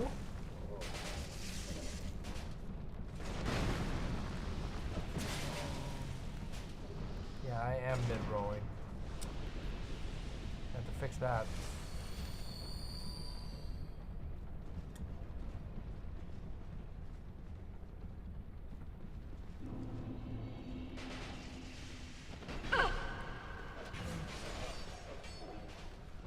Well, Elden Ring's approach to jump to the jump design was just completely different. They went in a totally different direction. These games are not about jumping. They throw in a jump to troll you every once in a while, but they're really not about jumping. Okay, so hold on. I'm gonna try and get down here and do this now. Please, please, please, please, please, please, please don't kill me. Are you fucking kidding me? What the fuck is going on here? God damn it! This jump is ridiculous. Why was the crab in the doorway? I don't know. It moved. It wasn't where it was supposed to be. I'm burning through my humanity effigies. We gotta get some invaders in here. What's even over there? Can anybody tell me what's over there? I've been trying this jump so many times. God damn it. Trust me, try near the pyromancer. All right, I'll try near the pyromancer this time. I'll try near the pyromancer. I'll do it, I'll do it. And I'll put my old load on so I can be sure that I'll make the jump. So I have the right.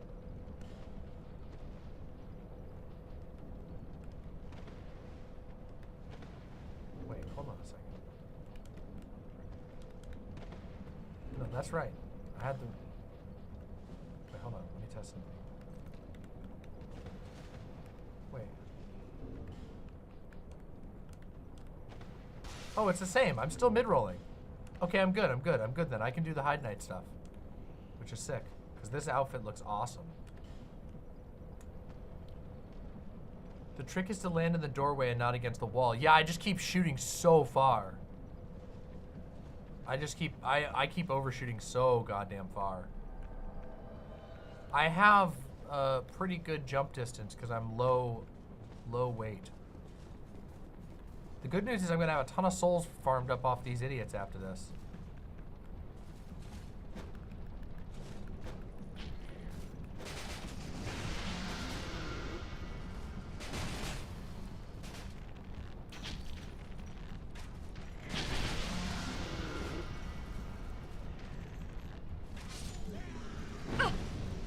Ouch.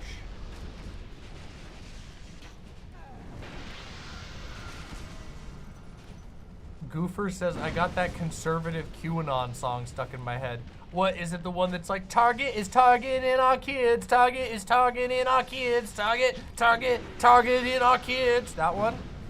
I fucking hate that song. And people keep playing it as a meme, and it's driving me crazy.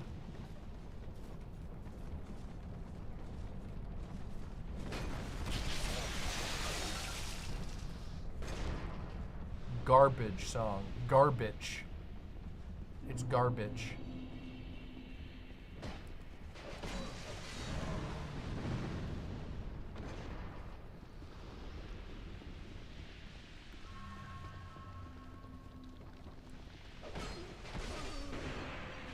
Okay, so I need to jump here.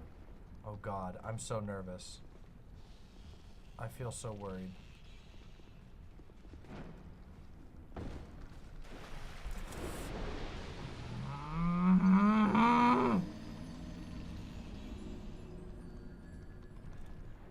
I'm getting tired of killing these goddamn giants!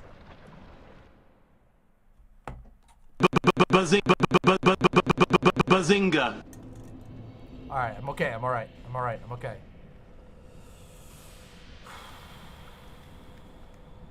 I'm alright. I'm okay. I was so close. And I know it's probably gonna be some fucking item I don't need. So I'm gonna get over there and it's gonna be like the int dex. What other stats don't I have? The int faith strength vitality weapon. The only one in the game is gonna be the diametrically opposite stats that what I actually need. I'm angry too, Aska. You came in at a great time. Well, thank you. I see that now.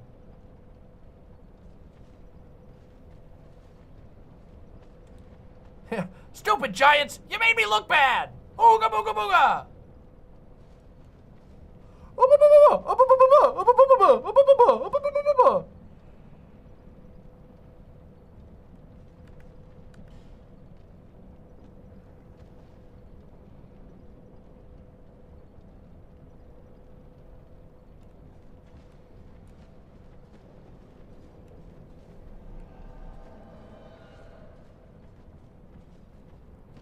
I love Courage the Cowardly Dog, one of my favorite shows. Last year, me, Fawn, and Doe watched through a bunch of it. We watched so much of it. I don't know if we watched every episode. I feel like we did. Also, that show has some great music in it. The little sad song. That's so good. And the other one. Bloom, bloom, bloom, bloom, bloom.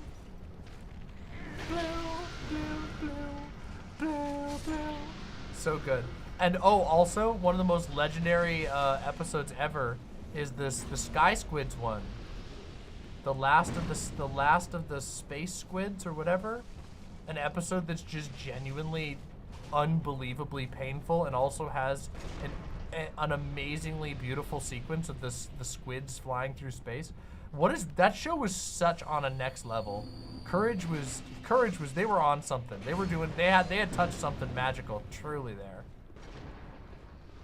Oh, the things I do for love.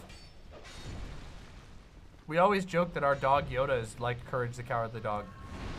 Oh my God, for real? Why? Why? Why? Oh.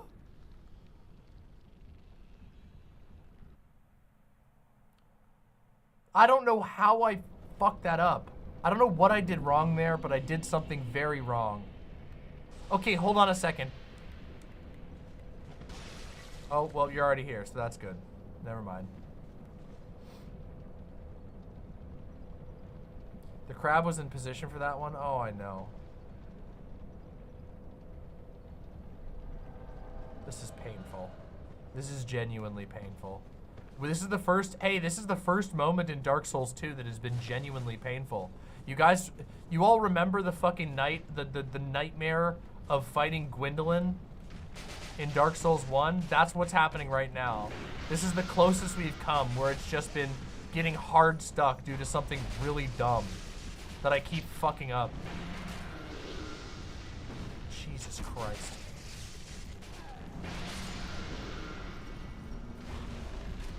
Yeah, right in the titty, asshole. Take that. Take that in your big heaving bar of titties.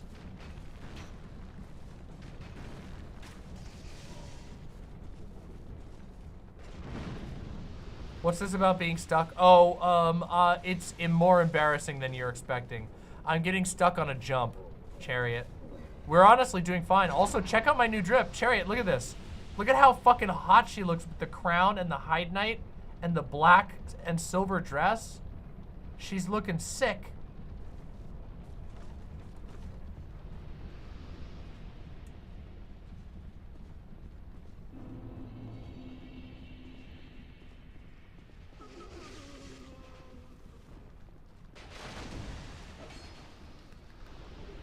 Hey, green blossoms. I forgot these guys dropped those.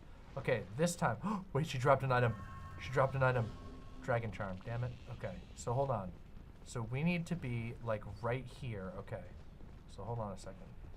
So we want to go over here, and then we want to hit it going like that. So that's the direction we want to be going. Okay, hold on. We did it. The crab did it! Yes! Thank you, crab! Excellent. And now we can kill the crab. Thank you, crab. You were very useful to us. Thank you. What's the equip stats? Give me a second. We are at 38.6, which my roll, I couldn't see any difference between that and, oh, hello, dude. What the? Whoa, he's teleporting. I think that's supposed to be a mid-roll, but I couldn't see that any difference between that and what I was before. We might need to get some, whatever raises equipment stuff just to throw some stats on there. Do we still do the memes tonight? Memes?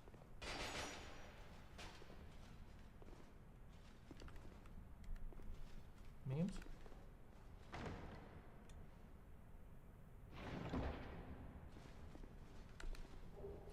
Heavy crossbow +3 and heavy bolt. Okay. All right, not horrible. Not really what I'm doing for my build, but also not terrible. So how do we get out of here safely now?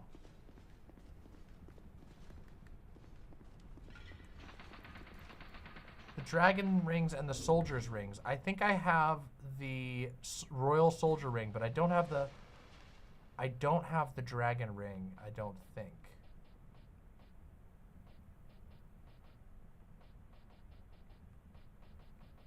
No, I don't. I only have the royal soldier ring. I haven't found the dragon ring yet. So now, oh wait, now we can just jump like this, right? Yeah, okay.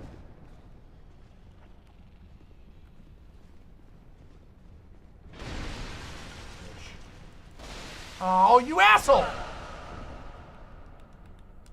Let me move! No! Oh!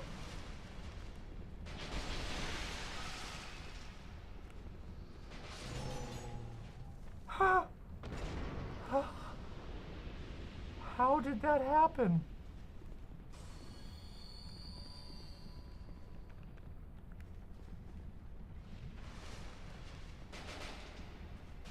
Let's just go around. I don't want to get poisoned again. Oh. Oh, okay. Thank you. Whew. So I guess this is it now. I guess it's bossing time, and I only have 4 Estus shards. Or 4 Estus flasks, so I'm gonna have to make do. I don't even know what this boss is. I've never done this part of the game, so I have no fucking clue what to expect. Czar. Should we summon Czar? He's a sunbro. Alright, Czar, come on in. I'm surprised we can't summon Lucatiel here. We talked to her.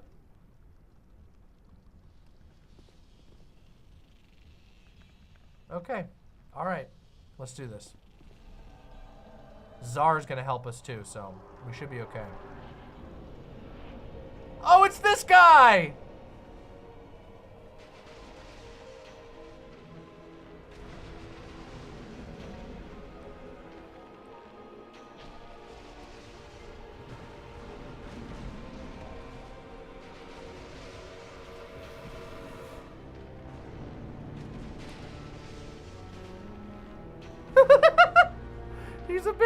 he's Jabba the Hutt.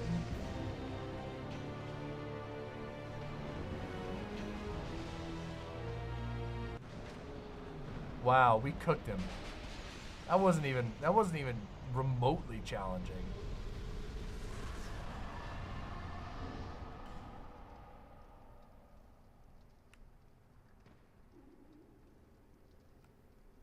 That was easy peasy. Yeah, this guy's an easy peasy. Hey, we got a sunlight medal. That's cool. Okay, which means also I can go back and I can turn that sunlight medal in and join the Sun Bros, which would be cool because I like the Sun Bros. We ought to probably do that. Let me do that. And we also got a lot of souls, so we're gonna go do two things real quick. First, we're gonna go spend our souls and think a little bit here. So wait, what percentage is the light roll There, at? seek, lest this. For sure. It's equip load. Oh man, that's so bad. It barely gives you any. Fuck, vitality. It's 30% is the light roll, really? Okay, because watch this. So this is weird. Hold on, let's see if I can. So here's me currently. If I drop this, I go down to 21%. Is that faster? That's really hard to perceive the difference. Oh, I guess it is. I guess it kind of is, right? It looks almost the same. 30% for 70% for mid. It might be 35. If it's 35, well, no, then we're still across the line with this one. Weird. Confusing. Strange.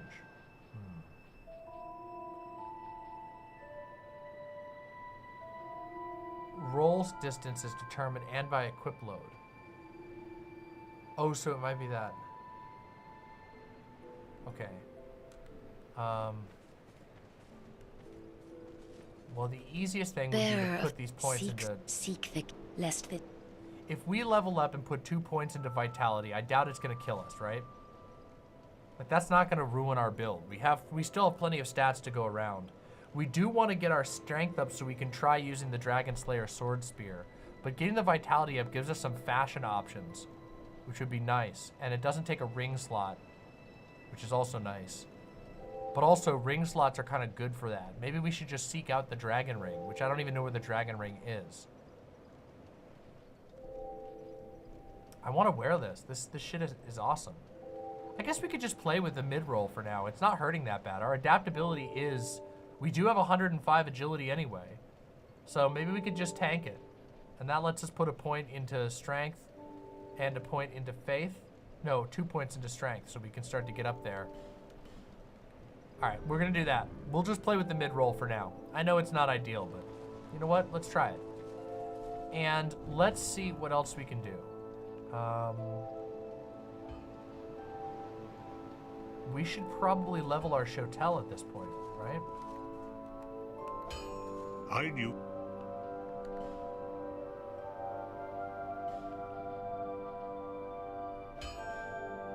Wow. We can get the +10 Shotel. We still have plenty of slabs. That's 4 other weapons we can upgrade. All right, we're doing it. +10 Shotel, baby. That's right. We're fucking ready. +10. We're ready to fucking slash. And look at that! The glory! Beautiful. Beautiful. Beautiful. All right. Let's get back to action. Let's do this. What's next? I guess we just proceed.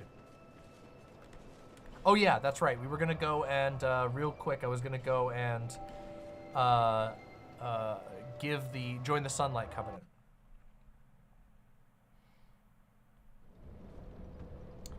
I love my light rolls.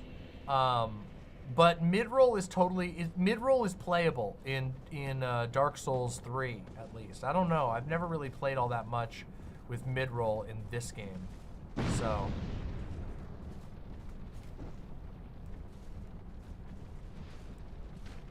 we do need to get a bow, an ideal bow. I'd like a stylish bow. Maybe we could do Black Bow of Faris. I don't know when we get it.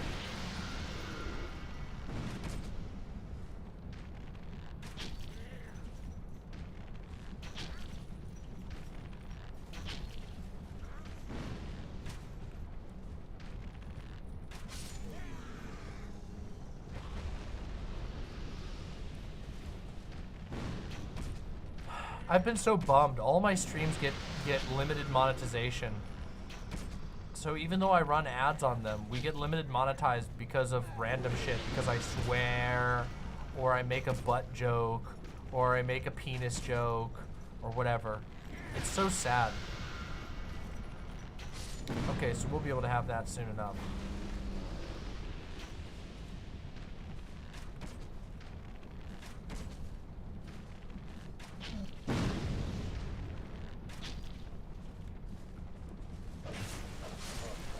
Gotcha, asshole.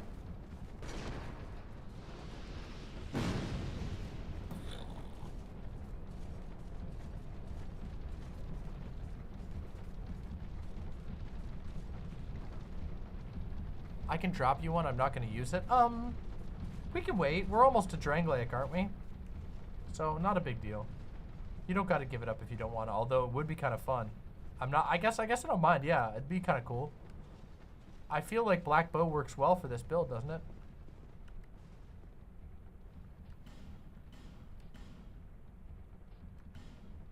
Heirs of the Sun.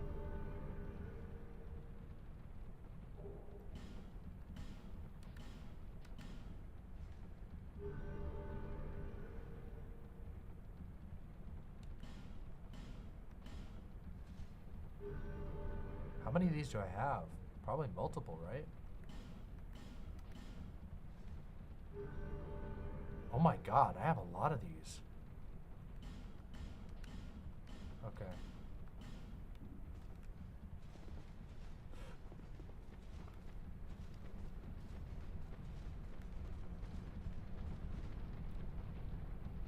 My character does seem like she could be a sun, bro. Look at her. Look at how pretty she is. God, this outfit is so great. Alright, let's proceed. We're making hella good progress, even with the getting stuck on the jumping. Also, I didn't properly get to say welcome, but Chariot, it's wonderful to see you. I hope you're doing well. I know it's been a while since last time we played Dark Souls. I've been looking forward to getting to play, and I'm really happy you're here. I hope you're doing well.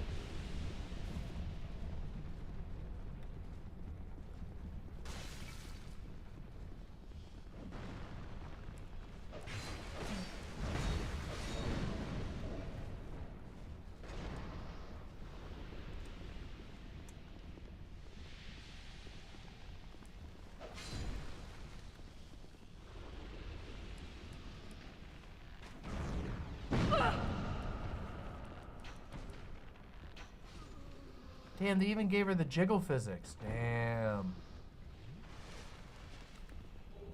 Dragon Charm again.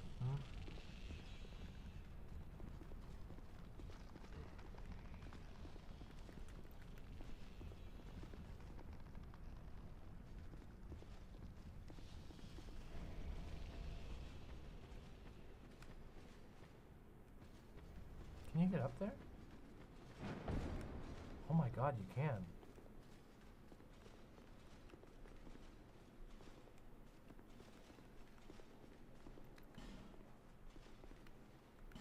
Hurrah for control. That's really funny. You can't jump here. Oh, whatever.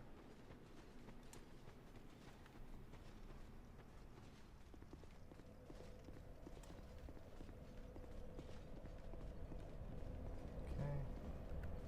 We heal up just a moment. And we continue with Earth and Peak. Oh, wait a second. There's two places we can go. right? Because we can go down now. We didn't finish the down area, did we? Did we? I don't remember if we did. Maybe we did. I can't remember. Oh yeah, we did. It was just a little air. So it was just a little item area. Okay, so we go this way. Oh, hello, dude.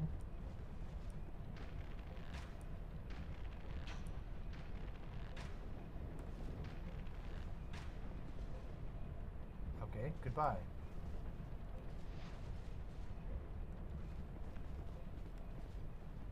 Oh, this place looks messed up. Oh!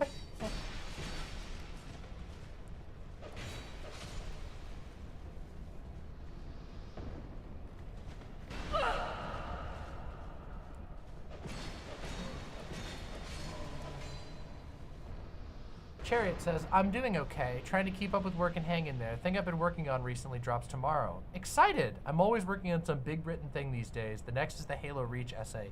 Chariot, that's incredible. And I want to say, stay strong, okay? I know that it probably doesn't feel great all the time to be working on something big and not knowing whether or not it's gonna, you know, get a million views because YouTube is fucking goofy like that. But straight up, what you are doing is awesome. You are putting an incredible amount of thought into stuff, and you are on a qualitative level. You are challenging people to think deeply about things that you love. So I can't encourage you enough. I hope that you feel wonderful. I hope that we can, I can't wait to watch it. I hope lots and lots of people tune in for it. And I think it's really cool that you're working on something big and written, and I respect that massively as someone who struggles often with being able to write anything, let alone anything big and written. You know? What the hell is this? So why'd that? Also, why does it say secret ahead? Oh, thank you, Hunter's Black Bow. All right, let's check this shit out. Ah, beautiful. That's what I want right there. Oh, that's so cool. Ah, sick. So what the hell's this then?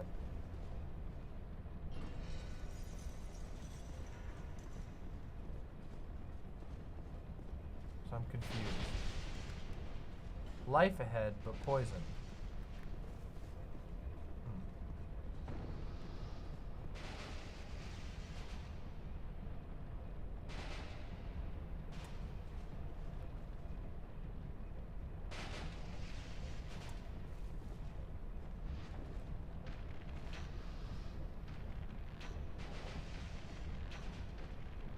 Got that. Cooked him. We cooked him. Now, hold on a second. How do I get over to that treasure chest that was over there? Silverback shield. Cherry says, thank you, you're too kind. No, I am not too kind. I am not too kind. I reject that analysis. I think I am just kind enough. I think that you make stuff that is awesome and that I am always excited to see. And I want to be as kind, I want to try to be as kind as I can to properly represent how much I appreciate what you make and how much I look up to you for your talent in writing and in thinking about writing. Okay. I don't know what the hell's going on there. That was weird. And yeah, so, with all due respect, nuh-uh.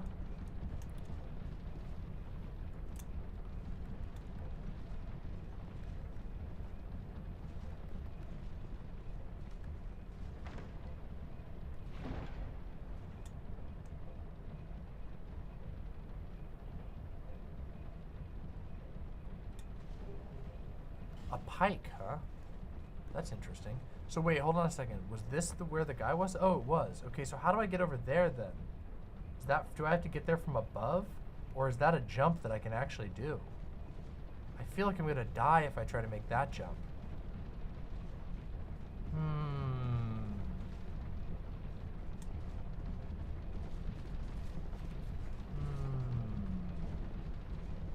Maybe you have to jump from above there. Like maybe you need to jump. Oh, I bet you have to jump from there over to there because there's no way I could make that. Okay, so that's got to be something we come back for. Oh, the Hunter's black bow looks so cool. Also, who the fuck is this? Devotee Scarlet. All right, Devotee Scarlet. I've never met you. Good night, Leth. I hope you rest well. Oh, you look cool. Hello, Devotee Scarlet. Hey. Let's go. Let's go.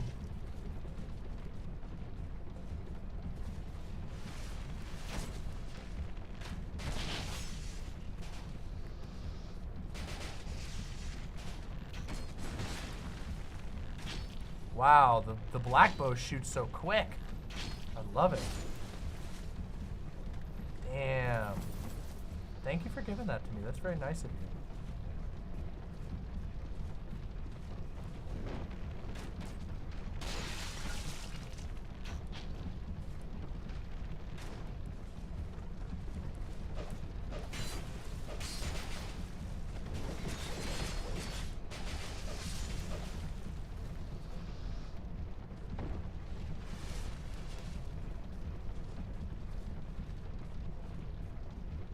Ah, yes, the torch. Hold on, let me use a flame butterfly. I remember this. I remember this from the videos that I've watched on Dark Souls 2.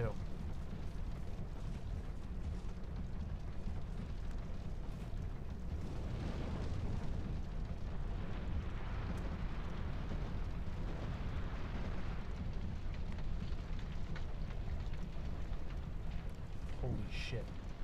We've done it. Did it. Wait, hold on. Let's go up here now first.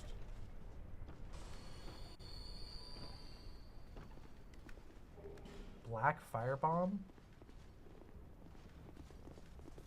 Ouch!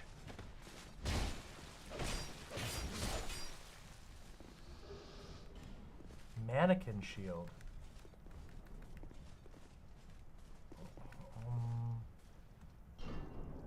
Oh, the bonfire. No! Let me out!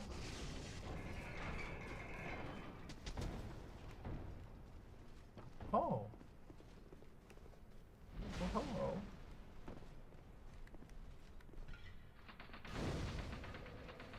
We did it. Traverse the mist from behind.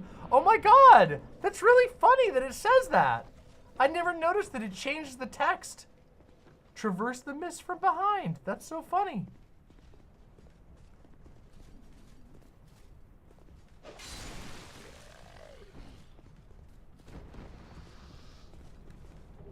Simpleton spice.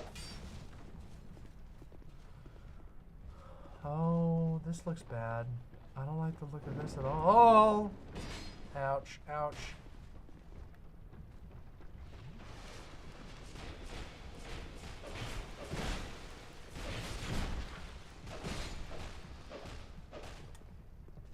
Gummy spice. Okay, hold on. Let me make sure I didn't miss anything over here. I did miss a little summon sign. Bashful Ray. Oh, our buddy, Bashful. Secret ahead. Stop saying secret ahead, you bitch! There's no secret there. It's the third time.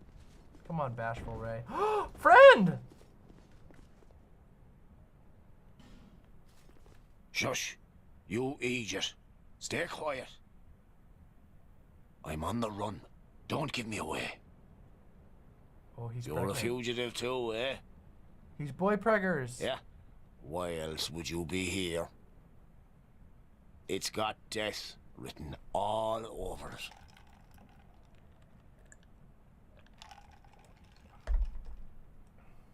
You want to climb down here? I can lend you a ladder. But, How much can you offer me? Why, yep. I'm trying to help you, you know. Have you no gratitude? Downright rude, really. I'd pay you souls, dude. I got plenty. I've got a soft heart, so I let you off this once. All right. It'll be just a moment.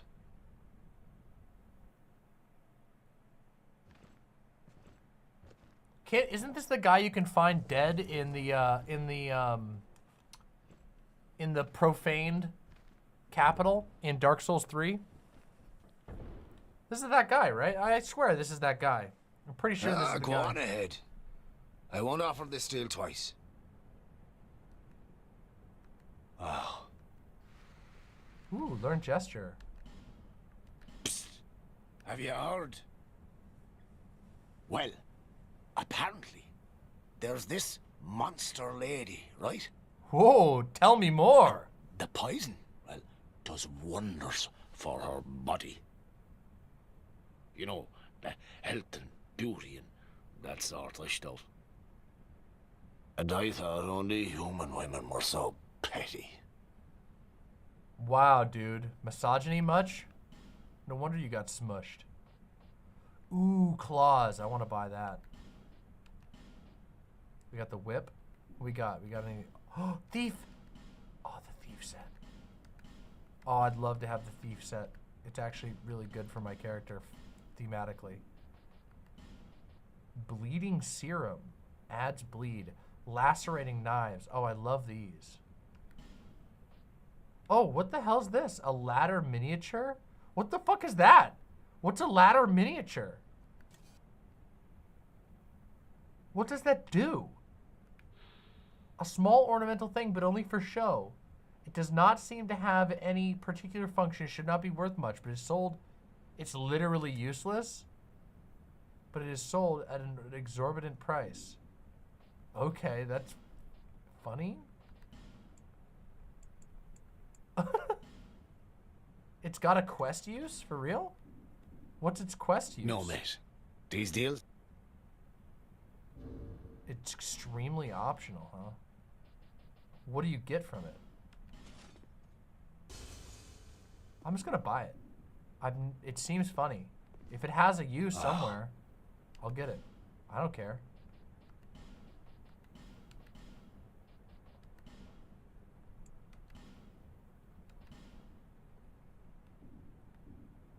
No, mate.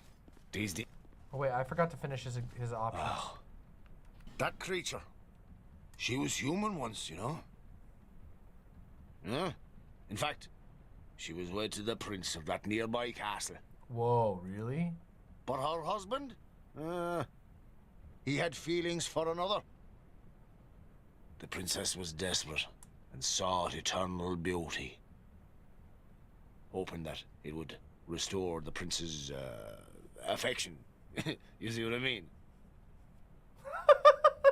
Before long, the princess's this guy's voice acting is great. Into a monster. Now, listen here. When do you think this all happened? Long ago, when this very land was called something else. We say Drangleic now, but countless kingdoms have risen and fallen on this very spot. And really, this won't be the last. Oh no.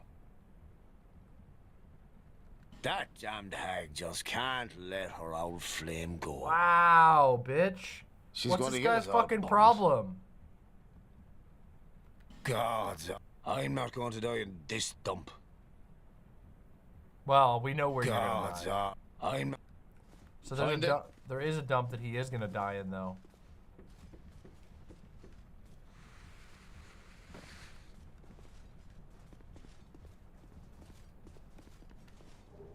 Ferris's Lockstone and a Twinkling Titanite. That's all he gave me?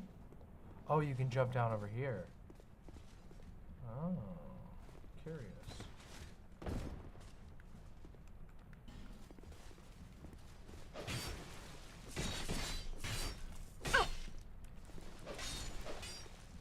no, when I jumped down here, it sent them back.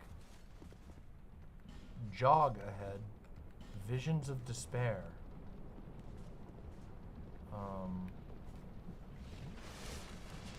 Shit. I guess I wasn't supposed to go down here. Well, I guess it's time for me to run back around and all the way back up again. Ouch. Shit. Whoa! I forgot about this guy.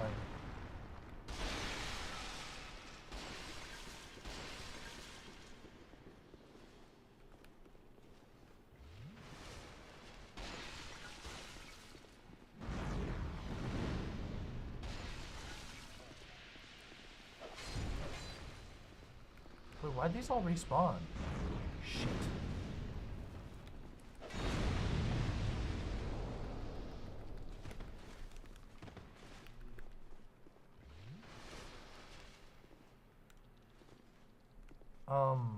What's going on here?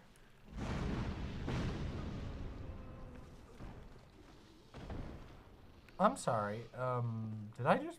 What happened? Oh, I got the Desert Sorceress skirt! I just got the skirt! Which means we can give her the outfit.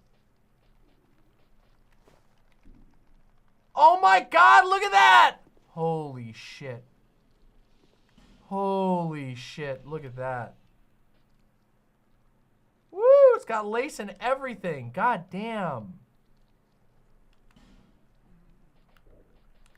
God damn, that's cool. What was I wearing before? Crap. Oh, the crown, that's right. Crown, Hide Knight,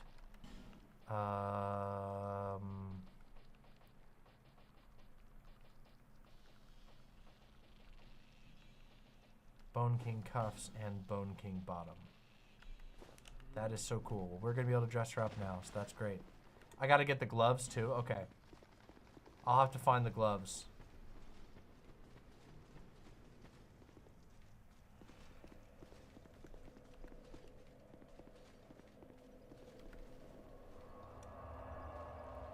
You should burn the windmill. Oh, I did burn the windmill.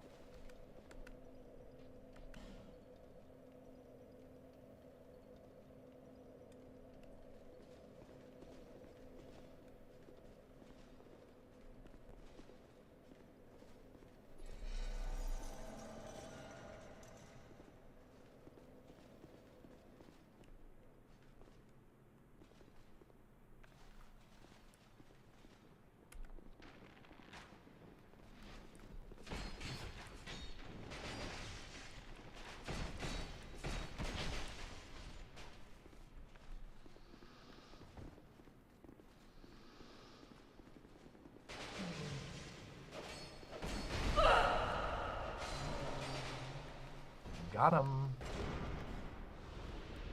Okay, here we go. This little bastard here.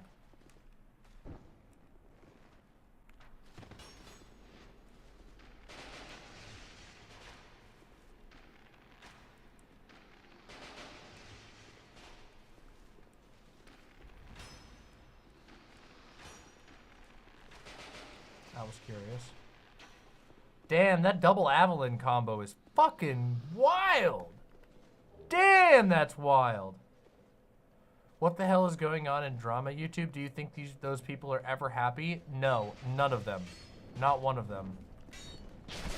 They are not happy people. They are miserable people, and they have nothing, they truly have nothing better to do with their lives. It is like, so, you know, being a drama YouTuber is like, you know the joke that people make about gym teachers where they're like, those who teach, or those who know teach, those who cannot teach. No, I remember what it is. Oh, wow, okay. So they say, those who cannot do, teach. Those who cannot teach, teach gym. That's not actually true, okay? Because there's some really cool gym teachers out there in the world. But, whoa, this character looks cool. But it is true that those who cannot YouTube, drama YouTube. Those who cannot create, drama YouTube. Holy shit. What a sick-ass character. Hey, you're wearing the style I was wearing for most of Dark Souls 1. Wow, she's cool. Sabrina, you're looking awesome. Now, I want to know, how the fuck do I get around over here? So there's some areas I haven't explored yet. Mannequin mask. What's a mannequin mask? Oh, that's creepy. Oh, that's funny! I love it! I actually really like the little mannequin mask. That's cute. Uh-oh.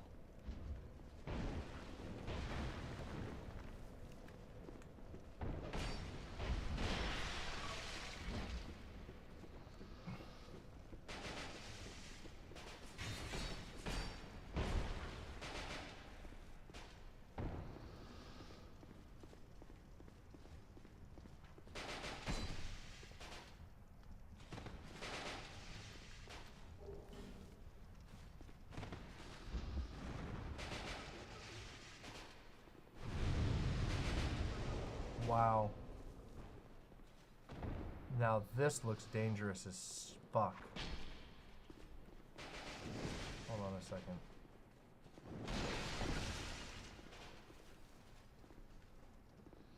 Well, hold on a second now.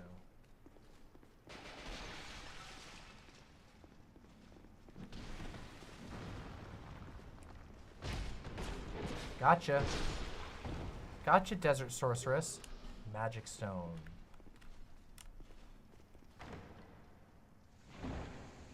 Whoa! Okay.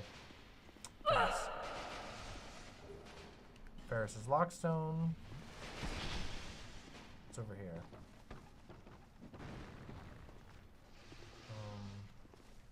Hello. We come full circle now. And here's the door that I was looking for. Who's this?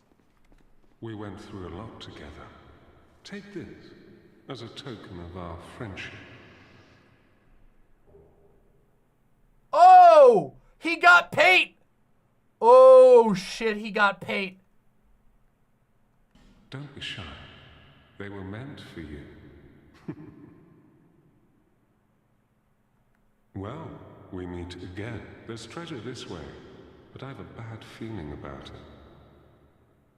I don't quite have the guts myself. Oh yeah, it is sound like Tate. Oh wait, I thought this was the guy who was trying to kill Tate. I forgot what their voices were. So he didn't kill him. It's him. He's giving him to me, and now he's gonna try and get me to get attacked, right? Because if I dress up in Pate's armor, then his buddy will attack me. But I don't quite have the guts. Oh.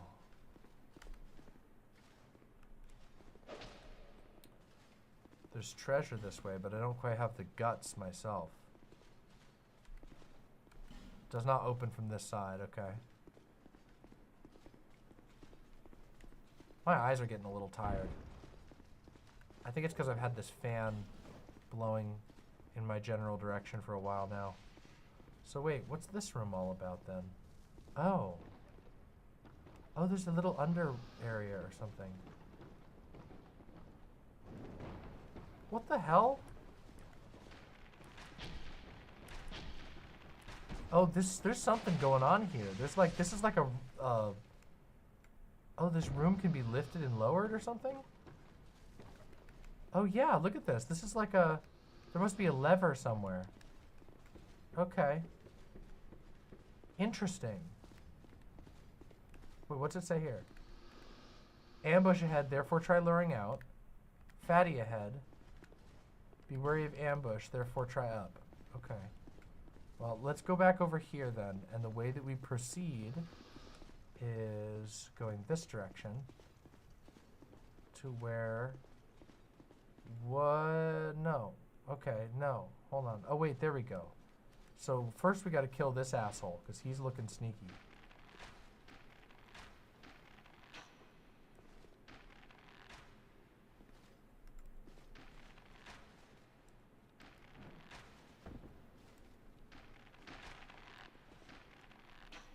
Uh-oh.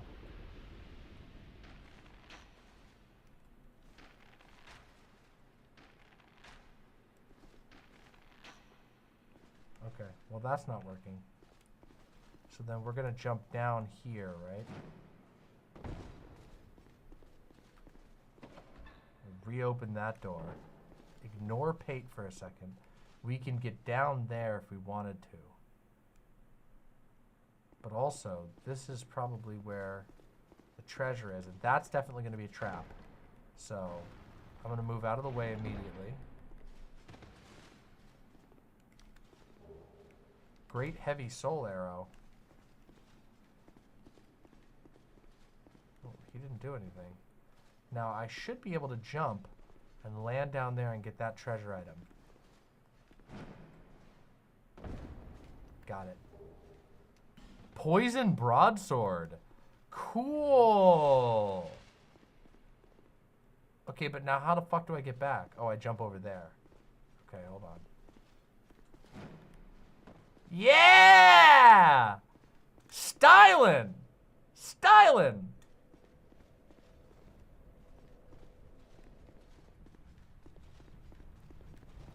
Okay, now I can get back up there. No problem. Easy peasy. I know, but in this game, hitting them isn't what you want to do, right? You can tell by other means. In my opinion, hitting the chest, especially in this game where you can break the chests, feels like the wrong path. It feels like the incorrect choice to make, and that's in my humble opinion.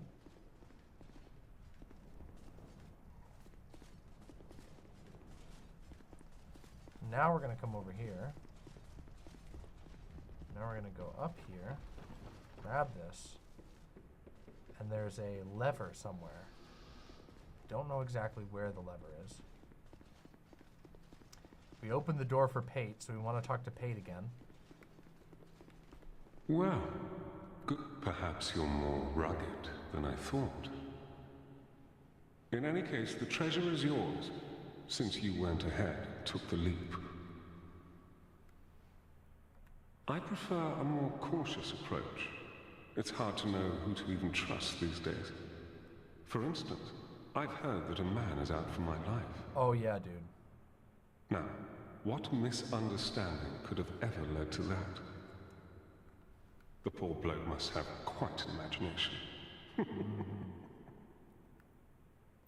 You be careful too, my friend. For trust can be a dangerous thing. You be careful too. Yeah, okay, thanks, dude. Thanks. Yeah, I don't trust this guy. I don't trust you at all, but I don't have much of a choice besides killing you on the spot. And that seems like a little bit of an overreaction. It seems that seems a little too much. Oops, sorry. Oh man, the servers are lagging like crazy, aren't they? So the lever is over there, but I can't make that jump, can I? That's not possible. That's not the way to do it. Is there? It looks like there's a way to get out over there. So maybe I have to come back. Devotee Scarlet, you might want to move. Is it up here we need to go? Got that already. Got that treasure already. What about this room?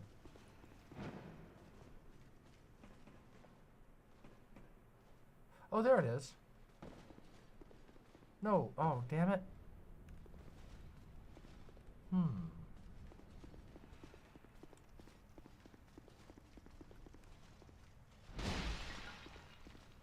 I wish I knew where I was supposed to be going right now.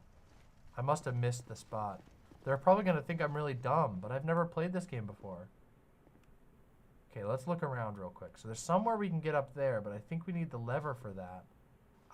Maybe I can jump over that way? No, no! Oh. Ah, I did it.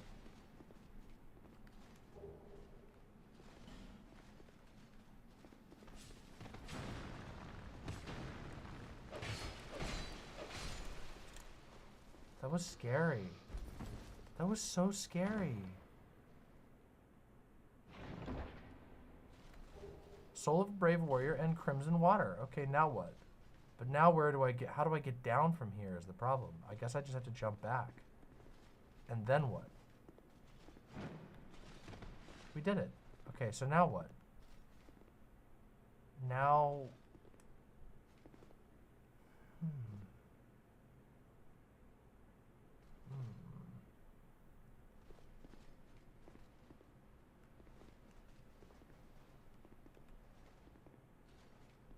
Sabrina, do you know where to go? I don't know where to go. I'm confused. I must be missing something. Okay.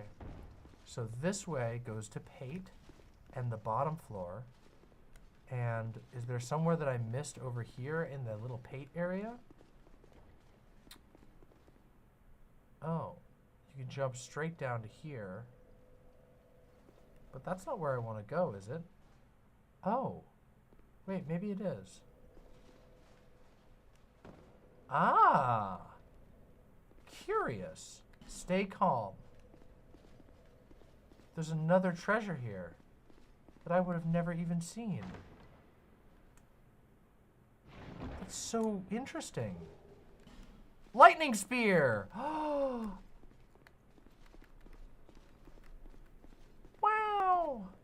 That was cool.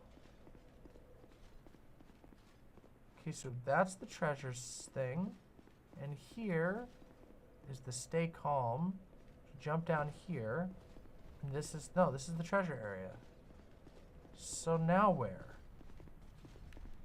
What have I missed? What am I missing?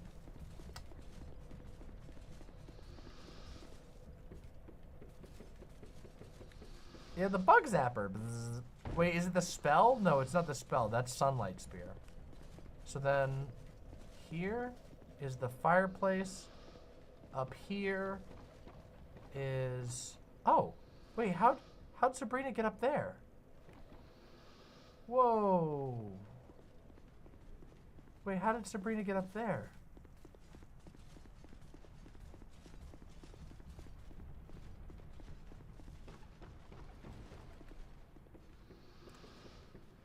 I did the torch already. But I haven't found the thing that makes this, the lever that makes this all go. But Sabrina found the way over. So apparently I missed something.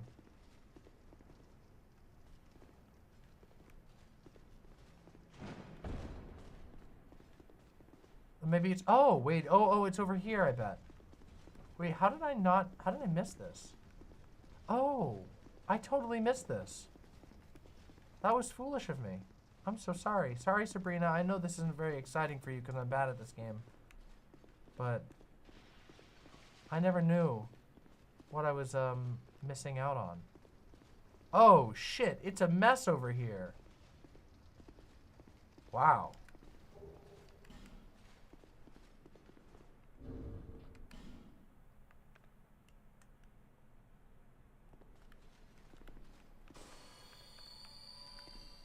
Death ahead.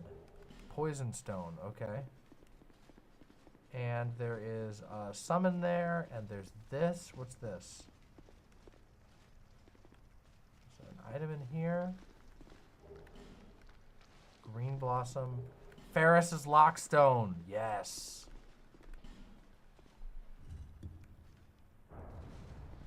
Uh-oh. Huh? Water?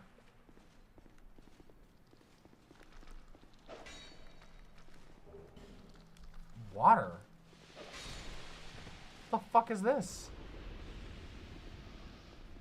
Why water? Does that give me some advantage against the boss or something? Illusion ahead. Thank you! It was an illusion. Petrified something. Okay, hold on. Let's see what else. Bonfire ahead.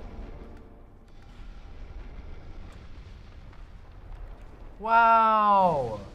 That's so cool! Thank you!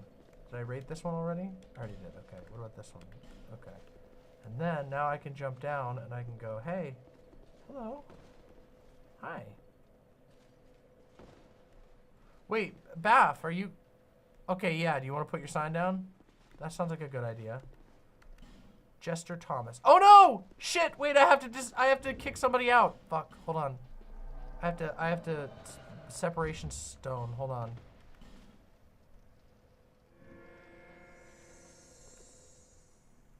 I want the Jester. I'm gonna kick Devotee Scarlet just because I want to see what the Jester does.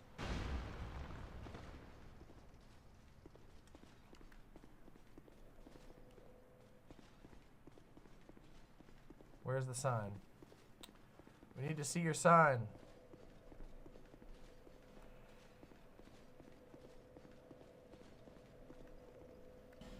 Try behind and then torch.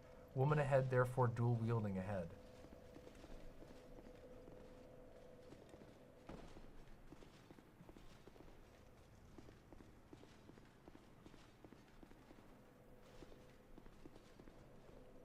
The Sabrina person is going to get mad. I feel bad. But if they leave, that's their own loss.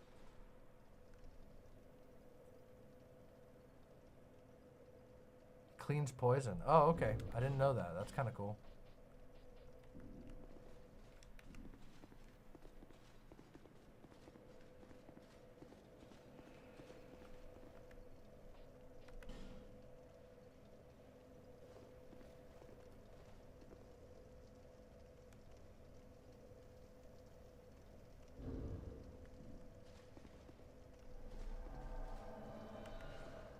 Here we go.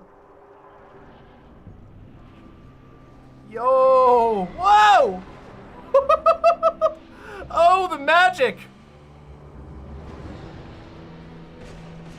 Oh my god, her head's cut off. Why the hell did they cut her head off? Oh, we're shrekking her.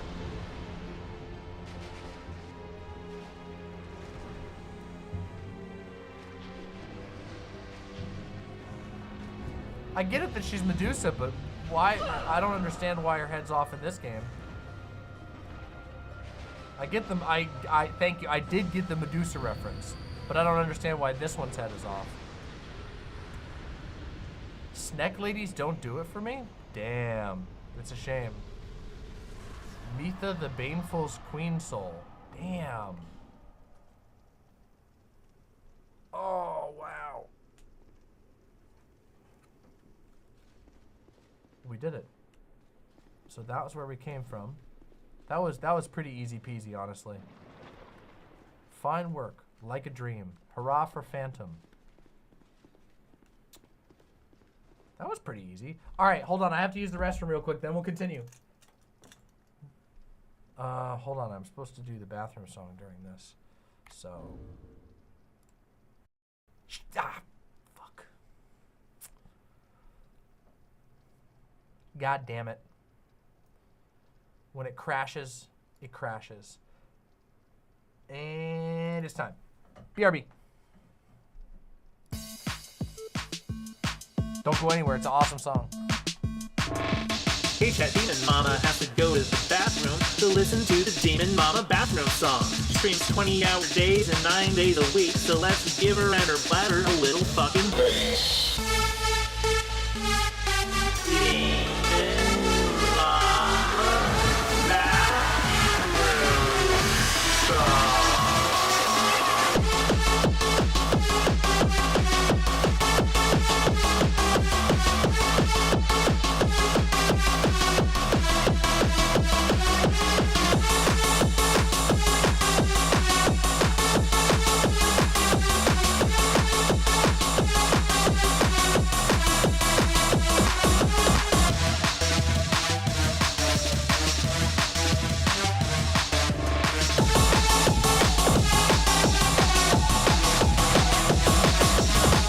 Been a minute and she's still in the bathroom. I'm not a math whiz, but I can count to 2. Let's all calm down and spam a most while we wait and chat. Maybe someone here also needs a bathroom break.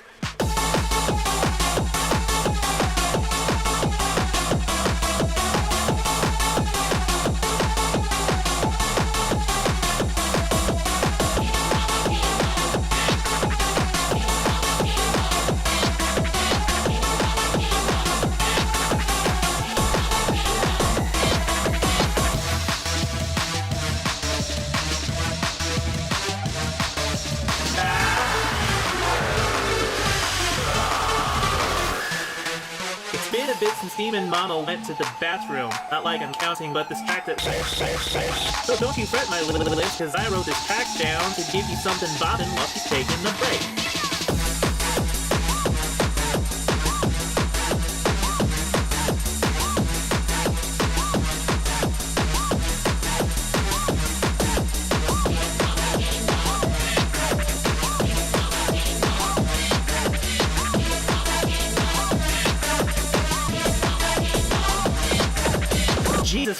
fucking Christ, can someone go check in the bathroom? I hope she doesn't lock the door. Lock the door. She doesn't lock the door. She locks the door. Need a little...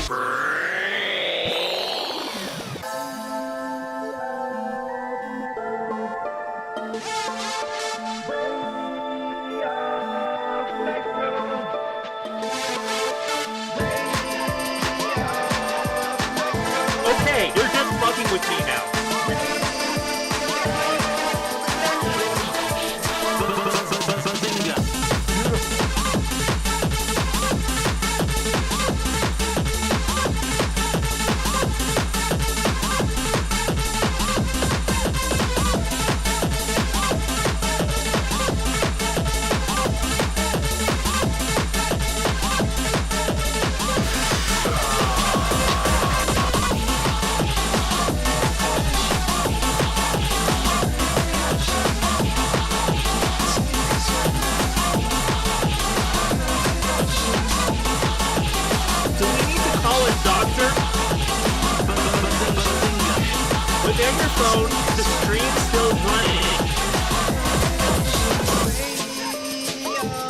Absolutely. Stop. Somebody like and subscribe.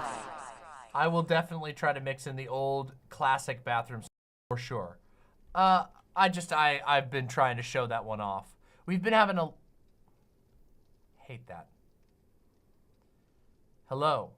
Oh yes, I will definitely mix in the old bathroom song. I've just been trying to show this one out a lot, show this one off a lot, because we've been having so many new viewers and all that kind of stuff.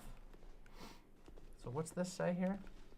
Be wary of illusion, in short, pointless. Pointless ahead.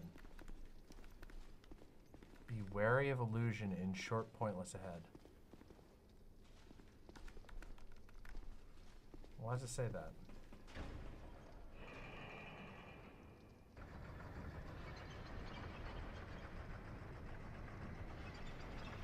Yeah, it's fairly loud for a late night stream. Are we gonna get killed? Yeah, Demon Bot, I think we need to refresh. Hold on, I think I can do that. Oh shit, no I can't. Don't worry about it, it's fine. Just, oh yeah, we need an admin to do it. It's okay, it's all fine. The bot will reset itself eventually. It's all good.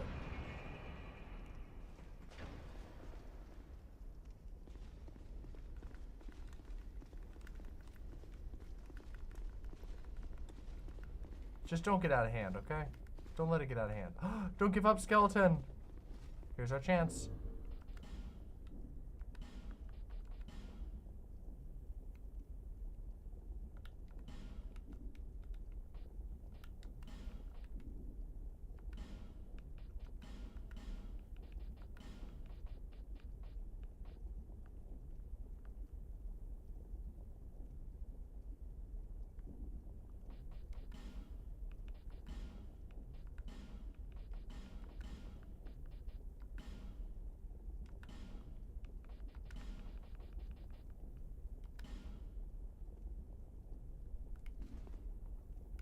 I'm gonna mix it up. We got a skeleton like a dream. All right, come on, don't ruin everything now. God damn it. All right, I'm gonna actually pause and turn the fucking bot back on just to stop you all. Christ. Lava, but above? That is kind of weird, isn't it? Hole in short thrust. Well, we found the griffin lover, of which there are many. I was hoping I'd be able to trust you all to be cool, chill enough that I could just take a second and... Oh, okay.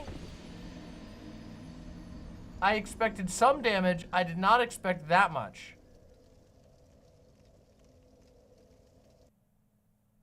Wow.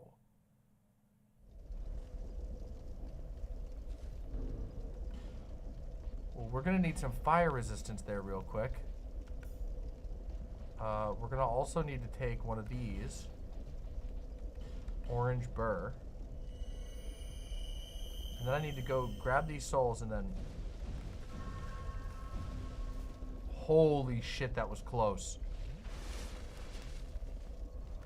Then we need to go spend our souls and stuff. And level up our bow, so we can do some busted ass bow damage. So first we level, then we bow. Seek lest this. We need to get to 16 strength is our goal, so that we can use the other one. Which is fine. We can get that pretty easily. I'm surprised we haven't gotten any Estus Flask upgrades recently, have we? I don't think we have. We didn't get a single one in there.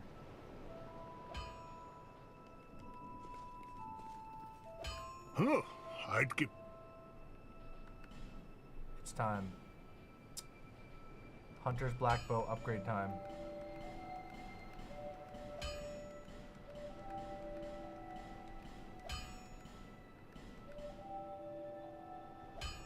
We got a +9 Hunter's Bow now. Make it back. Oh man, that's so cool. We're gonna kick ass now. Alright, now I need to tweak around my items that I got set down here, because we need to have the fire burrs available, and we also need to have the different throwing items available, because we're gonna need it. I know it gets hard in here. I know it's gonna get fucking difficult.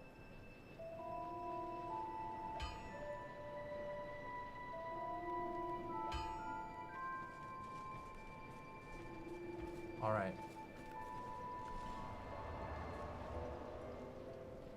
So, what's the new? It's here. The Iron Keep. All right, Iron Keep. Here we go. Demon Mama, what are your thoughts on the movie Showgirls? I haven't seen it. I want to see it. I've heard it's good. Showgirls was made by. Hold on. Who did Showgirls? Wait, why am I blanking on this? I was just talking about it the other day. It was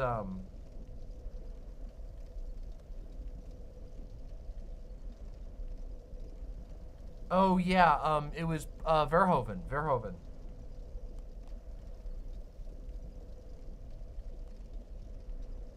Oh my god. Oh shit. Fuck, I forgot. I have to go to an appointment tomorrow. Fairly early in the day. Oh, that's such a bummer. What a bummer. Oh, I'm gonna have to Uber too. God damn it. No, wait, maybe I won't. Okay, I'm gonna have to plan. All right, I won't be able to play for too much longer because I have an appointment tomorrow, which sucks. But it's necessary, you know? I've been doing physical therapy, and it's pretty tough. They make you do some pretty tough workouts, you know, not gonna lie. But it means I gotta go to physical therapy multiple times a week for the time being. It's a lot of work.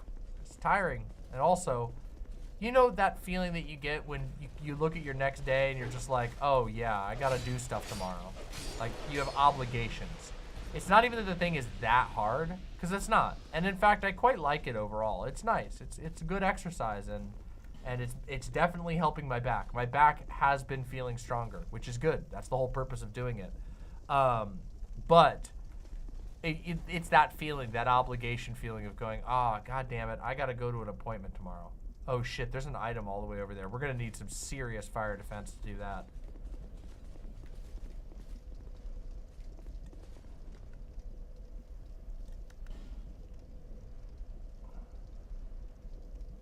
Sorry, I'm back. I'm so pissed right now. Well, I hope it's okay.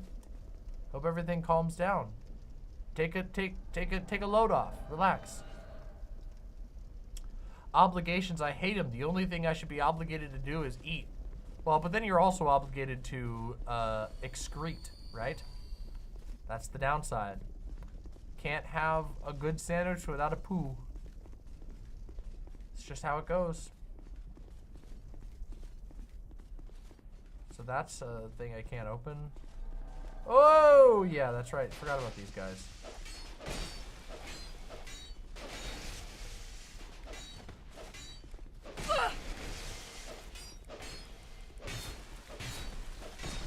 Woo, okay. We're gonna take a break. Holy shit.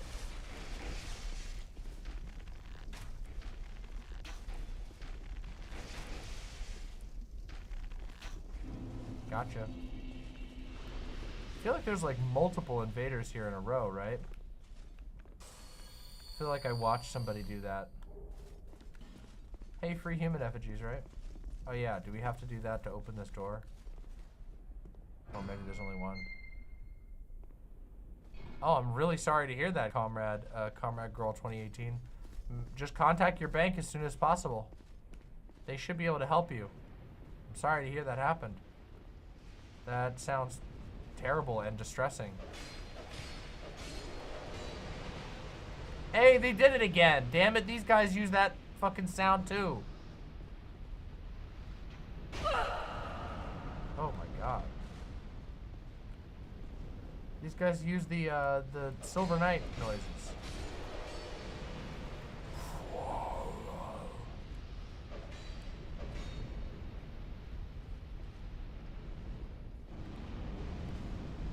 Oh!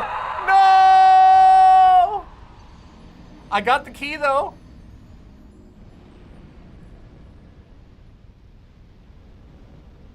I did get it. Was it worth it? Unsure. There's probably a smarter way to get that key. I thought I was fine. At first it didn't look like I was taking damage, and then, you know.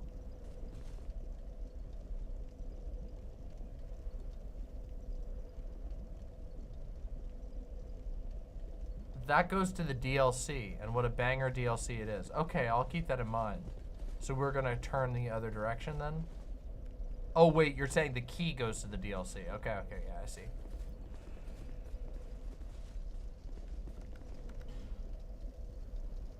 If you get wet, you take a lot less fire damage, like 300 fire resist. Oh! Where are you up to in JoJo's Bizarre Adventure? We're still halfway through part 4, because we haven't been watching a bunch lately. We've all been really busy. So we haven't really had time to sit down and watch JoJo's. We're gonna get back to it, I'm sure, in no time. But we haven't been watching as much recently. We've been all over the place, doing all kinds of crazy things, you know? That's how life is sometimes. Really has been a fucking crazy busy year.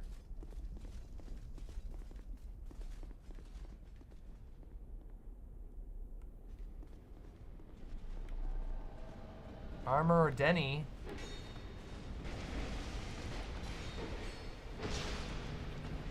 Armorer Denis.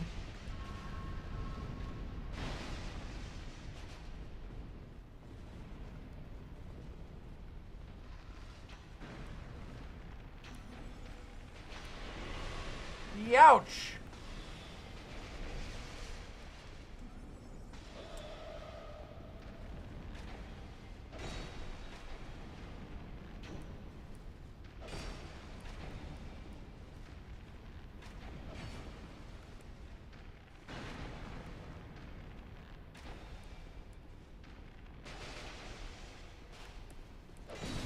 Got it.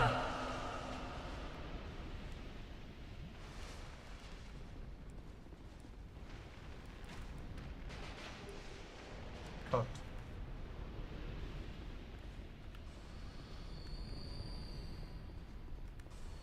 Bonfire head, then be wary of bonfire. I get it. Merchant ahead. Oh yeah? Merchant ahead? Merchant! What? Who are you? Oh my god! Who, me? I'm Macarold. Who else? What? Have a look at my wares. I'm mainly a treasure hunter, you see. I'm only a merchant on the side. I roam about, looking for a find, following me instincts. I don't care what a thing's worth. What matters is whether it grabs me. Do I enjoy what I do? Well, that's a good question. I suppose I must. I've been doing it for ages. There's good iron in these parts. An old king even used it to build a castle.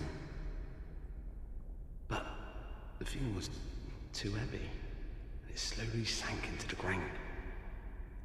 Wow. Fire spouted from the earth, and the place turned into this. At least, that's what I've been told. What a bad story, eh? Oh, cool. So, what'll it be? Anything for you today?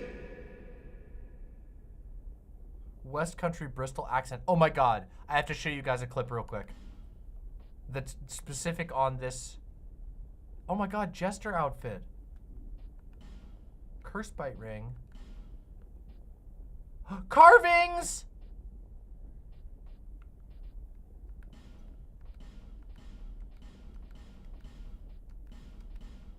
Oh no, I don't have enough for that. Cheers. This guy has crazy good stuff. Look at that.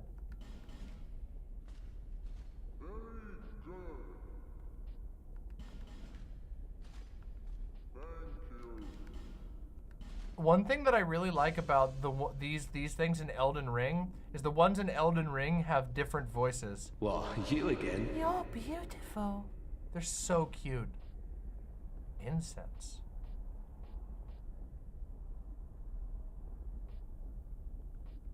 Oh man, this guy's got a lot of spells. Oh, you have to pay him in spice. Oh.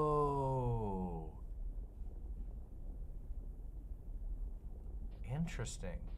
Well, we don't want to do that because I can't even cast any of these things without the spice. So, let's get that fragrant branch. And then let's get this Jester set if we can. The Jester set is very goofy, but it's kind of great. I kind of like it. I like to collect, so.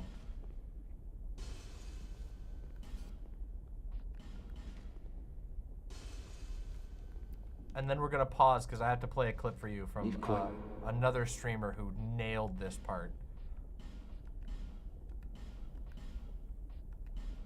Okay, I'll come over there. I'll come look at the cow. Give me a second. I gotta finish buying my Garbo. Cheers.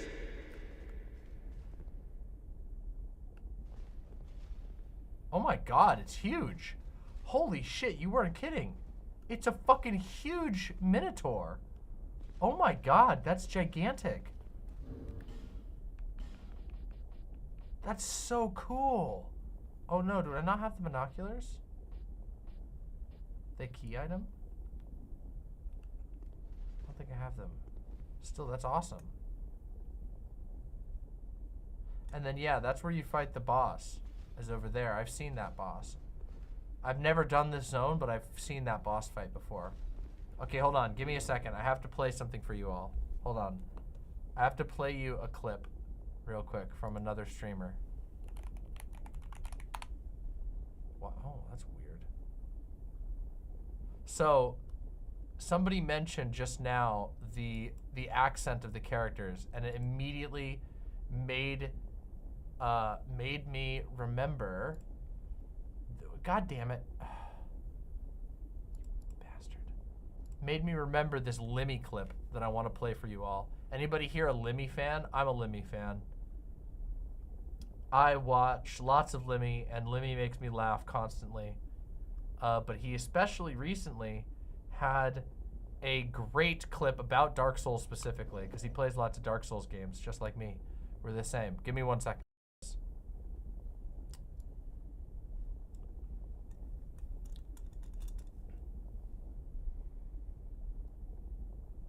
All right, ready? We're back. Okay, watch this. Here we go. Watch this Limmy clip, okay? I see flame fluttering once again. I see flame fluttering once again. It's so quiet. Why is it so quiet? I gotta crank it up a little bit. Oh shit, oh, I forgot to install the loudener. Hold on. Crank it up just a little bit for this. Here you go. Not enough blood yet, Chief. My flail. Bring me my flail. He's a fucking jock. Ah, Frida. What stops thine ears? He's a fucking... Please, My flail. Flail. Right away. Please, bring me my flail.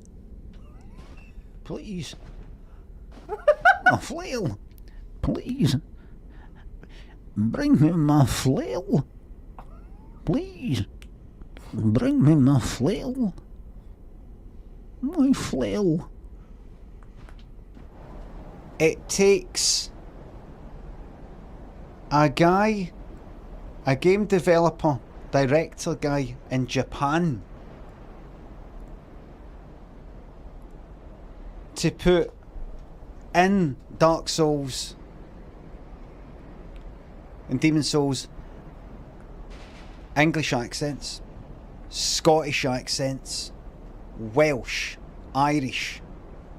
It takes a guy in Japan to have respect and use and interest in the people this neck of the woods. See if it was a UK, that is English, no, UK, including Scottish, made game. You wouldn't fucking hear a Welsh accent there. Maybe a Scottish one, maybe Irish. It'll be fucking predominantly English. It takes a guy out there in Japan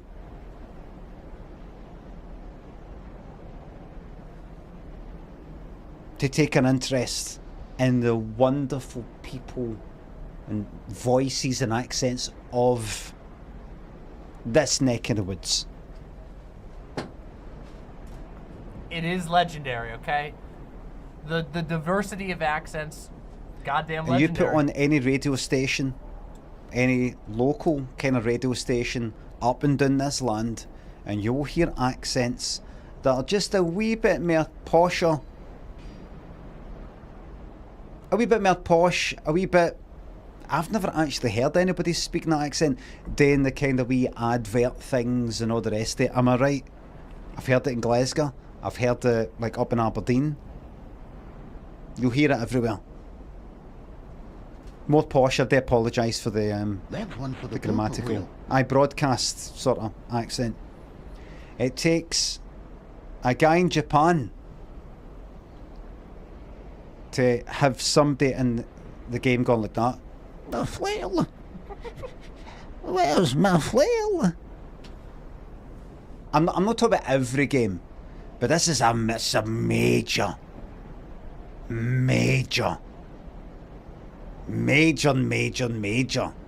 So for that, I just want to say, Hidetaka Miyazaki, if you are watching,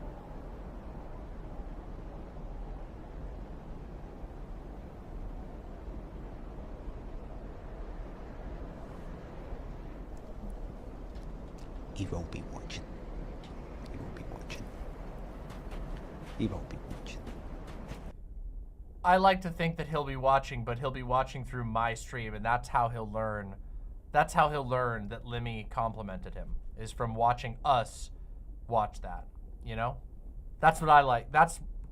I mean, I think that's the most realistic path. But, yeah, you know.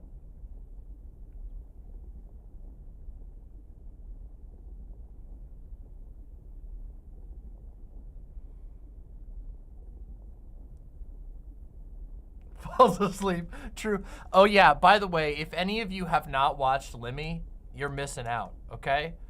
And if you want a recommendation of a Limmy stream segment to look up and watch his video where he builds Minecraft death machines. There's an edited version that cuts out him building every single one and just shows. Well, actually, no, wait. Actually, it's not even an edited version because that's just where he's showing them off after he's built them. Amazing.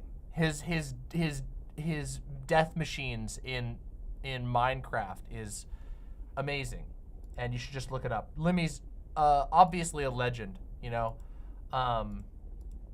Also, the Limmy movie that was made out of all of his vines.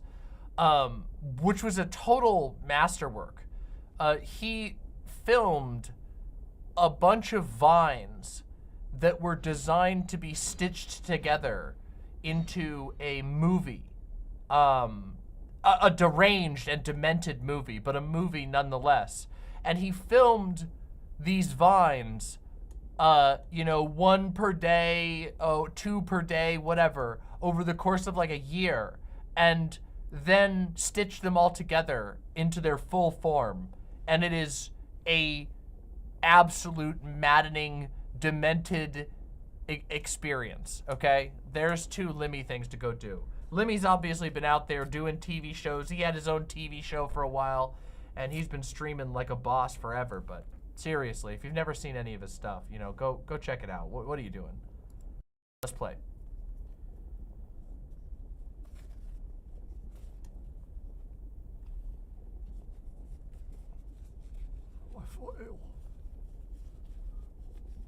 All right. The vases that have minotaurs on them have water in them. Oh, very good to know. Very, very good to know. All right, let's do this. And then I gotta wrap because I gotta rest some because I got a bunch of shit to do tomorrow. I have a lot to do over the next 2 days. This is gonna be wild. Busy schedule, me. Oh, what am I thinking? Where am I going? Let's do this. Ah, okay, so these are our water oh. All right. I don't know how long we made. Oh, secret door.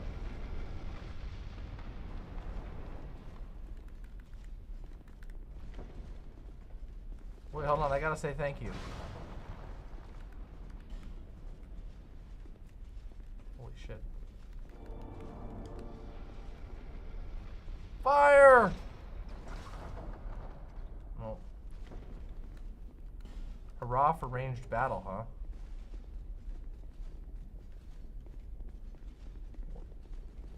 Is there normally a guy here or something?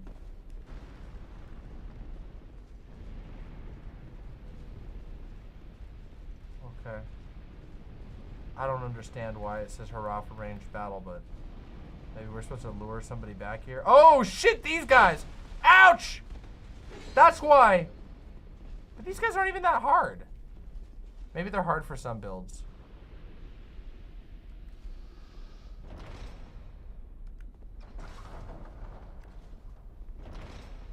Okay, that seems silly. Not even worth it, really.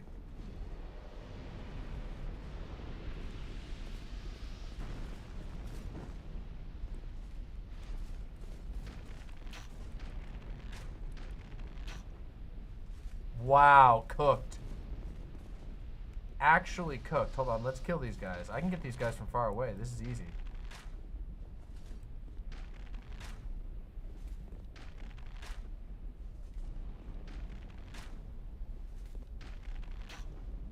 Crap. I'm out of the good ones.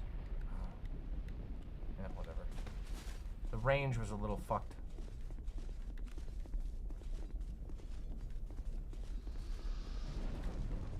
There sure are a lot of these guys, but honestly, they're not worrying me too much right now. I'm doing crazy damage to them. I can kill them in 3 shots, so. Whoops.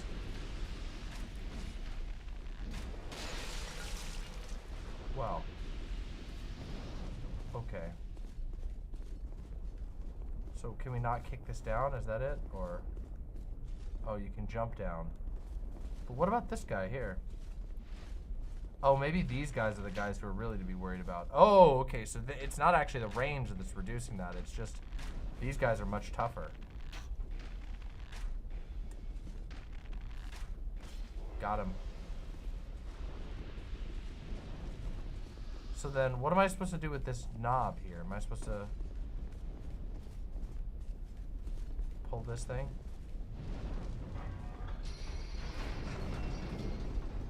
Woo!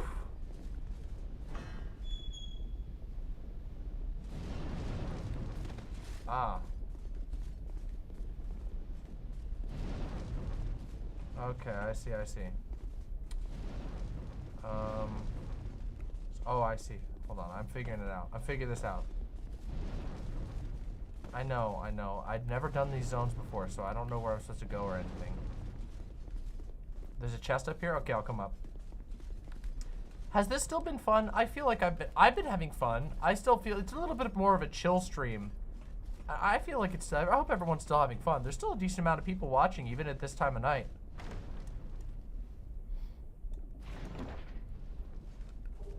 Life ring +1, twinkling titanite. Okay, nice. Nice. So now we can't get over there. So now we gotta go, now we gotta cross, right? This big bridge.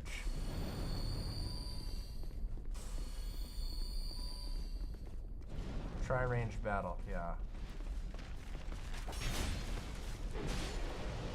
Oh, well, we cooked him. Then you can jump down there, I think.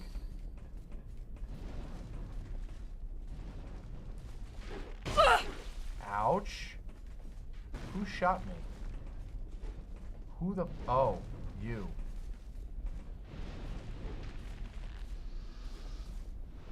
Okay.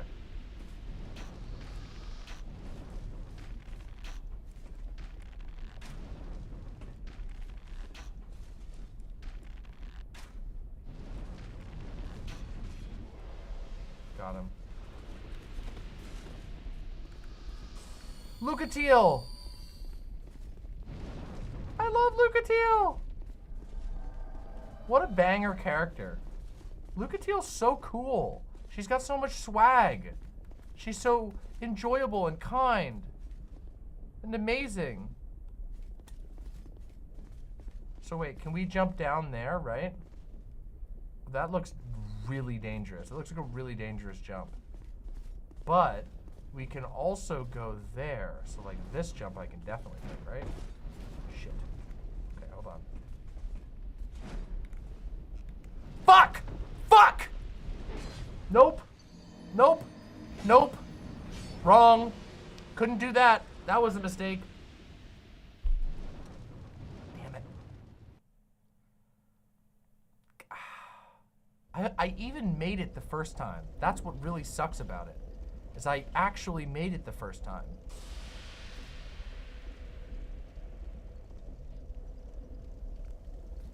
Well, alright, at least we tried. Who's Tandy? I don't think I'm gonna summon you, Tandy. No hate. I don't know who you are.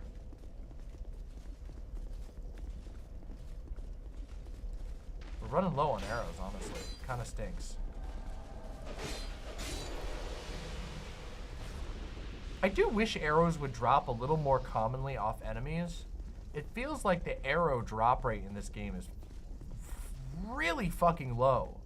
And I feel like that's a mistake. By the way, this is one of the 2 areas on Scholar, the first sin that many people say makes this game unplayable. Well, okay, I'm a little biased because I do have some help, you know, in that, like, right now, I'm playing with a co-op. But co-oping is a valid strategy, so I don't know what people are complaining about. I mean, so far, this is not bad at all. It's like, fairly challenging. Fuck Iron Keep. I mean, this seems fine so far. So far, this is no different than, oh, it's that guy. Oh, okay.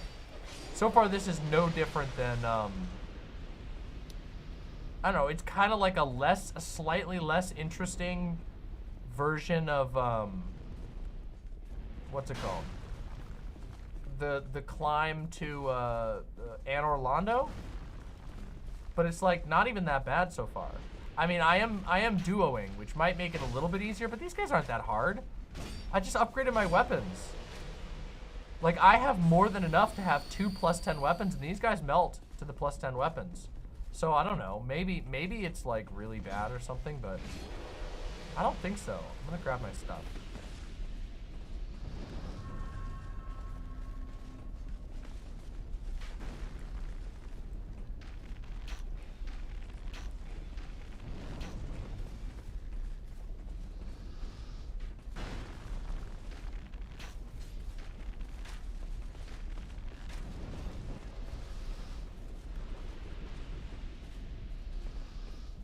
This does not seem all that bad so far. Like, not even a little bit. Is your character overpowered? No. Why would my character? How is my character overpowered? I've not done any farming at all, or anything. I've literally just progressed through the game and leveled with my progression. We haven't redone any bosses. I haven't gone and done anything super special. This has been bog standard progression up to this point. I haven't even done any of the optional areas. So, I don't know.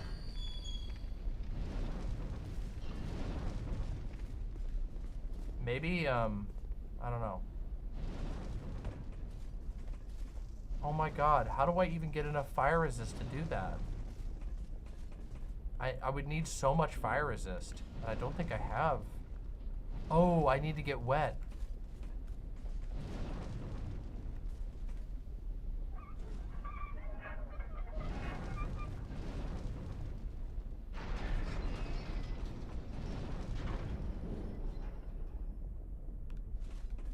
Oh, that's a shortcut. We did it. Petrified dragon, large titanite. Yeah, I don't think my character's overpowered at all. Like again, I haven't farmed at all or done any extra bosses or anything. And you can do that. It's fairly easy to do that if you want to. Ouch. Okay, hold on a second. Hold on a second. Whoa. Whoa there. Hold on. Let's hold on just a second there. Okay, we're not going to do that quite yet. We're going to come back here in a second.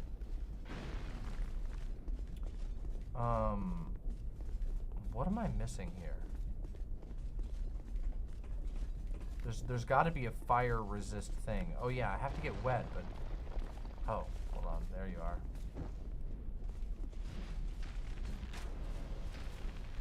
Oh, that was the guy I killed before last time.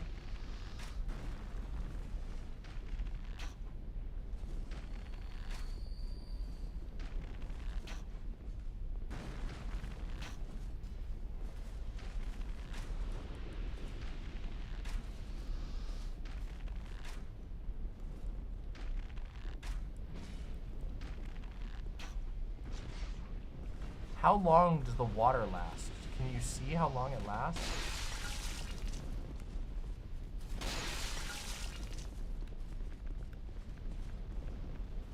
Because maybe I can go get that, maybe I can go get that treasure chest if I move quickly.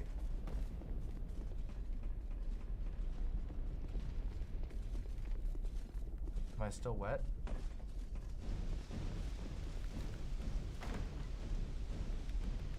Shit, I'm dead.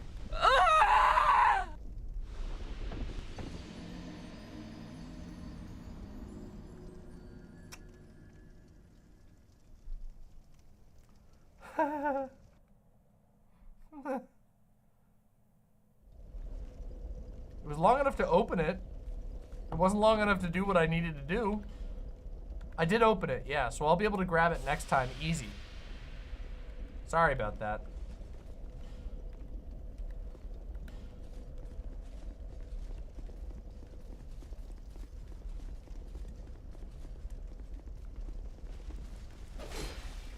Like these, look at this, I'm slashing these guys. A lawn knight helm. I don't think these guys are that bad. If people say this area is unplayable, I think they're just being dramatic.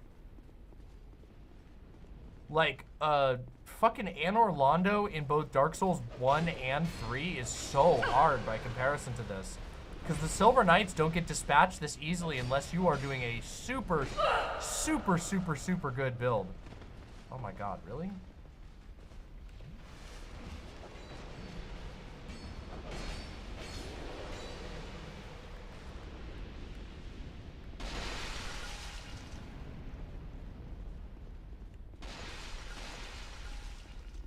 Silver Knights aren't just scary, they're really hard.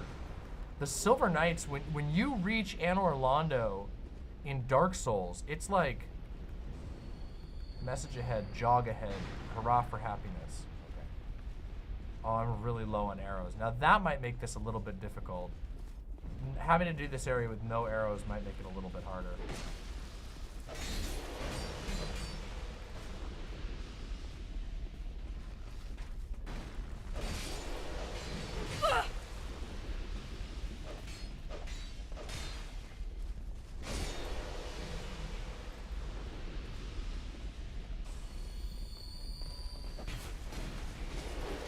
Oh, hey, where'd you come from? There's definitely a lot of these guys, and they kind of come at you, but as long as you're dispatching them at a reasonable pace, it seems just fine.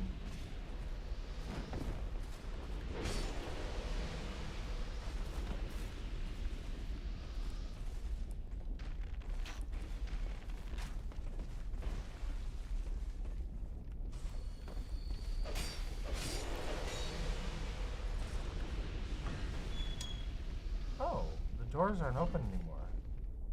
Wait, so what does this do then? Oh, okay. Alright, so I need to go get more water, right? Because I'm not dripping anymore. So I gotta go get more water, and then I'll be fine. Ow! Oh! Why is my finger hurting? Ow!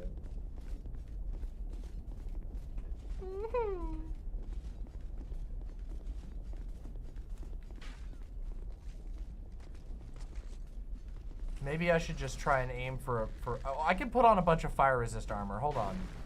That'll do fine. I'll get a bunch of fire resist armor. I'll throw on the fire resist. I'll spam life gems. We'll be fine. And I'll have water. Cool sword.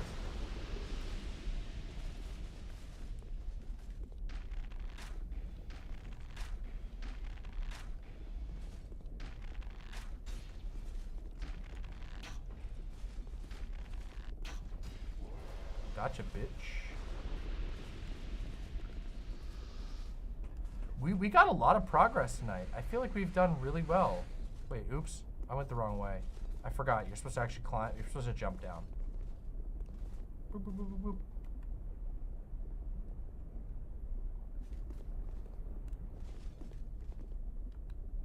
Hello?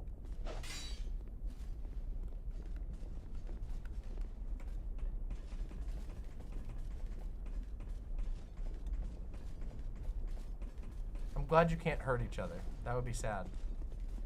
I would feel bad then. Oh, water.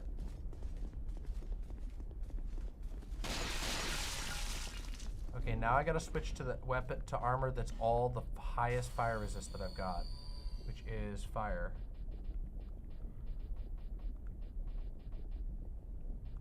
$19, Jester Helm. 50.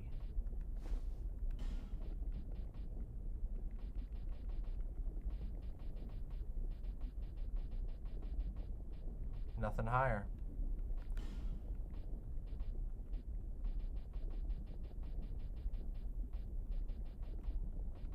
$19. 25. Okay. Legs. 21, 24. 21. 26. 38. Okay. So we got the fire. Do we have any other fire resistance that we can put on? Could probably put on the life ring +1. And I have the fire quartz ring on, but I am not wet anymore. Damn it. Am I? I don't think I'm wet anymore. I think I dried up already. Man, you dry up really fast, it feels like. Is there more water I can get? Maybe over here? I feel like you dry up really fast. Liar ahead, therefore think carefully.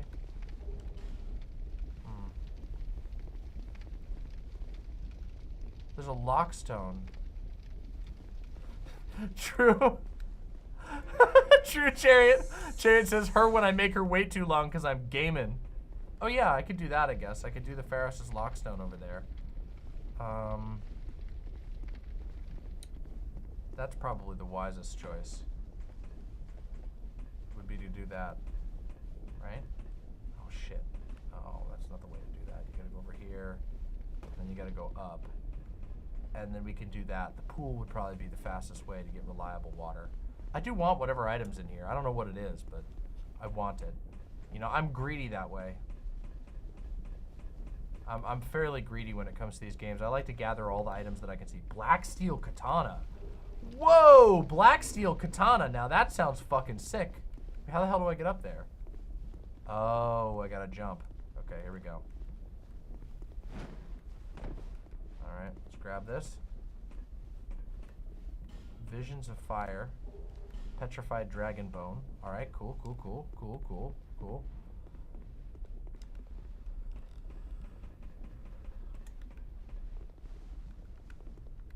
Visions of guts. Ah, Zweihander. Wait, Zweihander, that's not visions of guts. Try again, asshole. Wrong sword.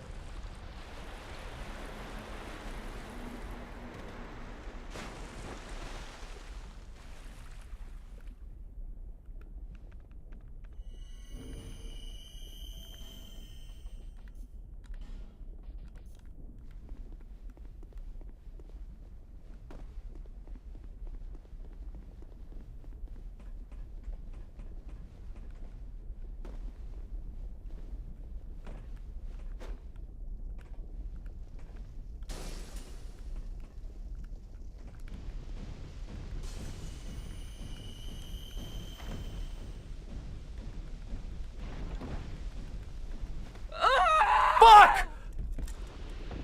Why didn't I thought I grabbed the souls. Oh, why did I do it that way? I don't think I have what it takes. That was all of my highest fire resistance while wet. Bullshit. I don't think I have what it takes. I think I'm gonna need something else. I don't think that's gonna work. I'm gonna need some serious, there's gotta be a ring or something that I'm missing. We'll have to come back for it later. Let's just fucking forget it. I'll go get my souls and then we'll come back and we'll continue and wrap up. I gotta wrap soon anyway. I need the item and the ring. Oh.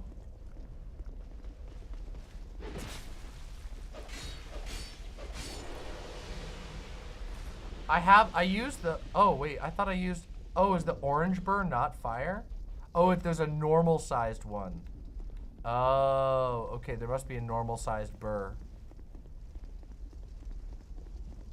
You can get flame quartz ring +3 in the DLC. Okay, I'll do that then. All right, we'll come back here once I get that. I'll get that treasure. It's probably something fucking shit anyway. It's probably like a fucking, I don't know, a nameless soul of a lost undead or something. Just the small ones. Oh yeah, I used a small one. It wasn't enough. I used a small one and a big radiant soul gem, an old radiant soul gem, and it still wasn't enough. Maybe I should have used the Elizabeth mushroom.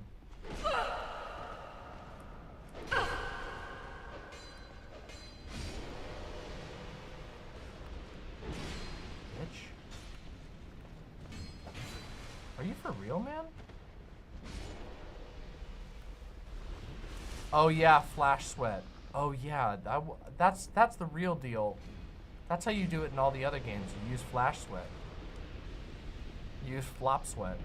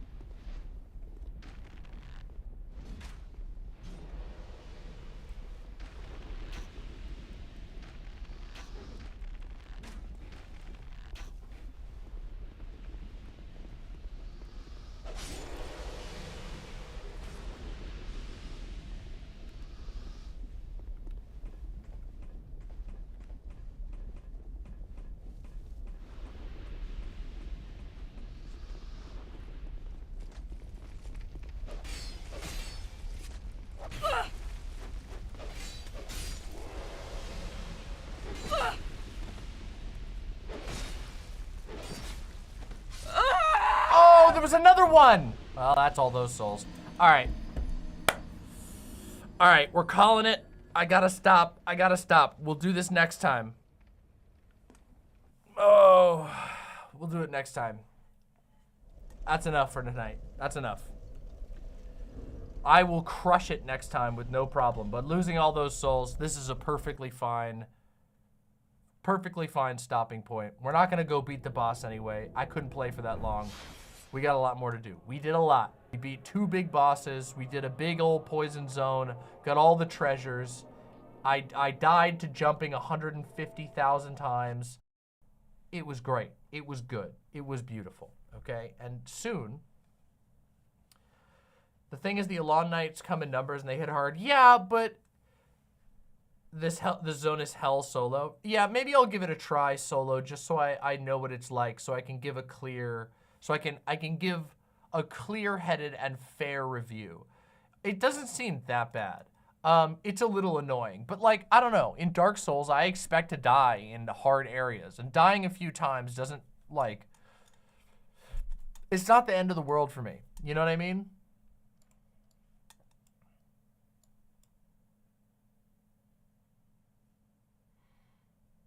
Is Mr. Krabs still here? Mr. Krabs is still here. All right. Mr. Krabs is still here, so I gotta play this other thing. Let's see. This is a 1-minute clip of the Kinnikuman iceberg explained. Oh, shit. Oda and Toriyama were Kinnikuman fans. Kinnikuman appeared in Shonen Jump before any of the huge Shonen Friendship series that we know today. Kinnikuman is truly the grandfather of tournament battle shonen, and was even one of the first manga to establish a power level system for their characters. Kinnikuman premiered before series like Dr. Slump and Fist of the North Star, so it surely left an impact on the young mangaka at the time. Wow. Ichiro Oda has stated many times his long love for Kinnikuman, and has even drawn fan art of the characters. He submitted the character Panda Man at age 16, and okay, that's adorable! Wait, that's so adorable! Panda Man later became a running gag in the One Piece manga.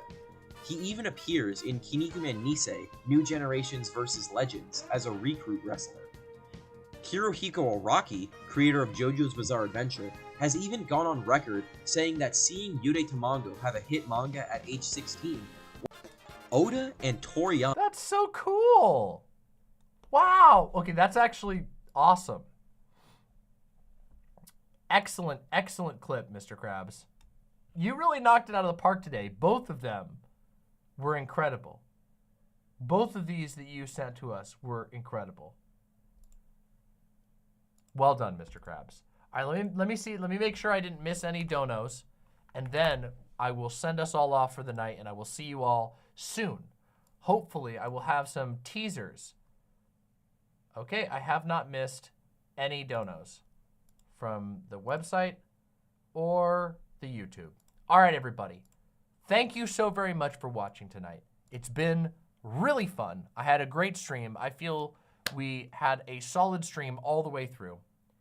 And I'll see you all very soon. Tell your friends about the show, obviously. Like I said, I want to keep us growing. We are growing. It's great, but I want us to keep growing. And of course, remember, the way I always end it, you all know, rule number 1, do not fucking die. Have a great night.